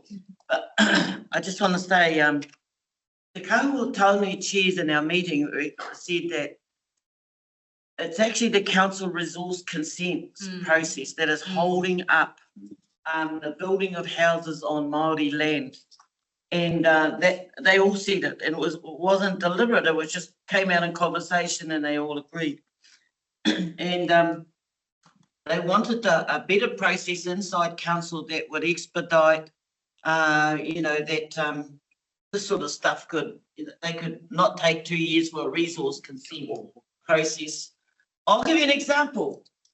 We're meant to have papakainga on our land.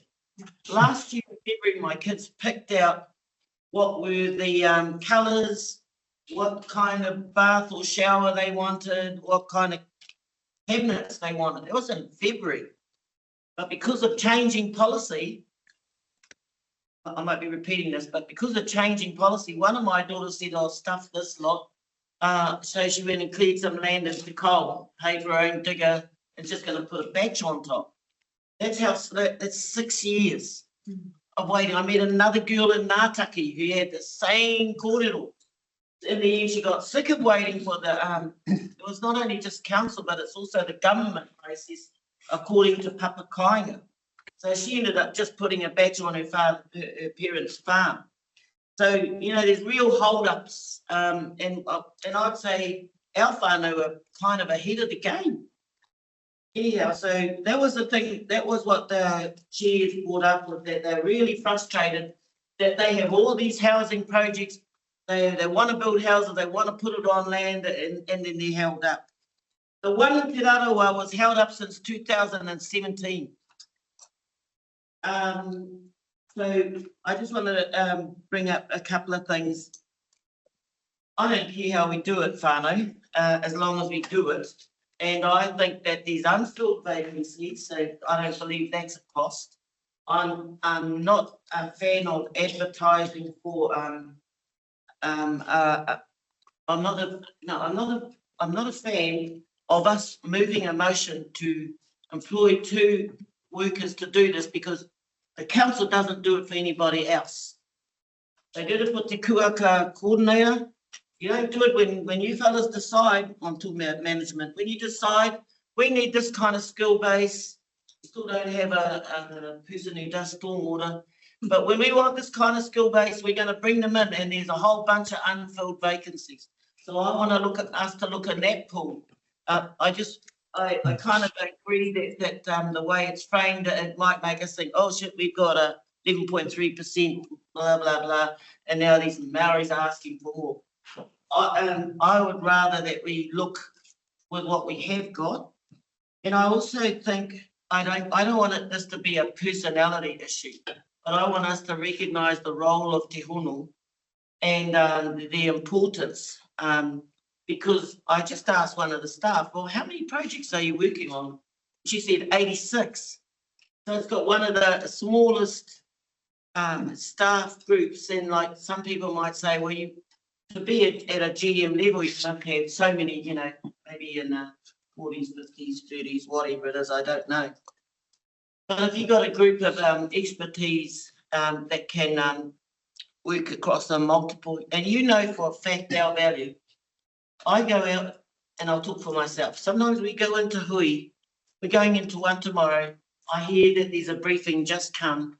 I don't even know what the issues are, but I like to know before we're going in, and as the Māori face, we can help. We get backlash, we get vitriol. This is what you people have done, the council has done over the last 100 years. You stole our land, you stole this, and you think coming in here as a Māori is good enough? You're part of the blah, blah, blah, blah, blah, as they say. And you know what? I've been there too, so I get it. But oh boy. So I just really want to validate that Te Hono has 86 projects. It's not about demoting someone to elevate someone else. It's actually about recognising the equity. Oh, by the way, in December, there's a real blank space in the open resolutions. Future-proof treaty gates, anyhow. Unfilled vacancies, and use unsaved monies that aren't evident. But I'd like to see it happen. I hope that you can work it out by the next meeting. But that was the aware from the iwi leaders who are Oponi are building houses. Ngāti have got houses in Kaitoa on the main street, ready to put there, but they're waiting for this and that from us. And you know, Araroa are the same. Held up by wastewater, something. That's all they were asking. We can do the bizzo, but can you expedite the process? So instead of taking 5, 6 to that, you know, we can get the housing happening. And that's all I want to say. Kia ora. Kia ora. I have Councillor, then Councillor Radich, then Councillor McNally. We'll go to Councillor Rakina first. Kia ora. It's not your turn yet, Mary. Mary can go once. No, go. You can wait. Councillor Rakina. Kia ora mai tātou. Tātou ana I ngā kōrero wāku wā kaunihera. Tukana ngā kōrero kai kaunihera kapa. I nā mana nui ana te kaitiaki o te hono, tōna tikanga e no ana ia ki tōna tūru. E rangi ki te kihau noiho. Nō reira kei hea te mana o roto I tēnā mahi. Hara I te takahi mana. E rangi tautoko I ngā kōrero me te mōtini kai nui a tātou I tēnei rā. I just got a couple of questions, and I actually had some questions for the GM of Te Hono. But hopefully Guy will be able to respond to them as best as possible. We'll see how we go. Okay. So the part that makes me nervous as well is the 700K. I'll reiterate that I was on the way to the HRNZ, but because the lack of quorum for that, I had to be called in. So if the 700K were to be taken out, Guy, what additional budget considerations are required to establish a GM role for Te Hono and to move them into their own team Are there any? If any, what are they? I don't think there's any additional budget considerations in terms of impacting our agreed rate rise of 11.3 next year. Once again, that's for us to be working. We have staff costs established in the LTP. It's for us to work within those parameters to assign staff, assign different roles, potentially do a limited restructure of the way the organisation works to remain within that overall envelope of cost. So that's nothing, no additional costs. Thank you. Does the current GM have the capacity and expertise to enhance Te Hono's ability to provide adequate support to key external stakeholders and the organisation as a whole? It was always my belief that, yes. I think that this discussion should be moved to PX. Yeah, okay. So, detail this. Staff. I agree.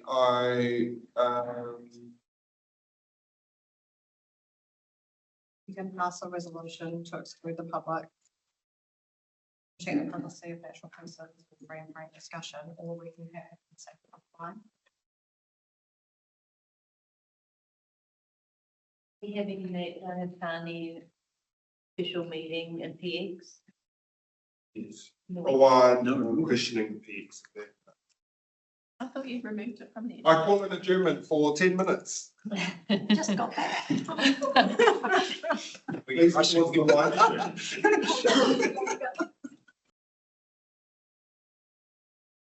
line. We are on item 6.3, committee recommendations, speaking to the Te Kuaka Town Police Committee recommendations from the meeting, which is coming through to council.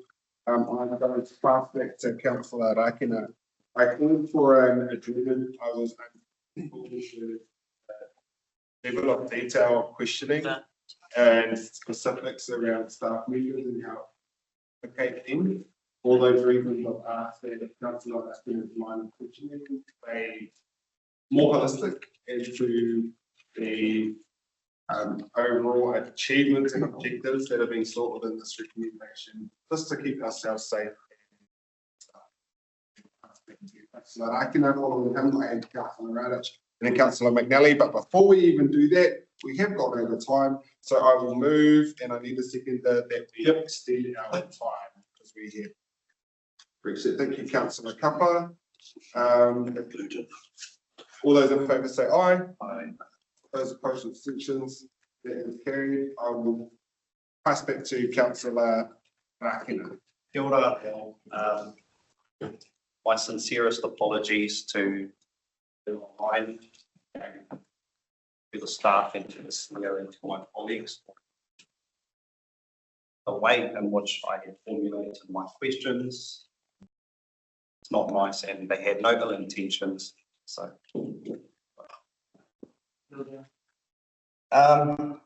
So I'll cut the questions and I'll just go straight to a little bit of order if I can get. Yes, we've had recognition of Te Whaiota at the HRNZ Awards, but guess what? When we carried the motion for the implementation of Te Whaiota and our Te Reo Māori action plan back in 2023, that actually sat on the shelf for a very, very long time, along with our FN 2100, our Section 32 report, and many other policies that we've implemented within this organisation. It got to time in a period where there was a car being driven without a steering wheel. So I decided to jump back on that waka and bring Te Whaiota back to light. And ever since then, we've had great achievements. We've had a huge acknowledgement and engagement by a majority of our organisation staff. We're moving towards 300 work programs. I think we had about close to 200 work programs in our last Te Kuaka report. We've had a substantial amount of chickens from staff. We've done some great things. I'll go back to what I was saying before. I don't think, and I really do believe that the paiwuta would have just sat on the shelf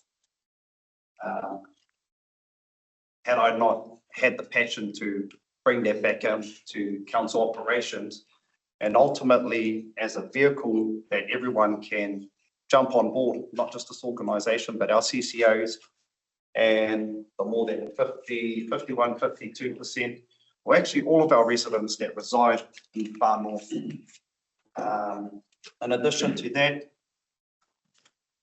I think we need to stop, and Councillor Halkard Harawira mentioned this before, we need to stop looking at this from a lens where we're taking from the rest of our organisation and, oh, we're giving Māori something, te mea, te mea, te mea take. It's actually giving them the empowerment and uplifting them in a way that sees us have better communication, better recognition, and better participation from both council and both from the residents and communities perspective. The way I see it, another analogy, is that Te Hono is essentially the bridge for council. Yeah, Te Piriti, Te Hono, Te Hono. Literally, they are the bridge or the joining of our organisation and our communities. So let's stop looking at we're taking away from others, taking away from other teams to provide this Te Hono with their own GM and their own mana mo te hake, their own tino rangatiratanga. There's actually so many examples that I can give where Te Hono have been effective in my time in council. There's examples around the Papakainga build up at Ōraruwharo, which the rates team were unable to be helpful with. An adjacent position that we have in Te Hono relies on the knowledge around rates and whenua Māori. We have a staff member in there. The same issues with Matauri X, Te Hiku Airport, Moringaihe, our Kauri Dam, our whenua Māori hui, and the Pangarusla. Come to light in a few more weeks, we've had some huge issues and had Te Hono been empowered with the tools and the resourcing, i.e. a GM, and these other positions that have been identified, I believe that none of this would have come to light, some of which have put us in a negative limelight, the public, and we can see that through our social media posts where our communities, those social media warriors, continue to batter us as an organisation.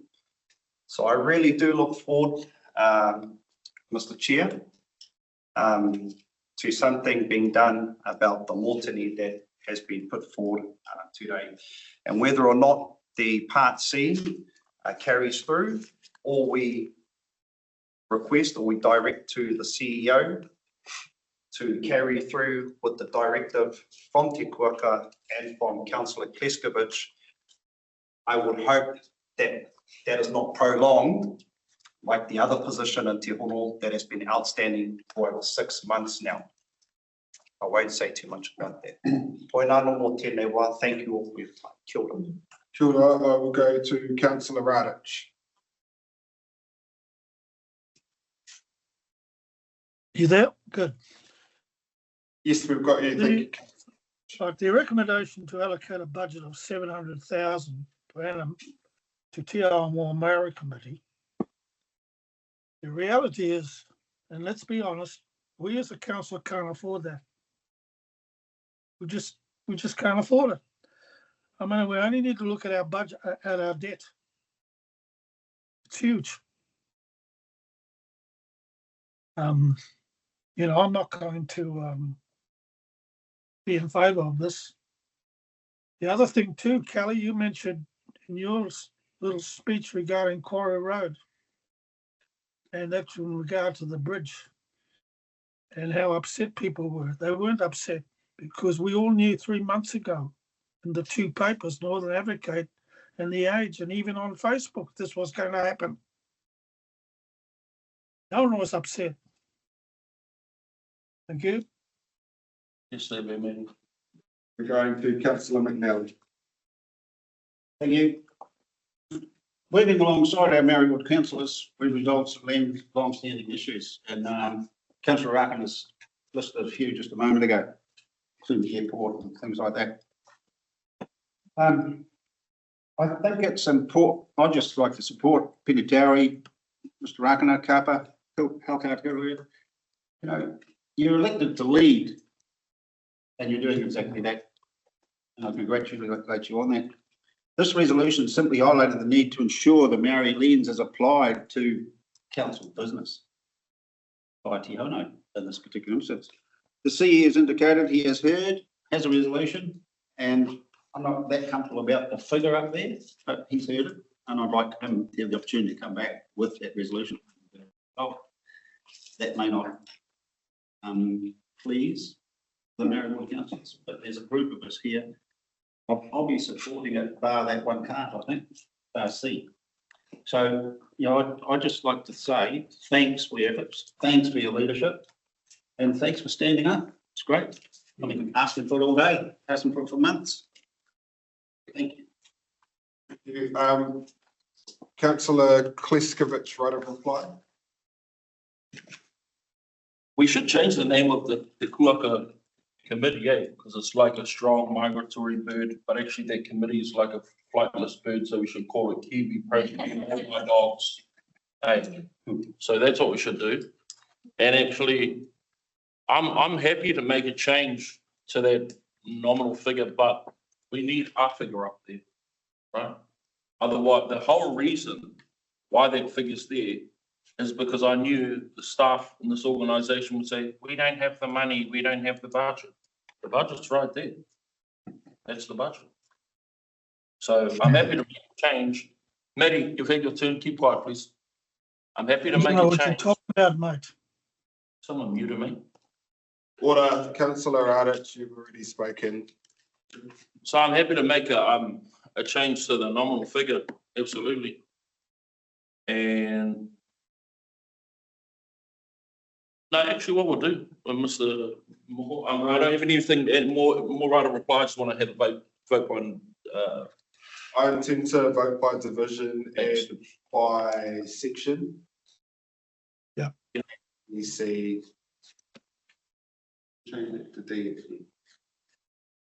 So, that council to ensure, so we've got A, 2 FTEs for the development of whenua Māori. I'm in favour. Kōpai. Abstain. Councillor Court. Councillor Fleming. I think A isn't by itself, it's A, B, it says and, so it's A and B together. A and B. Yeah. Let's do that. A and B together. I'm in favour. Deputy Mayor Stratford has abstained. Councillor Court is against. Was it Councillor Foy? Favour. Councillor Hakia Paruida. Aye. Councillor Kappa. Councillor Kleskovic. Aye. Councillor McNally. Aye. Councillor Ardich. Against. Councillor Rakina. Aye. Councillor Vucic is away. That has passed. C, an allocated budget of 700,000 per annum. By division, I am against that. Deputy Mayor Stratford is away, so she's abstaining. Councillor Court. Yeah. Councillor Foy. Against. Councillor Haukiat Haruida. No, Taiapa. Abstaining. No, say aye. Aye. Councillor Kappa. Yeah, I abstain. Councillor Kleskovic. Aye. Councillor McNally. Councillor Ardich. Against. Councillor Rakina. Aye. Councillor Vucic is away. Then the next section is. Does it mean it's lost?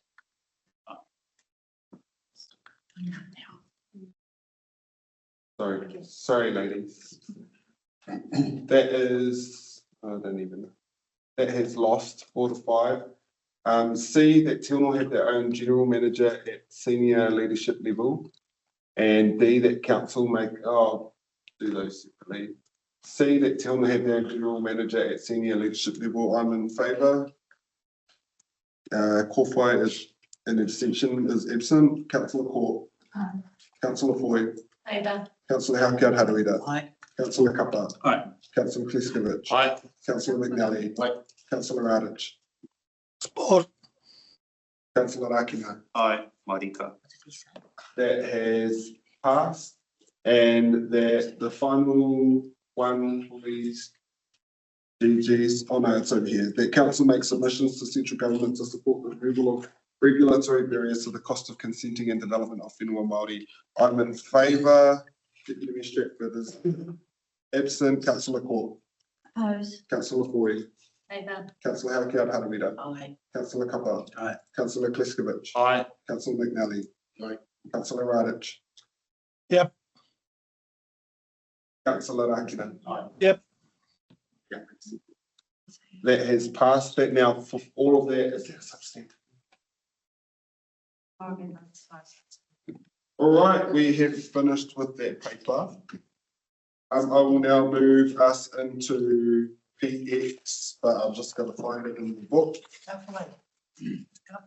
I now move that the public be excluded from the following parts of the proceedings of this meeting. 8.1 confirmation of previous PX minutes. 8.2 commend board PX minutes from February. 8.3 council public excluded open resolution update. And 8. There's another one that's not on the sheet. Oh, there's not even 8. Sorry, I'm going to reread all of that. And then can we please, because this is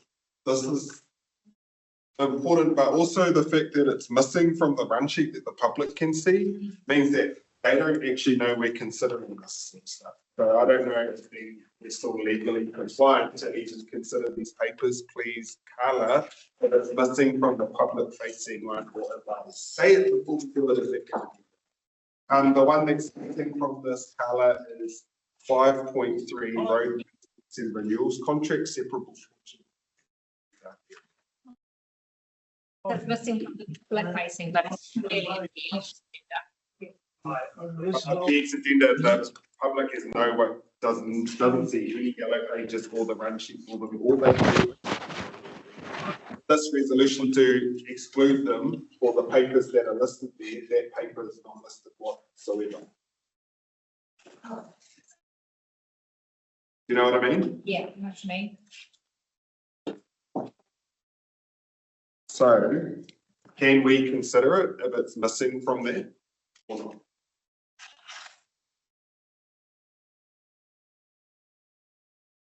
Would you want to save it to the extraordinary if you're not sure? It's online, yeah, that one. Yes. SP4? Yeah. Is it on the run? Someone needs to speak up. It's not on the. It's on the online version.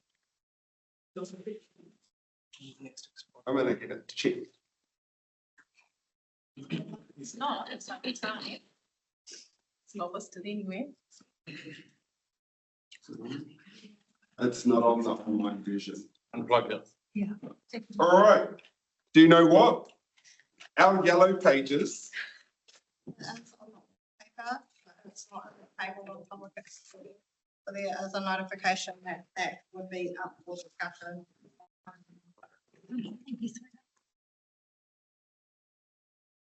Okay, then we are going to. I'm going to move that we. But these are 8s, but these are 5s. All that sort of stuff. I'm moving us into public exclusion for the following papers, which are available online. 5.1, confirmation of previous PX minutes. 5.2, removal of minutes. 5.3, road maintenance and renewal contracts, separable from North South area. 5.4, council public excluded open resolutions update. 5.5, general employment is being deferred. The other paper, and I've had a few emails today that I haven't had time to respond to yet, but concerns around the range. Yeah. Today, that has been deferred to an extraordinary council meeting this week that we publish information around when it is and what it's about. Just so anyone who is watching, thinking that we're considering that today, we just we're invited to the second one. Deputy Mayor Shepherd, all those in favour say aye. Aye. Those opposed to acceptance, that is carried. We will go to yellow pages. Welcome back. In public exclusions, we had a number of items that we considered. They will stay in public exclusion, our minutes from both committee, board, council, as well as, oh no, that was it. We also considered, what was the other one? We also had separable portion 4 contract extensions for our roading come across the table. Those will be released with figures redacted once staff have had conversations with the contractors involved. Next week, we will have an extraordinary council meeting to consider an appeal to the High Court for the Rangitane Maritime Development. Staff will have confirmed that that will happen at 9 AM on Wednesday, the 19th of March. That will be considered in public exclusion. I know that a number of people have called for that to be in public, given the high public interest in this. However, as it contains legally privileged information, because it is about a potential appeal through the High Court, that will be in PX. But we, of course, will, I will be looking to release information following that. Without breaching any legal privilege, but just to keep you in the loop. Finally, lucky it is, and I forgot to say it at the start, lucky it is high energy phase. Today is Waterloo, the moon before the full moon tomorrow at Hakanui, but also tomorrow's full moon is supposed to be in eclipse. So I don't know what that does to energy levels. And I just want to thank you all for today's meeting. I set myself a challenge of getting it done by 3 o'clock. So I failed today, but we had a lot of cocoa on and we managed to get through it. Mihi ana ki apu e tō, I just want to thank AJ for his very by himself as our council interpreter. Well done. You had some challenging situations where even I was wondering how I would try and do these things. So I'm very happy to have you around and for your continued contracting for some of our services here at Council, AJ. E mihi nui ana ki a tātou katoa. I'll close us off with karakia. Ko te tapu o ngā kōrero ka irihia ki ngā pātua tō tātou whare ki ngā kōkō mahara haumi e hui e.